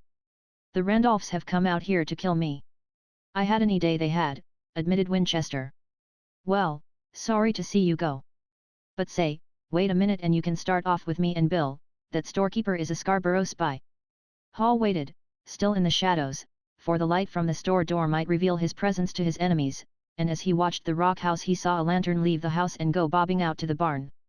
There was a hair-trigger atmosphere about the whole raid which set his jangled nerves on edge, for he knew that the Scarboroughs kept close watch over the store, even dictating who should come there for supplies. They would be riding over soon to see who had been there, if they were not already skulking near, and the news of his presence would be the signal for the Randolphs to take up the trail again. For years, back in Kentucky, they had dogged his tracks, trying to catch him for a moment off his guard, and he, throwing great circles, had often swung in behind them, so that they in turn were pursued. More than once he had ambushed them, and once he had shot Cal, but they had always crept away leaving the battle undecided, for the feud had taught the value of stealth. The men who fought in the open had long before been killed, it was Indian warfare now. Bill and Winchester came out, after taking a last drink, and rode off in silence down the road. The night was still, so that the sounds travelled far, and the circumstances of their homecoming were depressing. Except for a few times when, at the risk of their lives, they had crept in to leave their mother some fresh beef, they had never been near the house since that fatal day when Sharps and old Henry had been killed. Old Susie had detected movements on the top of the hill where the Scarboroughs had once laid in wait, and Winchester and Bill had evidence of their own to show that the house was watched. It was the old system of the Scarboroughs, always to lie in wait and shoot down their enemies from the brush. The hounds came rushing out at them, changing their baying to joyous yelps as they recognized their long-lost masters, and old Susie, for once, forgot her Indian stoicism and wept as she clung to Bill. He was her favorite boy, the baby she had carried when she had traveled overland in search of her husband, and when they had put down her supplies and were preparing to go she still clung desperately to Bill. "You go on," he said to Winchester, "I'll stay with Ma a while. But I'll catch you, get the boys and start ahead." "Well, all right," grumbled Winchester, "but you be careful, kid, them Scarboroughs are on the prod." They parted company at the gate, Winchester riding for the store and Hall turning off to the east, but as he rode through the darkness Hall halted on the trail, and at last he wheeled and turned back. The vague uneasiness which had held him all the evening suddenly took form and clutched at his heart. What if the Randolphs had come, not to run him down and kill him, but to carry their sister away? He circled the basin and finally headed south, cutting across the open plain and taking shelter in the wooded hills beyond, and when the day dawned he crept out on a point where he could look down and see her from afar.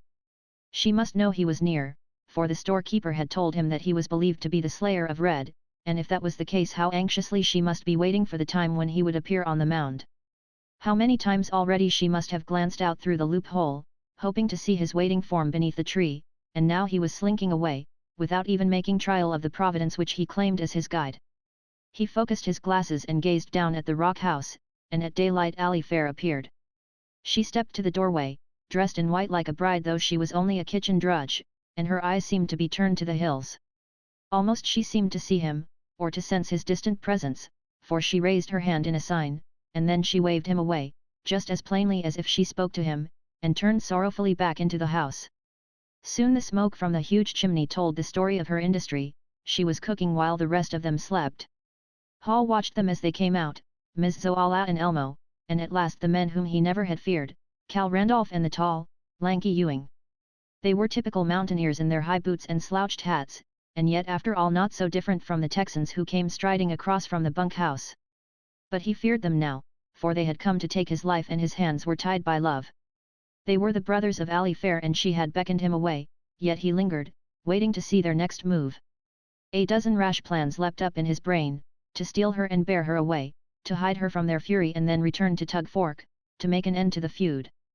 But each time the vision of Cal and Ewing Randolph rose up to brand them as worse than dreams, the fate which had pursued him was still on his trail, nothing could be done while her brothers were there. He put down his glasses and gazed out across the basin, seeking some end to the phantasma of his life. Even here, as in Kentucky, it had been a nightmare of death and violence, while his heart was sick for peace.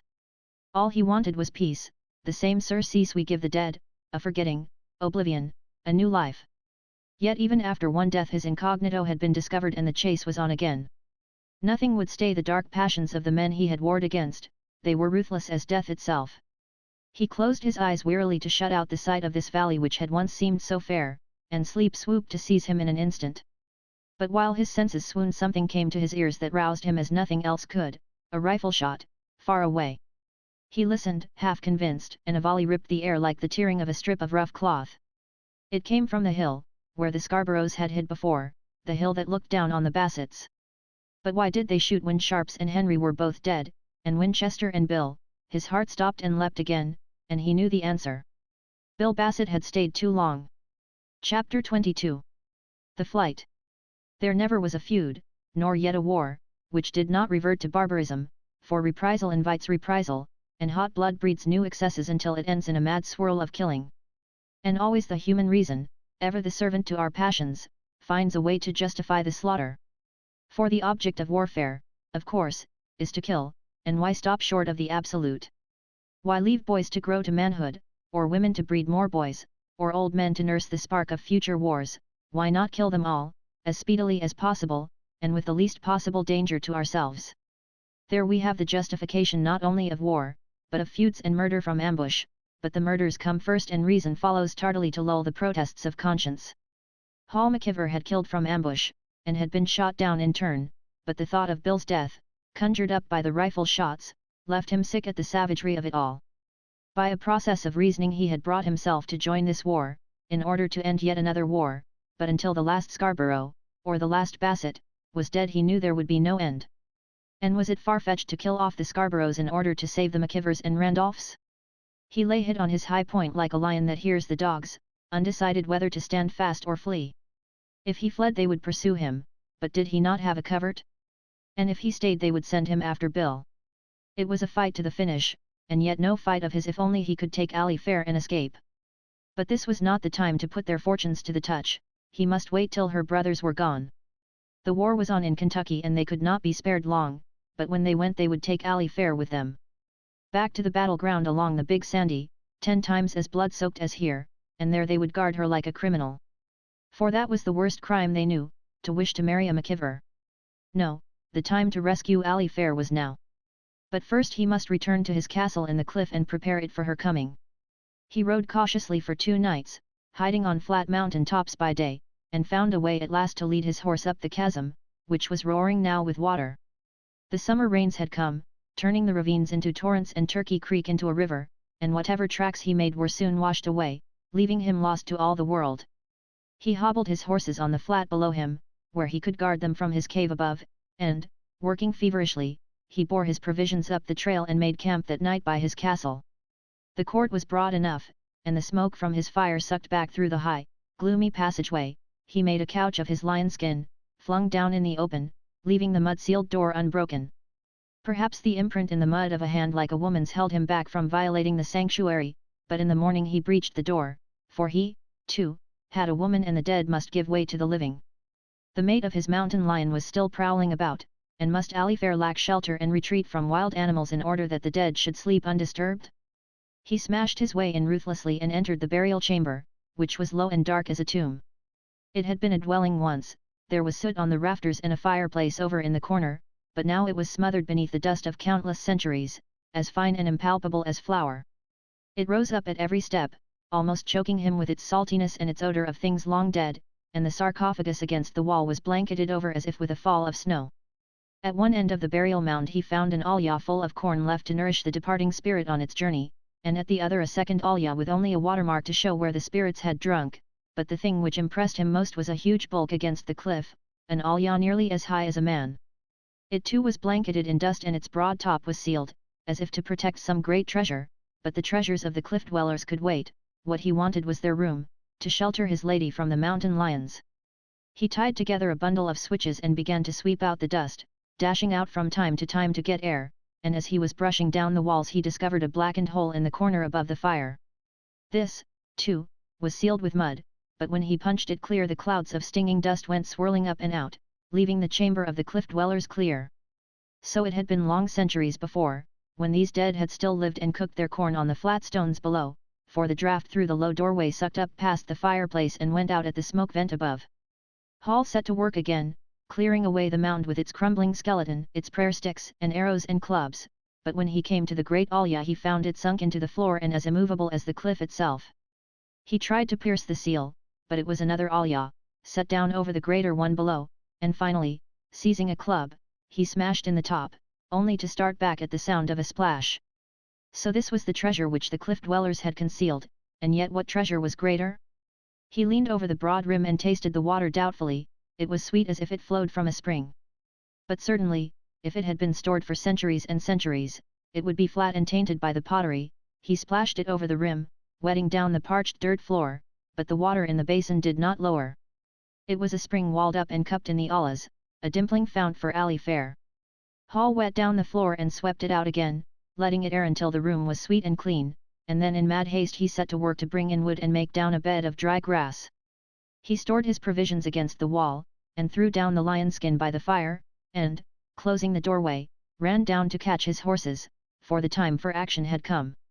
Here was their dwelling place at last, all set and waiting, lacking only the smile of Ali Fair to give it the glow of home, and as he spurred back over the trail, dragging the led horse behind him, he envisioned her sitting by the fireplace. Though the night was dark and the trail sluiced out by rain, when the day dawned he was hidden in the hills where he could look down and watch for Ali Fair. She appeared with the dawn, still clad in white, and stood poised against the blackness of the doorway, but this time she did not wave, just stood gazing at the hills until abruptly she turned and went in. Hall was hidden in a thicket of bristling manzanita on the brow of a pine-clad ridge, and his horses, staked and hobbled, were concealed in a hollow, where he could keep them under his eye. He slept, for no man could creep up to his hiding place without snapping 1,000 rough twigs, and when he awoke it was raining again and the thunder was rolling along the hills. Taking shelter beneath a tree he threw his slicker over his shoulders and watched the swift rush of the clouds, the lightning that flashed and stabbed, making the earth tremble at its shock, until at last the great pageant rolled past. The sun came out warm, gleaming like silver from the thunderheads, and down at the rock house men mounted dancing ponies and went scampering away up the trail. Hall counted them as they went, 11 cowboys in all, and as he spied a great horse herd trotting in from the north he guessed the cause of their haste. This was another of those bands of Mormon horses, taken by force from the ranchers above the rim, and unless he was mistaken the avenging angels from Mountain Meadow would not be far behind. They would come riding as before, disguised as raiding Apaches with horsetails and handkerchiefs on their heads, and every man at the rock house would be needed that night to hold the herd against them. There might even be a fight, for the Mormons were determined, and while they were drawn away he could ride to the rock house and steal Ali Fair in spite of them. The sun went down behind a bank of angry clouds, every stream bed in the basin was awash, and the rumble of the distant waters told of greater floods to be crossed if they endeavored to escape across Turkey Creek.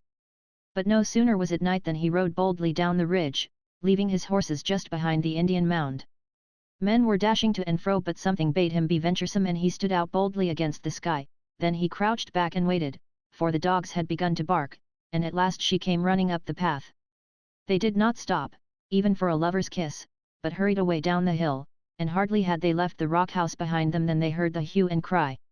It started at the house with a succession of 6 pistol shots and Hall swung from the trail to let the chase go by, for he heard them coming after him. They had started down the main trail to jump off hill, but now he turned east and circled back to the north, with Ali Fair close behind him. She, too, had brought a slicker, to protect her from the rain, and beneath her man's hat she looked no different from the cowboys who were scouring the trails in search of them. They rode at a trot as if going to the horse herd, and a galloping Texan, riding back to the house, held up his hand as he went splashing by. But that way was too dangerous and Hall turned to the east, taking the trail that led to the Bassetts. A black cloud that blotted the east twinkled with flares of heat lightning, the stars seemed to swim through a mist, and as the Bassett dogs rushed out they veered sharply away, taking the trail that led down to Turkey Creek. But there they stopped short, for the water, in the pale starlight, seemed to be rushing with resistless force. It rose up in huge waves, smooth and slick as a ground swell but with logs and writhing branches in its grip, and where it crossed the riffles it roared with shuddering thunder and threw up a white comb of foam. "Can we cross it?" she asked at last, and he shrugged his shoulders. "Do you dare to try?" he countered. "I'll follow you anywhere," she answered, and took off her slicker, but he sat on his horse, irresolute. The very rocks at the bottom of the stream seemed to be grinding and rumbling beneath the flood, and yet in his time he had crossed worse torrents than this, though once he had nearly been drowned. "Can you swim?" he asked, and when she shook her head he turned and looked back across the plain. With the creek roaring in front of them not a hoofbeat could be heard, but he pictured it swarming with horsemen. They would be spurring to the south, knowing that that was where he would flee, but others would be coming to the east, and sooner or later he would have to make a fight, for Ms. Zoala would never give up. She would send out every man, if they had to abandon the horse herd, to scour the country for Ali Fair, and, compared to what would follow if he had to give them battle, the creek did not seem so terrible. Its roar was no more than the rush of water past rough snags, the passing of sand waves through the crests, and if worst came to worst he might reach her and save her if their horses went down among the rocks. "Keep your horse's head upstream," he said at last, "and rein him in if he falls, but if he goes down in spite of you try to catch him by the tail, and in that way he may drag you ashore." He leaned over and kissed her, then, with the last touch of the hand, he edged his horse into the stream. The water was deep, for it was just above a riffle where the flood went pouring over a bar, and as his horse stepped into a hole it plunged and half fell, then rose up and tried to turn back. But Hall only reined him lower, just above the roaring thunder and the splash and spume of the bar, and close behind Alifair's mount followed after him, feeling its way along the treacherous bottom. Hall's horse went down again and came up swimming, only to find himself across the main channel, and, seeing Hall land on the other side, Alifair plunged in after him, coming out in a shower of flying mud. A huge, branching tree bobbed solemnly down the current, swinging about as if to brush them from their foothold, but now the horses were struggling, as eager to get across as before they had been loath to go in. They progressed in great leaps, in swift scramblings and terrifying lunges, and finally, all a tremble, they waded out through the shallows and stood limp on the opposite side. The tree swept on past, logs and driftwood bobbed and curtsied, the sand waves roared terribly through the crests, but now it all seemed good for it raised a barrier behind them that the hardiest would hesitate to cross. Hall reined his horse into the washed-out, rocky trail and they began the long ride to Cold Spring. Chapter 23. The Eagle's Nest. In ancient days, before taking any action, men stopped to consult the oracle or looked for omens in the flight of birds, but now, with equal results, we make our own auguries and follow what we call a psychic hunch. If we feel lucky we play, and if we feel unlucky we quit, and no system has been devised that will bring better results, for all that the fortune-tellers say. Hall had felt a strong hunch the moment he smashed in the sealed Alya and found it a fountain of water. It had seemed an intervention, an interposition of that providence which he believed had raised him from the dead. The hand which he could not see seemed to be leading him again, where before all had been darkness and doubt, to be smoothing out his way and solving the difficulties which before had seemed insuperable. And if it could give him water and a shelter for his beloved, then surely it could guide his footsteps and so order his goings and comings that he would succeed at last in his quest. All that night as he rode on, with Alifair close behind, he was conscious of a hand that led him on, and at daylight, when he rode down to the crossing at Cold Spring, he did not hesitate to plunge into the flood. Their horses were weak and the creek was still high, but they fought their way through anyhow and led their mounts up the chasm without a slip or a fall. It was a miracle of good luck, and as they took shelter in the cave the rain clouds lowered as if to cover them. The lightning began to play a weird devil's dance along the summit of the eastern ridge, the thunder smote their crags and called for rain, and as they stood in the court of their castle in the air, they saw their pursuers ride into the canyon below. They were weary and bedraggled but still leaning beside their saddle horns to trace the line of horse tracks through the mud, a band of 4 horsemen, shrouded to the chin in sluicing slickers but following grimly on their trail. Who they were they could not tell in the blinding rain, but as they gazed over their rampart they saw one essay the crossing and go down as if he had stepped into a well. The others shook out their ropes and rode to his rescue, dragging horse and man to the shore, and then in disgust they rode up to the low cliff dwellings and took shelter from the fury of the storm. Hall glanced down at Alifair who stood clutching his hand, and they turned back and entered their new home. She had held out bravely, but now she sank down, bereft of the last of her strength, and after he had made a fire Hall spread her bed beside it, for she was drenched and chilled to the bone. He boiled coffee over the fireplace and held a cupful to her lips, and after she had drunk she opened her eyes and lay gazing at the strange, tomb-like dwelling. No light came in except through the low doorway, the fire cast strange shadows among the rafters, and yet somehow she felt a sweet contentment steal over her as she watched her lover by the fire. He was there, he would provide for her, and no one would ever find them, they were hidden away like twin eagles. She fell into a deep sleep, and when she awoke he was standing above her, smiling. Food was simmering on the fire, but there was rain on his hat and he had brought in the breath of outdoors. "They are looking for us," he said, and smiled again. "But they'll never find us, here." "No, not here," she answered, and sat up quickly for he had laid a young turkey by the fire. "Oh, did you shoot it?" she cried, and he stooped down and kissed her, then lifted her quickly to her feet. "No, sweetheart," he laughed, "I didn't dare to shoot, but I drove it into my trap. And while you were asleep I took our horses up the chasm and hid them in a little lost valley. Now all we have to do is to keep out of sight and let the chase go by." He drew her closer to him and she leaned against his breast, smiling softly as he told her of his love, and then they sat down to their first meal together while the storm swept by outside. Nothing mattered to them now, they were sheltered and warmed and fed, and their dream had at last come true, and far into the night, though sleep made them nod, they sat up and talked of the past. Hall spoke of the time when he had seen her first, when he had crept to the Randolphs' very door, and how she had saved him from Ewing and Cal when a word would have meant his death. And from there they drifted on through the maze of their wanderings, since she, like a culprit, had been sent to Arizona and he had followed on her trail. It was a tale of true love, in which neither had ever wavered, until now in the chamber of some ancient cliff dweller they sat nodding by their fire. They slept then at last, and in the morning the bright sunshine shot a shaft of golden light through the door. All the great world without was awake and on the move, but nature had demanded its toll, and when Hall roused up their broad cave was in the shadow and the sun had passed over the crags. He stepped softly to the rampart and looked down into the canyon, where the creek was still roaring in flood, and up and down its course, for he could view it for miles. He saw trailers, out cutting for sign. There was a fire in the fireplace when he came back from his watch, but after they had eaten he covered it with ashes lest the odor of the smoke betray them. They settled down in the broad court, watching their pursuers from the protecting darkness and talking tranquilly as the search went on, and when evening came on they leaned over the low wall and gazed down at the camp by Cold Spring. More men had come in, until now there were 10 of them, and the flame of their campfire illuminated the windows of the lower cliff dwelling until they glowed like the portholes of a fort. Even their voices could be heard above the rush of the flood, which had subsided to a tumbling stream. But seeing their pursuers below only added to their contentment, and they found time to look up at the stars. It was a soft and balmy night, and no lions were abroad to waken the echoes with their yells.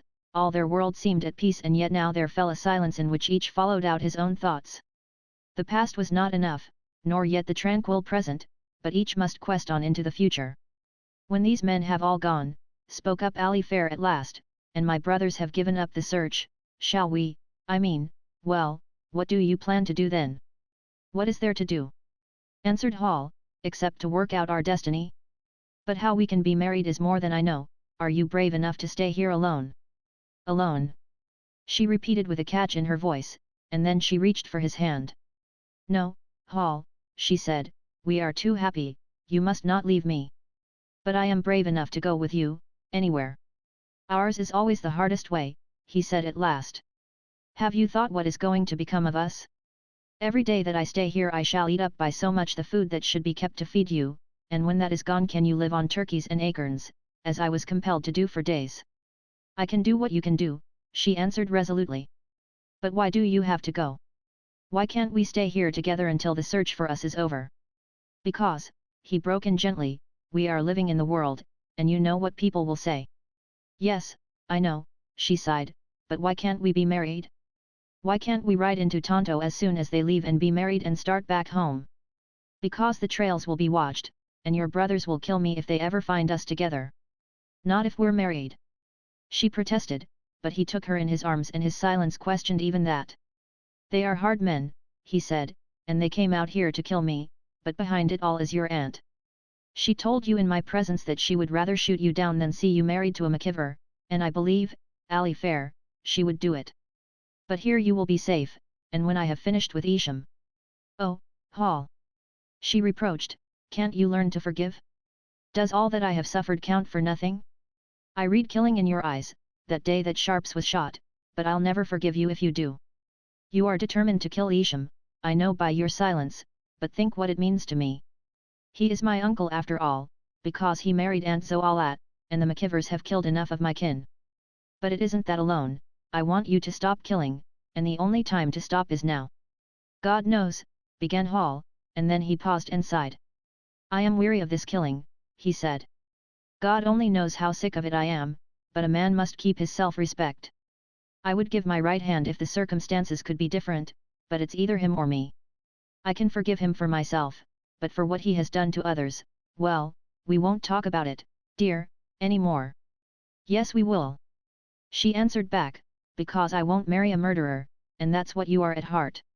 Not that I blame you for it, Hall, for I know how you were brought up, all I ask is that now you should stop. Is that too much to ask? No. Not too much at all, he replied at length, provided your uncle will stop. I fled like a coward when I heard your brothers had come, because I would rather be killed than kill them, but I ask you, is it right that I should promise to spare Isham when he is hunting me everywhere like an animal? Who is paying those men who are camped down below us? I tell you they have chased me far enough. His voice was tense with passion and he drew his hand away, but she reached out and caught it back. Hall, dear, she pleaded, don't you know what I mean? I'm afraid that Isham will kill you. He laughed softly as she kissed him and crept back into his arms, where she shuddered and laid her head on his breast. No, he said, he will never kill me. I've got too much to live for now. Chapter 24. No trail. The chase, which had been flung far, swung back towards Deadman Canyon, where the trail of the fugitives had disappeared, and with the others came the Randolphs and Isham Scarborough, riding up the creek from Tonto. Apache trailers came drifting in, drawn like vultures by the crowd, and soon, under their guidance, the search party crossed the creek and came out on the bench below the castle. Hall and Allie Fair could hear their shouts as they found the marks of his first turkey trap, in the underbrush above the little spring, and then the chase led on to the cliff dwellings below them, where Hall had made camp the first time. But the signs were all old and they came back to the spring, where they could look up and see the lost castle. Every word that they said could be heard now perfectly and Allie Fair trembled as she listened. Well, the house is there, ain't it? Argued Isham, trying to bully the Apache trailers. How'd they get up to it? Well, buska the trail. No. No trail. Responded the Apaches, and that was the last heard of them, for the cowboys had taken sides on the matter.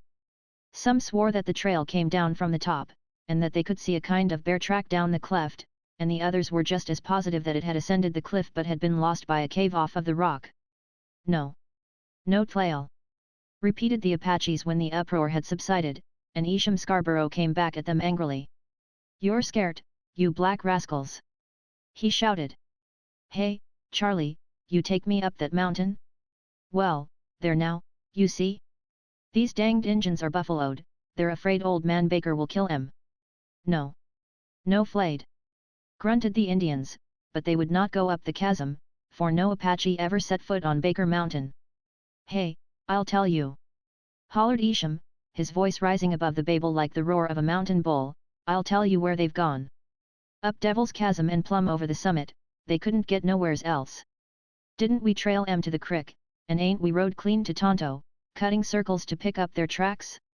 Well, they crossed then I'm telling ya, even if you fellers couldn't, and by this time they're clean to Geronimo. Well, let's go to Geronimo, then, spoke up Cal Randolph's even voice, what's the use of trying to climb this mountain? They may be hid up there, cried Isham. But cripes, boys, we know one thing, they never went down that crick. And if they didn't go there, where else could they go, except? He paused as a voice began shouting his name, and Hall peeped over the rampart. A man had ridden down to their camp across the creek and was waving his hat and hallooing. What do you want? Demanded Isham, walking to the edge of the bench and looking across at the runner. What's the matter with you, anyhow? Your wife says to come home. Shouted the messenger. They's been a big raid, all your horses are run off. And 3 of the boys was found hung. Hung! Echoed Isham, and every man in the party jumped up and ran to the rim. What's that? They clamored, and Hall and Allie Fair rose up to catch the startling news. Why, they was night riders, explained the runner. They wore masks and dressed like Injuns. Yes, come in at night and caught 3 boys standing guard. We found them hung to a tree. And they run off all your horses. Hell's fire! Exclaimed Isham, and stood staring across the canyon while his men gathered together in groups. That was that sheepman, Grimes, whispered Hall to Allie Fair. He's organized all those Mormons above the rim. Oh, will he come down here? Asked Allie Fair aghast. Because Ewing and Cal. Maybe they'll leave, now, suggested Hall, and they listened again, for Isham was beginning to shout. Which way do they go? He inquired, and when the man answered north he burst into a fit of cursing. It's them dadband Mormon ranchers! He exclaimed, and started back for his horse. Well, let's go, boys, he said, when they had gathered by the spring, we can tend to McKeever afterward. But if anyone wants to stay here I'll give $1,000 to the man that brings me his hair. He's the dirty, doggoned rascal that stirred up all this ruckus, but I can't stop to monkey with him now. Come on, Cal, ain't you coming with me? No. Answered Cal's voice, and then, after a silence, we didn't come out here to help you steal horses. Oh, you didn't, railed Isham, his voice tense with excitement. Well, since when have you got to be so good? Just the minute there's any trouble. We come out here to get our sister. Broke in Ewing's high voice. And we're going to hunt till we find her. Well, hunt and be damned to yet. Burst out Isham in a fury, and went spurring off down the trail. His cowboys followed after him, talking low among themselves, and Hall and Ali Fair crouched down and listened. Well, spoke up the voice which they recognized as Cal's, but Ewing did not reply. Let's ask these Indians, went on Cal, maybe they know of some trail. Hey! He called, come over here. What you want? Demanded the Indian in arrogant tones, and Cal asked about the trail up the chasm. No good. Replied the Apache. Go hup, steep. Go hup mo steep. Bimby too steep, fall down. Me no likum. Go home. Where you think this man go? Spoke up Ewing. You find him, we give you $200. There was a guttural conversation in Apache then, and Ali Fair began to cry softly, but Hall was listening over the wall. If the Apaches took up his trail they would undoubtedly find his horses, and his turkey traps and saddles, too. They might even find the entrance to their cave, with results which he did not care to contemplate, for he could not kill the Randolphs and they were sworn to kill him, but fate turned the shaft away. The Indians were afraid of Old Man Baker and his mountain and they revised their opinions to suit. Go hon, down wate, answered the spokesman at last fall in, maybe so both dlone. How much you give, find 'em body. Nothing. Burst out Cal, go on away, you dirty devil. By God, Ewing, I believe he's right. Well, I told yet. Accused Ewing, his voice high and complaining, I told you we hadn't ought to come. But you had to have your way, and now who's going to face Dad? Ah, hush up. Returned Cal impatiently. You, give, coffee. Asked the Indian with painful distinctness, and Cal flew into a fury. No, damn yet. He cursed. Get away, before I kill yet. Come on, Ewing, let's quit and go home. There was a silence then, broken by sonorous Apache as the Indians talked on gravely among themselves, and finally, across the creek, Hall saw the Texans riding north and the Randolphs heading for Tonto. Then he stooped and gathered up Ali Fair, who had given herself over to weeping, and carried her into the house. I can't help it. She sobbed, they're all so rough and brutal, and they curse and, oh, I just hate them. And to think of Cal and Ewing offering $200. And they'd have found us, too, nodded Hall. But God looks after his own. I believe he is saving us, to work his will elsewhere, I'll never doubt it again. When I came here to look for you I was sure of my mission. I knew he was leading me to you, and I knew that somehow we should manage to escape, and be united, and unite our own people. But afterwards, when I was hiding like a rabbit among the rocks and the Scarboroughs were prospering so wonderfully, well, I couldn't believe it, it didn't seem possible, it hardly seems possible now. But hatred raises up hatred until it destroys itself, and now this sheepman, Grimes, whose herders they killed, has descended like a destroying angel upon them. It will all work out now, and when I come back. Are you going? She asked suddenly, sitting bolt upright. Oh, Hall, I want you, here with me. I'll live on acorns, I'll do anything, won't you stay? I'll be back soon, he said, and turned away. Chapter 25. Live bait. There was a day of anxious waiting when they sat and watched the trails and then, in the twilight, Hall led Ali Fair up the chasm and showed her how to bait and set his traps. He helped her gather acorns, carried in a last load of wood and, late in the evening, they parted. She was brave again now, though she still hoped he would relent, but the traditions of a lifetime were behind his resolve and he left her without a tremor. Even his last kiss seemed cold, as if his mind had leapt ahead and was held by the grim task before him, and his voice, when he spoke, had the sternness of an ascetic who has banished all weakness from his life. I must go, he said, and fight this out with Isham, and they will hunt me through the hills like a wild animal. And your part is to stay, like a wild animal, too, hidden away where no one can find you. But this is our last trial, and when I come back I hope it will be with honor. He left her then suddenly, before she could answer, and glided away into the darkness, and Ali Fair clutched the pistol, which he had given her for her safety, and returned to the eagle's nest alone. She was like an eagle now that has lost its chosen mate, and its power to fly as well, and if he did not come back she would be more than lost, for the world would be empty without him. Yet what he said was true, it was her part to wait, the rest was in the hands of God. As for Hall, he rode forth cautiously, scouting around above the basin, until at last it came over him that the Scarboroughs had taken cover, they were shut up within the rock house. Around the bunkhouse and corrals the Texas gunmen swarmed like flies, but they did not ride abroad, not even to the store, except when someone had called. Then they rode over in 3s and 4s, probably to get the latest news as it was retailed by the inquisitive storekeeper. After that he moved more freely, and on the 4th day he sighted Meshackety riding south at the head of a posse. But this was no posse of 3 or 4 fugitives, scouting anxiously around through the hills. It numbered 10 fighting men, and they rode down by the main trail from the north. Winchester Bassett was still with him and Grimes, the sheepman, the others were strangers to Hall. "Hello!" hailed Meshackety, when Hall showed himself above them. "Come down and tell us what you know." They halted on the trail, and after Hall had shaken hands Meshackety drew him aside. "Where you been?" he said. "Still gunning for Isham? Well, we've got him holed up like a fox. Grimes came down here last week with a bunch of Latter-day Saints, and we busted him, by grab, overnight. Or at least, Grimes did, I wasn't in on the deal, not officially. It was a dirty job, anyway. They hung that little kid that we caught up Horse Thief Canyon. No, not the one that cried, that nervy little devil that stood up and told us where to go to. He was too damned nervy, that's the trouble." "And are you going back?" demanded Hall, to repeat the performance. "Because if you are—" "Oh, no, no," protested Meshackety, "that was too darned raw for me. And besides, I'm an officer of the law. This is a regularly appointed posse of deputy sheriffs, and we're going to serve a warrant on Isham." "You'll never do it," declared Hall.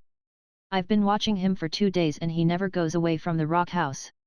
And he's got 22 men, not counting himself and Elmo, that bunch could stand off an army."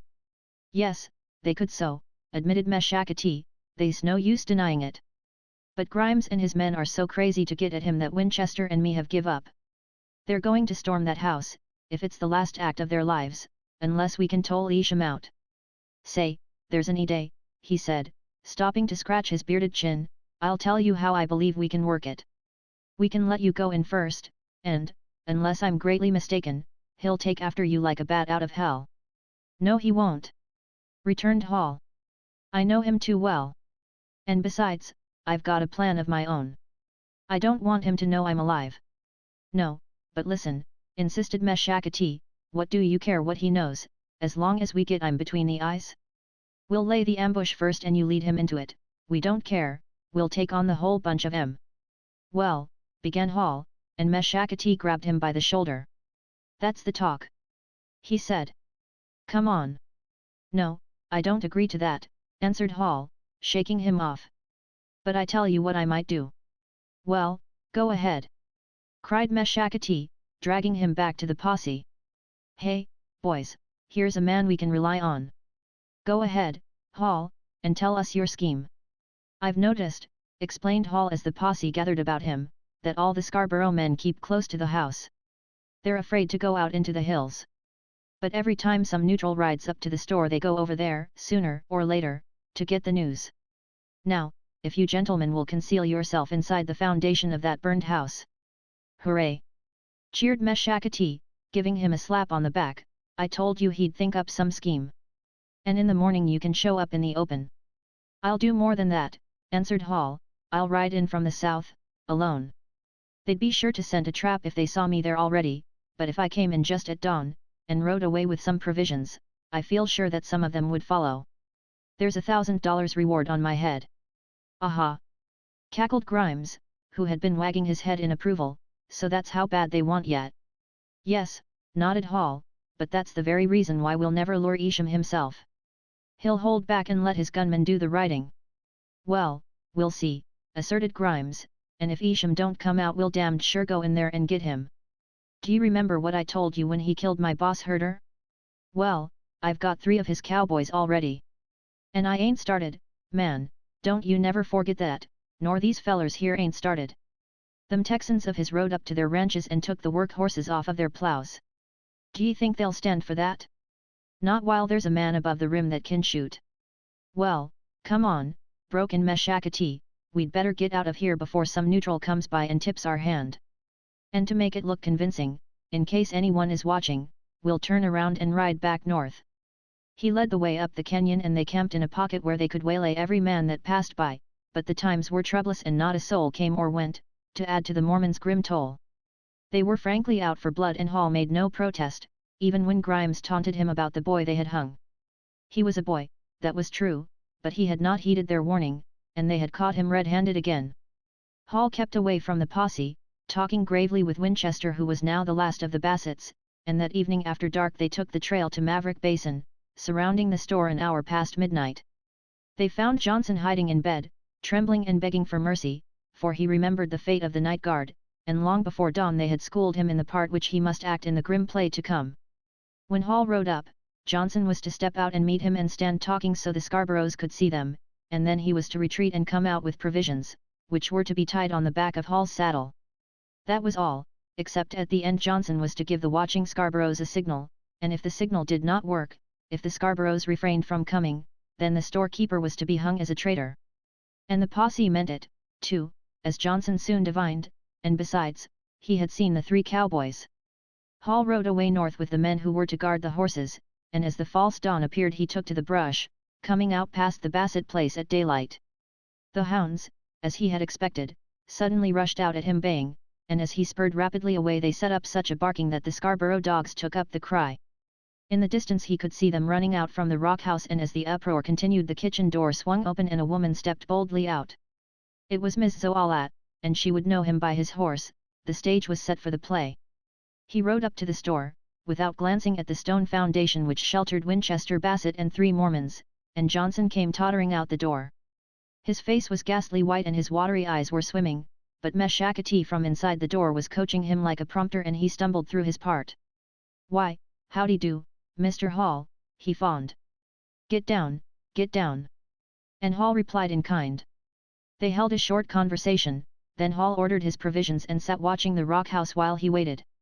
There was movement there now and well he knew the glasses that were focused on his form, but he took the matter coolly, tying the provisions on behind, and motioned Johnson to go back to the store. Then he rode off to the north, leaving the Levin to do its work, yet half hoping that Isham would be spared. For when Isham met his fate Hall wanted to be present, he wanted to launch his black soul into hell, but now he was only the bait of the trap, live bait, to lure the fox from his den. From his hiding place inside the store Meshakati watched through his glasses as the outlaws in the rock house began to swarm, and when they went for their horses he relayed the news to Winchester, who was in command of the men behind the wall.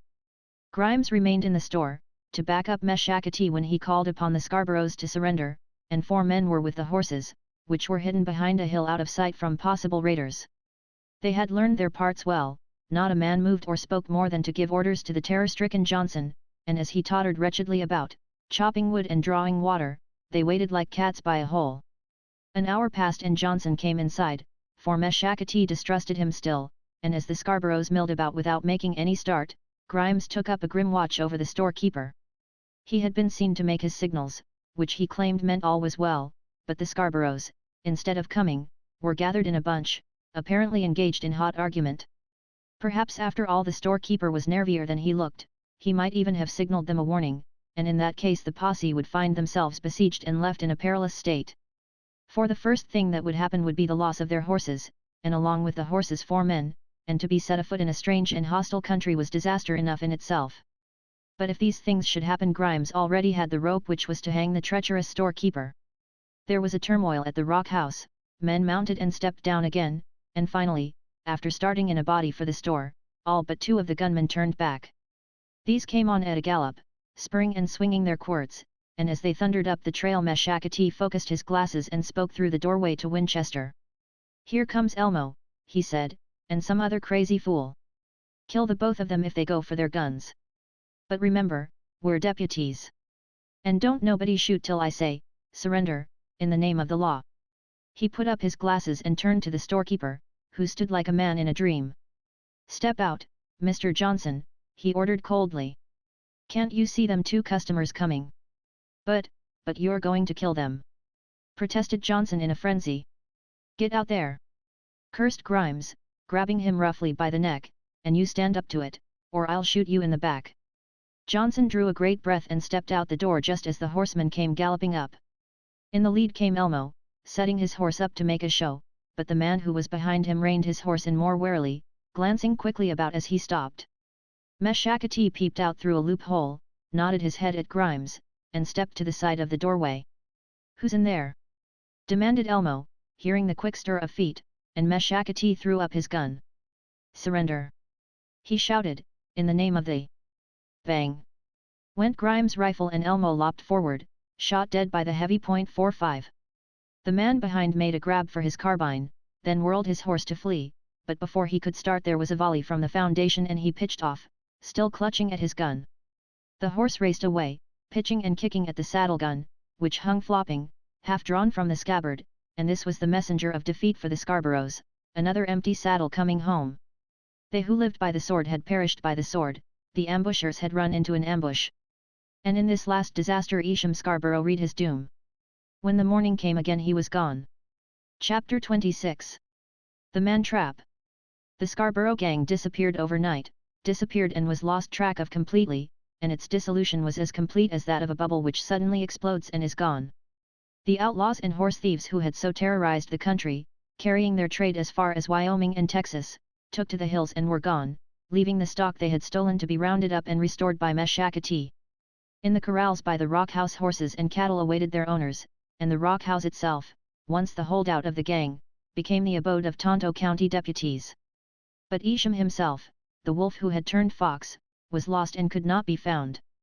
He had started west, taking the trail to the Geronimo, and somewhere on the way he had disappeared. For hundreds of miles along the base of the rim, and for thousands of square miles along its top, there was a forest of pines as unbroken as the first wilderness, as untracked as the Arctic regions.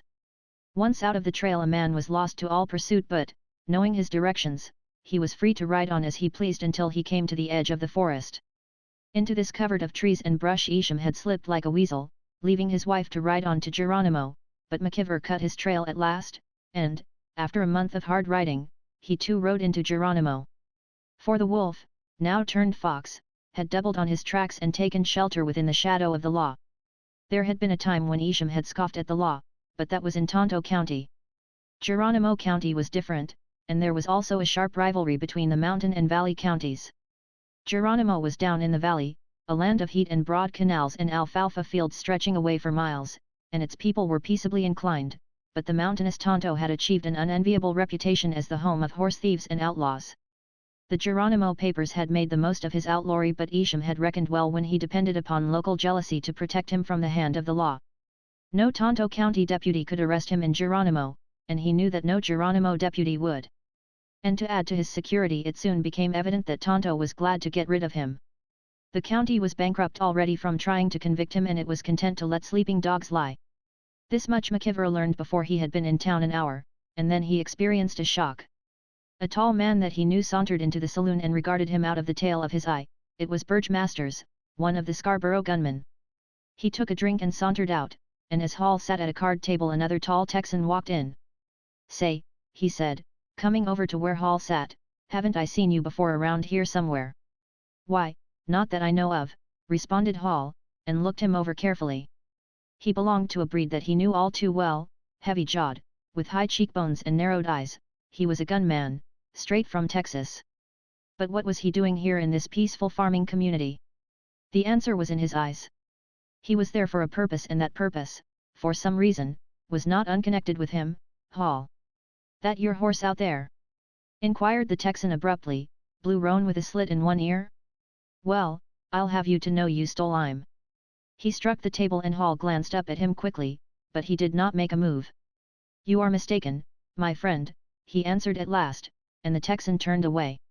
Hall stepped out the door after him, just in time to see three Texans making a critical examination of his roan. And then it flashed over him, the old Scarborough trick which Isham had attempted at Cold Spring. They were trying to prove him a horse thief. He stood and watched them, stamping their faces on his memory, and at last they slouched away. But he had the answer now, they were still Scarborough gunmen, and they knew he had come with a purpose. What that purpose was he would admit to no man, but they knew, and Isham would know. He was there to kill the last of the Scarboroughs. Even if he were not superstitious the appearance of Hall McKeever would send the chill of fear over Isham, for the blue roan which he rode had lured Red to his death, and then horse and man had lured Elmo. It was like the shadow of a raven, the heavy winging of death itself, to see that drooping roan at the horse rack, and as McKeever watched the street he was conscious of tense faces that seemed to divine his mission. Perhaps it was his clothes, torn by riding through the brush, or the stern-set look in his eyes, but he could tell by their looks that these strangers knew all about him, although now they studiously ignored him. Even the Texans kept away from him, retreating to the saloon across the street, but he knew what was in their hearts. There was $1,000 reward on his head. Not for nothing had Burgmaster's friend slapped the table insultingly and accused him of being a horse thief. They were out for the reward, and if he refused to fight there were other ways of embroiling him. Hall sensed mischief in the air, and yet he was puzzled. They seemed to be prepared for his coming. Where before there had been one Texan, now there were 8 or 10, all armed and watching him closely, and as he mounted his tired horse and rode him down to the corral he saw 2 of them swing up and start after him. Then he knew it, he had ridden into a trap. Isham had assembled his gunmen and made all things ready, and then let his presence be known, and McKeever, following blindly, had ridden into an ambush, right there in that peaceful, farming town. If he fled, they would follow him, and if he stayed, well, then it would be 10 to 1. He rode down to the feed corral and looked it over closely, then summoned the proprietor from his office. "Put this horse in a box stall," he directed, "and don't let any person go near him. I want to leave him saddled, and I'll hold you personally responsible if he isn't right here when I want him." "All right, partner," answered the livery stable keeper, "I suppose the horse is yours." "Yes, and here's the bill of sale." Hall took out the bill of sale which he had carefully preserved and showed it to the worldly wise proprietor, who nodded and passed it back. "Kirek," he remarked. "Be sure you're right, says I, and then go ahead. Your horse will be here when you call for him." The Texans had disappeared when Hall returned to the main street, but he sat with his back to the wall. It was a habit he had acquired in just such towns as this, when the clans had gathered for court day. But here all was different. The air was furnace hot and strange birds fluttered about through the palms. There was the smell of desert greasewood, the rank tang of arrowweed and the fragrance of sun-ripened hay. Heavy wagons dragged past, loaded with wheat for the flour mill which stood at the edge of the river bottom. Long-haired Indians strode by, their bare feet whispering along the sidewalk, and Mexicans sat smoking on their heels. There were ranchers in sweaty shirts and faded-out overalls, and the usual collection of bums, but the Texans were gone, and as evening came on Hall retired to his room above the saloon. Here was a new problem, new conditions, a conspiracy on foot to draw him into a quarrel, and he wondered rather wearily if it would not be better to withdraw and come in again. Isham Scarborough had rented a ranch several miles out of town and was reported to be harvesting his wheat.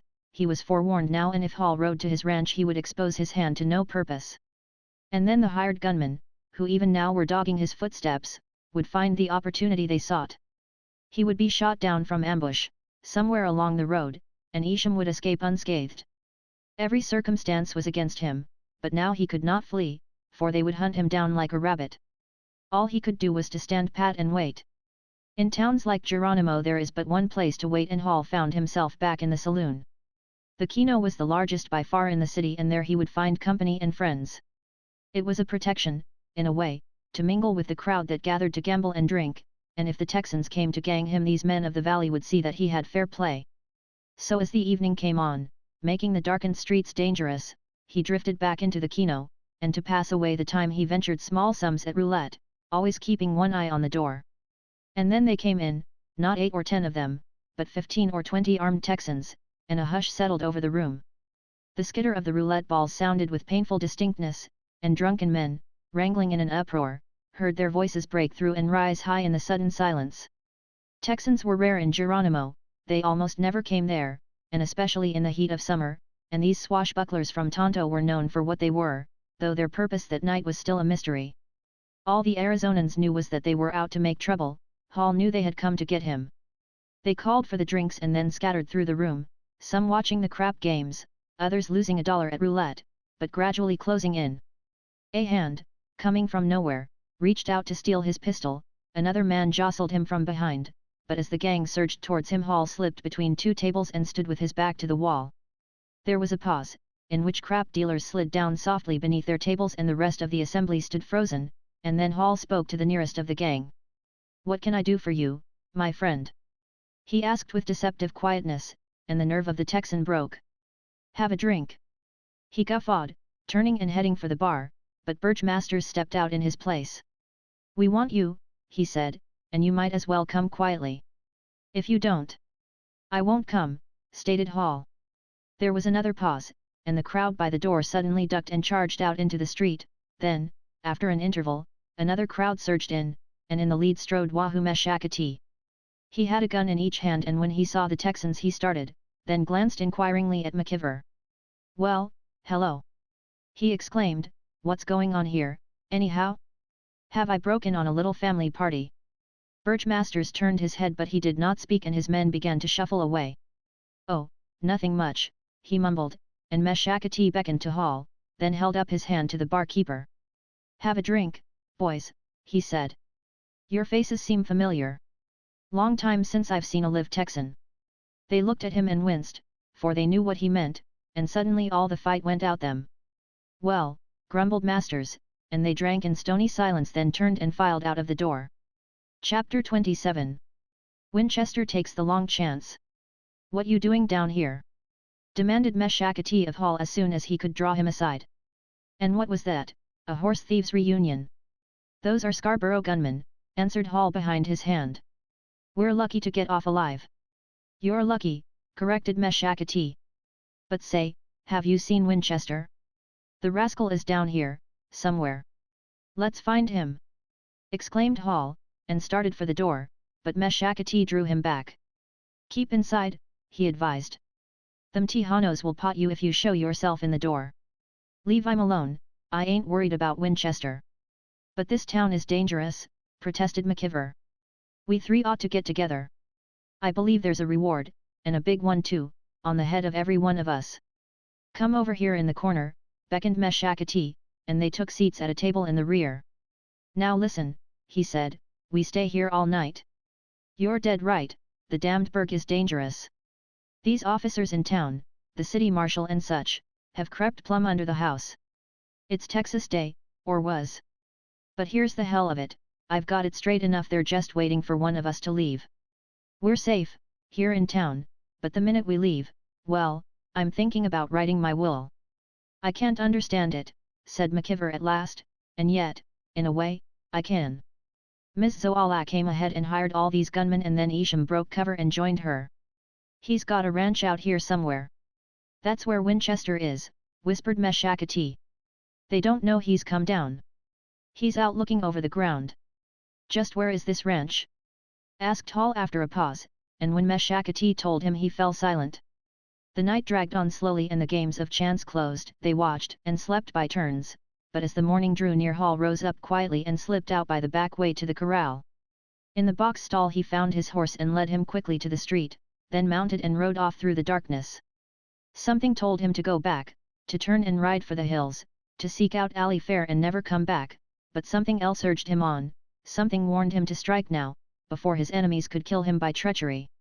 In the river bottom silt his horse's feet were muffled, he threaded the ghostly roadways in silence, and at the fourth crossroad south he turned to the west, taking shelter beneath the blackness of tall cottonwoods. It was the darkness before the dawn when he sighted the place and knew it by the baying of hounds, and, finding some wasteland nearby covered with mesquite trees and high weeds, he took cover and waited for the light. But now that he was still, his heart grew sick and he almost repented of his purpose. A little more patience, a few more days of grace, and Meshakati or Winchester might kill Isham. But no, that was wrong, for even in one day Isham's gunmen might shoot down all three of them. The time to strike was now, before they had recovered from their surprise and had a chance to lay other plans, and the man to strike was Isham, the head and front of the gang, the man whose cunning and hate urged them on. 3 times already Hall had set out to kill him, and each time had been diverted from his purpose. This time he would die if he failed. As the sun came up he crept to the edge of the wild land and searched the Scarborough ranch with his glasses, and already they were astir, loading some wheat sacks on a hay wagon, rearranging them, making a trench down the middle. He lay watching them curiously, trying to divine their zealous interest in the loading of that grist for the mill, but when the horses were hitched up he was suddenly enlightened, for Isham climbed up on the load. It was a travelling fort, a barricade on wheels, and as he settled down and took the reins they handed him up his guns and opened the gate to the road. Men that Hall had not seen now appeared from their ambush, hurrying to catch up their mounts and follow, and while they were saddling Isham drove out the gate and turned his team towards town. Hall drew back from his lookout and ran to his horse, then hurried to a place by the road, but as the wagon came toward him he could see nothing but Isham's feet. He was concealed behind a wall of solid wheat. He hesitated, for there were loopholes between the piled-up sacks and Isham would have him at his mercy, and yet, if he allowed this chance to slip by, he crouched back, confused and distrait. But while he weighed the chances against him there was a stir across the road, a rush and a breaking of brush, and from the cover of the mesquite thicket a horseman burst out and went charging down on the wagon. Isham rose up to scramble back, but the horseman was upon him. He fired twice, never slackening his pace, and then, without a pause he reined back into the brush and went plunging away through the trees. Hall drew back trembling. It was Winchester Bassett, and whoever knew Winchester to miss. At the shooting the heavy farm team shied and cramped the wheels, but now with reins dangling they went galloping up the road, spilling off grain sacks in their terrified flight. There was a yell from the ranch house, the patter of pursuing hoofbeats, and as the Texans dashed past, Hall ran for his horse and was lost in the thicket of mesquites. Isham Scarborough was dead and Winchester had killed him, but there was still the law to be reckoned with. There would be a search for the murderer, a hue and cry through the wastelands, perhaps later a marking down of tracks, and while Winchester had fired the shots it would go hard with Hall if he were caught near the scene of the crime. Winchester had counted his life as nothing, charging out like a whirlwind and winning by his very audacity, but now he would flee as swiftly as he had come, leaving nothing but his horse tracks by the road. Hall spurred through the thickets and came out on a section line, but as he was about to take flight he paused. Back in the corner of the kino, watched over only by his dog, the big-hearted Meshakati was sleeping across the table, unsuspecting of the storm about to burst. In their rage at Isham's death the Texans might shoot him down, or have the officers take him in charge, and the devilish spite of Ms. Zoala was still to be reckoned with. She, too, might hire him killed for revenge. Hall turned his horse towards town and went galloping up a side street just as the first Texans, riding alongside the wagon, came shouting the news up the street. There was a rush of curious people and the saloon was deserted when Hall burst in through the back door. Even the barkeepers were gone, and if Meshakati had gone with them, Hall stepped to the swinging doors. The wagon had stopped in the middle of the street and the people were swarming around it, and up on the broad platform, now cleared of its wheat, Ms. Zoala was standing above Isham. "He's dead," she announced, as men scrambled to lift the body. "Leave him alone, I tell ya, he's dead. But I know who killed him, and if there's an ounce of manhood in any of you, you'll ride till you catch Hall McIver. He's riding a blue roan end." Hall ducked through the door and made a run out the back way, but as he mounted he took a second thought. He had not killed Isham Scarborough, and it could not be proved. There was no one to stand witness against him, but if he fled for the hills and was pursued and brought back the fact would be used against him. And if the Texans led the posse, as they undoubtedly would, it would end in a fight to the death. He reined his horse back and rode straight to the courthouse, where he gave himself up to the sheriff. Chapter 28. The Honor of the MCIVORS. Isham Scarborough was dead but the Scarborough gang still lived, and soon what had long been suspected was proven. Ms. Zoala had been its brains. Isham had put up the bluff, the loud talk and the rough work, but she had done the thinking which had directed his coarse violence along the ways of destruction and death. And, since she was its head, the gang still lived on, to carry out her will to the end. She it was who had laid the man-trap at Geronimo, to net the last of her husband's enemies, and though Hall was in jail and so safe from open violence, even there he felt the breath of her hatred. She appeared at his cell door, to positively identify him before she swore out a warrant against him, and the look in her pale eyes was as baleful as a rattlesnake's when it raises its head to strike. "That's the man," she said, "I'd swear to him anywhere. He's the man that killed my husband." And before the justice of the peace, when he was arraigned for examination, she accused him with passionate hate. "He's a McIver," she cried, "his father killed my brother and my elder sister's son. And now he's killed my husband. He shot him from ambush, but I reached him before he died. He had fallen from the wagon and when I raised his head he whispered, 'Hall killed me, Hall McIver.'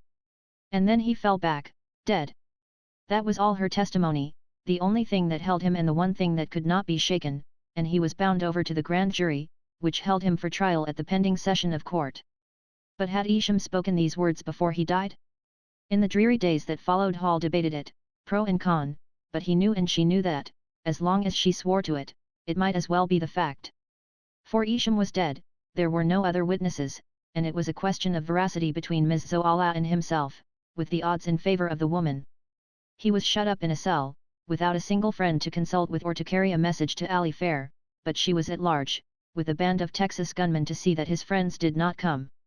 Meshakati could help him, but Hall knew in his heart that Meshakati dared not come. The man trap was still set and he would not escape again as he had when he first came to town. And Ali Fair could help, for she had heard Isham's threats and his offer of a reward for his death, but the moment she appeared her aunt would seize upon her and make her a virtual prisoner. Winchester Bassett could help most, if he happened to be so minded, but he had escaped to the hills, riding a relay of swift horses, and established a perfect alibi. On the very day of the killing he had been seen in Maverick Basin, 120 miles away. So the whole matter stood and Hall waited in silence until the day of his trial came at last. 1,000 times, as he lay sweltering in the heat, breathing the dead, sickly air of his prison, he thought of Ali Fair, hidden away in their eagle's nest and watching the empty trail. How many times as the 2 long months dragged by must she have thought he was wounded or killed, and yet there was no one but Meshakati that he would trust with a message, for Ms. Zoala was still on the watch. Somewhere, she knew, Hall had hidden away Ali Fair, and she had her spies even in the jail, and rather than expose her to the wrath of the Randolphs, Hall left Ali Fair to wait on alone. How she would live he could only guess, for her supplies would be exhausted, but he imagined her at dawn gathering grass seeds and pinyon nuts or bringing back turkeys from her traps. He imagined her roasting acorns to grind them up for coffee and ranging like a quail to find berries, even gnawing the bark of trees or cooking mescal heads to break the dead monotony of her diet. Yet even that was better he said in his heart than to fall into the clutches of Ms. Zoala. He went to his trial like a man in a dream following the sheriff up the narrow winding stairs, but when he entered the crowded courtroom with its bank of auditors standing behind he swept the sea of faces with keen eyes. Here were the men that were to try him, the men of Geronimo, for what they thought would be reflected by the jury which would be called to sit on his case. The jury would cast the ballot but the people would decide, for thought is as fluid as air. It passes from man to man despite the menace of bailiffs and the charges of the court commanding silence, and the opinion of the majority finds its expression at last when the foreman says, "Guilty or not guilty?" Hall plead not guilty, and he plead according to fact, for his hand was innocent of the crime, yet so intimate is the connection between what we think and what we are that somehow he felt himself the killer. He had come to Geronimo to kill Isham or be killed, he had ridden to his ranch to waylay him, and only the intervention of Winchester Bassett had kept him from accomplishing his purpose. Not that he held himself to blame, for the teachings of a lifetime made him consider such an act as praiseworthy, but the look in his eyes was that of a man-killer who seeks no excuse for his crime. And the men of Geronimo, being a hardy band of citizens, looked on in grim approval. According to their code he had committed no crime, he had fought a fair fight and won. Being questioned he admitted that on the morning of the killing he had been present at the scene of the crime, he acknowledged his connection with the Maverick Basin War and his grudge against the deceased, but he denied most vigorously that he had fired the shots that had resulted in the death of Isham. All this he did voluntarily, in the form of a statement, and then he sat down and waited. There was a stir in the crowd and Mrs. Scarborough stepped forward, swathed in black to emphasize her widowhood, but when she began to talk she threw back the long veil and her eyes became set with hate. Question after question was asked and answered, the time and place were fully established, and then the district attorney asked the one crucial question. "And what did your husband say?" "He said," she said passionately, "Hall killed me, Hall McKeever." And then she turned and looked at him. "That is all," nodded the district attorney, and rested his case, at which there was another stir in the crowd. Hall turned with the rest, and when he saw Meshakati's huge head, his broad shoulders and curling black beard, he smiled for the first time that day. "I call that man for my witness," he said to the judge, but there was another surprise in store for him. Following close behind Meshakati and concealed by his great bulk came Ali Fair Randolph, smiling. He sprang up to meet her, but the bailiff snatched him back, the district attorney shouted out some protest, and then, still held apart, they gave greeting with their eyes while the crowd rose up and gaped. Here was the woman in the case, the woman we always look for, the one we are directed to find, and when she stepped into the witness box, her face radiant with love, the jury gazed about in wonder. But when they saw the glare in the eyes of Mrs. Scarborough they read the whole story at a glance. This case that they were trying was not a plain killing, it was battle between women as well, and when women are involved, as the jury knew full well, the facts are often thrown to the winds. Even the sanctity of the oath is lightly disregarded and passion pulls down reason from its throne, but now they leaned forward to listen with open mind, as the judge had so carefully instructed them. Ali Fair, being questioned, explained the feud behind a feud, the Randolph-McIver War and its relation to the battle which had ended in the death of Isham. Hall's lawyer repeated the questions as Hall whispered them into his ear, and after she had told of the opposition to their marriage the lawyer suddenly saw a way out. "And do I understand," he asked, "that the complaining witness, Mrs. Scarborough, is a member of the Randolph clan? Well, please inform the jury if at any time, to your knowledge, she threatened the life of the defendant." "Yes," answered Ally Fair. "One night he came to meet me and while we were talking my aunt crept up behind us and threatened to shoot him with a pistol. And when I interfered she said she would kill me before she would let me marry a McIver. And do you consider that this prejudice, this clan feeling as a Randolph, would render it impossible for your aunt to give fair testimony where the life of the defendant was at stake?" "I object," spoke up the district attorney, but the judge overruled him and Ally Fair answered the question. "I believe she would say anything, or do anything," she replied, "that would keep us from being married." "That is all," smiled the lawyer, and summoned Meshakati, but before he took the stand Meshakati whispered to the bailiff, who turned and looked sharply into the audience. "Your Honor," began Meshakati, as the bailiff seemed to hesitate, "I have reason to believe that a band of armed men have come into court here to kill me. I refer particularly to that bunch of bad Texans." He jerked his thumb in the direction of the front seats where the Scarborough gunmen under the direction of Burge Masters sat glaring with narrowed eyes. "Search the gentleman," ordered the judge, "and while you are about it, remove that pistol from the witness." The bailiff rapped for silence and the judge went on sternly. "At the first sign of disturbance I will order the courtroom cleared. Any who wish may now leave the room." The gunmen rose up, drawing their coats over their pistols, and filed sullenly out of court. "Thank you, Judge," bowed Meshakati, turning his belt over to the bailiff, and he stepped ponderously up into the witness chair. "I am a deputy sheriff of Tonto County," he replied to the lawyer's first question. "Yes, I know the defendant well. He served as a deputy during the Maverick Basin trouble, and is a gentleman of the highest integrity. Yes, I have often heard him say that he disapproved of all feuds and especially of the Randolph-McIver War. His sole object, so he informed me, in entering Maverick Basin was to rescue and marry Miss Randolph. She was being held, practically as a prisoner, by Mrs. Scarborough." Hall's lawyer was beginning to beam, the jury exchanged glances, and as Meshakati went on to show Ms. Zoala's prejudice against McIver, she rose up and left the room. Ally Fair nodded to Hall and smiled, even the judge began to unbend, but as he was making a ruling Hall sprang to his feet and pointed towards the door. "Your Honor!" he cried, "I want that woman restrained. I have reason to believe."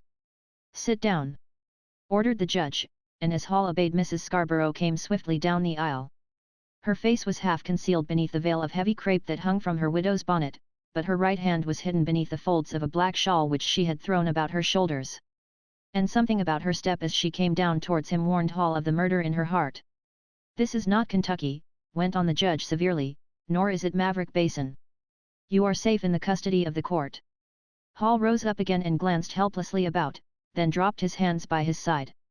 "Very well," he replied, and as Mrs. Scarborough swept by him he turned and met her eye. "I have never struck a woman yet," he said, and her thin lips parted in a sneer.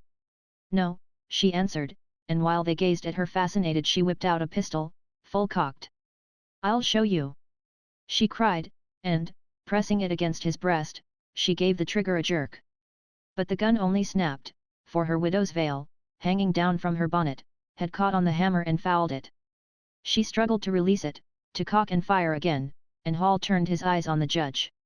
"And I never will," he added, "not even to save my life." "Seize that woman!" shouted the judge, suddenly roused from the paralysis which had frozen every man in his place, but the bailiff had come to life first. He struck the gun to one side and crushed Ms. Zoala's arms to her sides, and as she fought like a wildcat others rushed in to help him, while the crowd stampeded through the doors. "I'll get you!" she shrieked, her pale eyes blazing with rage as McIver stood smiling before her, but his smile was not for her. Ally Fair had stood fast and now she came running to throw herself into his arms. "God has saved you!" she sobbed, and he bowed his head.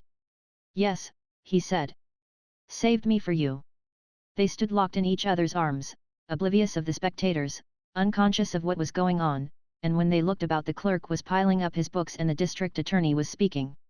"If the court please," he said, "the conduct of the complaining witness has destroyed the value, in my opinion, of her testimony, and I therefore ask the court to direct an acquittal, since no jury would convict on such evidence. As court was adjourned he came over and shook hands, wishing them all the happiness in life, and Hall and Ali Fair were still receiving congratulations when Meshakati came hurrying back. "Well, come on, come on!" he boomed, "we've got her locked up in jail. And I'll say right now she's half red and the other half stinging scorpion. So if you're going to get married you'd better do it quick, before she breaks down the bars. I'll give the bride away, if you'll excuse these clothes, but by grab if them scoundrels hadn't jingle-bobbed my ears I'd stole Miss Ali Fair myself. A prettier woman, or a braver woman, either, I never expect to see. She lived up in them cliff dwellings for nigh onto 2 months, and when I come by there, well, I'll go and get the license. There's the judge there, trying to flag you." The judge indeed was beckoning them to his chambers, and when they had entered he gave Hall his hand while Ali Fair looked on, smiling. "Mr. McKeever," he said, "I owe you an apology. And allow me to retract what I said about Kentucky, a state which may well be proud of you. Whatever she may lack in respect for the law, you have learned there a chivalry and a reverence for womankind which I never expected to witness. If you and Miss Randolph will do me the honor I shall be happy to officiate at your marriage." Hall hesitated a moment and glanced down at Ali Fair, who blushed and nodded her head. "We thank you, Judge," he said, "and since you have referred to Kentucky, let me say that our marriage will end the greatest feud that has ever existed in that state. The Randolphs and McKeevers have fought for 20 years, and our code may seem different from yours, but despite our lawless acts we McKeevers love truth and justice and hold our honor above our lives. You have shown," declared the judge, that is no idle phrase, "I can see that it comes from your heart. But why, if I may ask, did you refuse to strike that woman? Would you stand there and allow her to kill you?" "No, gentlemen," began Hall, and then he stopped and met Ali Fair's unbelieving gaze. "She was a Randolph," he said, and bowed. "Oh, Hall!" reproached Ali Fair, suddenly clutching at his hand, and then her eyes softened and she smiled. "The Randolphs love honor, too," she said. "They will learn to forgive us, now. And